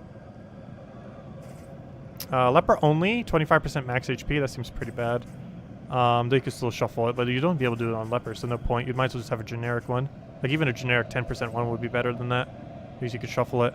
33% D's resist for Plague Doctor only. Isn't that the same thing it had in Darkest Dungeon? That's kind of funny. Except I think it was 40% in that game. And there's also a common trinket. And this is also useless. And we got the 20% version of the stress thing, which is actually kind of good. If you're taking a lot of those battles and you need someone who needs to not stay stressed, to have a 20% protection against horror is kind of good since every area has a cultist. So that could be okay. And we got a few more trinkets. I mean, perks. Actually, only 2 of them. 15% damage. Gain on hit, either 25% chance to get 1 stress, and Gaunt, minus 20% damage taken. Not sure what Gaunt means in either of those 2 sections. Plague Eater. Oh, maybe it's a enemy type? Plague Eater, 15% extra damage against Plague Eaters, I assume? Oh, I think that's a type of unit. I'm not sure what Gaunts are considered. Plague Eaters are that one blight area. That one's pretty obvious. But it's the same concept of the other one we just unlocked. Interesting. Also, we get to see the rewards we get for 30 now. Oh, what was this? Death Blow resist until next in. Ooh, that's actually really good. I feel like they might nerf Death Blow a little bit resist in the game. As far as player-owned ones. It seems really hard to die even when you get to Death's Door. Oh, there we go. Like, if you have 95% Death Blow resist, this feels so high. But anyways, we're not doing another run, but I do want to go check, Gosh, how do I do the thing? There it is. I want to see what our next rewards are for 30 because we can actually visibly see them now. We can't see further than that though. So at our next level, we get clear all skill cooldown. Whoa. That's actually pretty good. So you can use it on someone that has a really long cooldown on a really strong ability, and then just do it again. Oh, that's another item to hold for the final boss. Gosh. You could probably only stack 1 or 2 of these though. I highly doubt it stacks further than 2. If it stacks only to 1, I don't feel like you would use it. If it stacks to 2, this is a really strong thing to consider keeping until the final area. Because that means you could double stress heal the entire team. You could double heal, you could double do a very strong attack that would have like a cooldown otherwise. Because anything that has like a very long cooldown, like the main one I would think of is the ounce of protection thing that Plague Doctor has, because what, 3-turn cooldown? And you could do it once, get a stress heal on everyone as a protection, do it again to get some stress heal protection, and then boom, you're good to go. If you're able to stack 2 of them, 3 turns in a row, you could do a stress heal. Meaning with 2 of these in the final area, you could do a 3 stress heal in 3 turns, while also giving like 1 billion resistances to everything, if you didn't already have them. Which would be very strong, assuming it even stacks to 2. Hellion has a chance to get some extra crit thingy at the start. And this is a generic one any of them can get that has basically the same thing at lower percent, but for anyone. It's a more generic version. And then Hatreds of Pillagers, which I'm pretty sure are those like little, those other units, like those human-like units. I'm pretty sure. It's interesting. We're starting to get the ones that allow us to do more damage to all the different typings. Interesting. Hatred of Swine. Oh, that's for that other area that we almost never go to. Ever since it was glitched, they have fixed the glitch with it. But ever since that glitch, I've like never went back there because it literally soft-locked our game. They have since fixed that glitch. However, I haven't bothered going back just because my first experience there was getting soft-locked. So I was like, I'm never going back. It also doesn't seem that worthwhile to do it. It was a really weird layout and everything. I'm not sure exactly how long the area is. But I'm pretty sure just doing the normal areas seem better with how many more pathing options you have to choose from. It goes all the way to 50. So theoretically, once we hit level 35, we have everything that's currently in the beta, not counting all the perks that you can have. The quirks that you can find, both good and bad. Because 35 is currently the last slot where you get something that you can actually find, not counting quirks. Oh, Slayer of Cosmic as well. There's a lot of things that count as Cosmic in this game. Most notably, the Occultists, if I'm not mistaken. Also, I'm pretty sure the final boss as well. In probably every area. Which is kind of convenient. Because I'm pretty sure those lockets were considered Cosmic. I'm almost near guaranteed. Anyways. So, that will probably wrap it up for now. 5-win streak.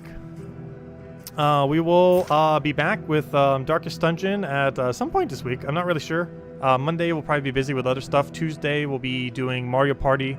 Wednesday I might do Age of Calamity. I'm not sure. Wednesday, Thursday I'm still not sure what on earth we're doing. Thursday is actually my birthday, so I'm not sure if I'll be streaming. Or if we might have a variety stream. I'm not sure what my plans are. We'll probably still stream on my birthday. Who knows? Maybe we'll just do a variety stream on Thursday. I'm not sure. We'll do something then. We might just do a variety stream of a bunch of stuff. We've been kind of dabbling in a bunch of different games lately, so that might be a good day to do it on. And just do it on our birthday then. So I'm not sure what we're doing for Wednesday then. Because I know for sure we're doing Mario Party that Tuesday, and Monday we'll probably have no stream. Or at least no midday stream. We'll still have our Gems of War stream at night. But anyways, guys, speaking of that, we'll have our next Gems of War stream in 3 hours from now. As we always do, every single night. Mostly just wrapping up the Halloween event and everything. Aside from that, hope you all have a wonderful week. Probably with, I guess Darkest Dungeon we'll do next either on Wednesday or during the variety stream. We'll definitely do it at some point in the variety stream on Thursday for our birthday then. And we'll go from there. And then on Friday, Animal Crossing DLC is coming out, and we will be playing that like non-stop. But I kind of want to try to get to at least 35 in this game before we level 35 before we do the Animal Crossing DLC. So between now and then, I really want to get like 2 more flawless runs in, ideally, like we just did, but hopefully quicker. I felt like it was a little bit slow on that one, but it's mostly because of the kind of bad luck we were getting along the way. That was a really weird run. Probably the weirdest win run we've had. Like, it didn't have any chance to lose. There's just a lot of weird things I've never seen before. Like, so few parts dropping for a cart. Anyway, unfortunately, we only got 1 glimmer all the way at the beginning and never saw it again. Which normally you can end up picking up another one at some point off of RNG. But oh well. Anyways, guys, I'll catch you guys later. Thanks for stopping by. Best of luck with everything. Hope you all have a wonderful Halloween. And I'll catch you guys soon. Goodbye, everyone. Thanks for watching.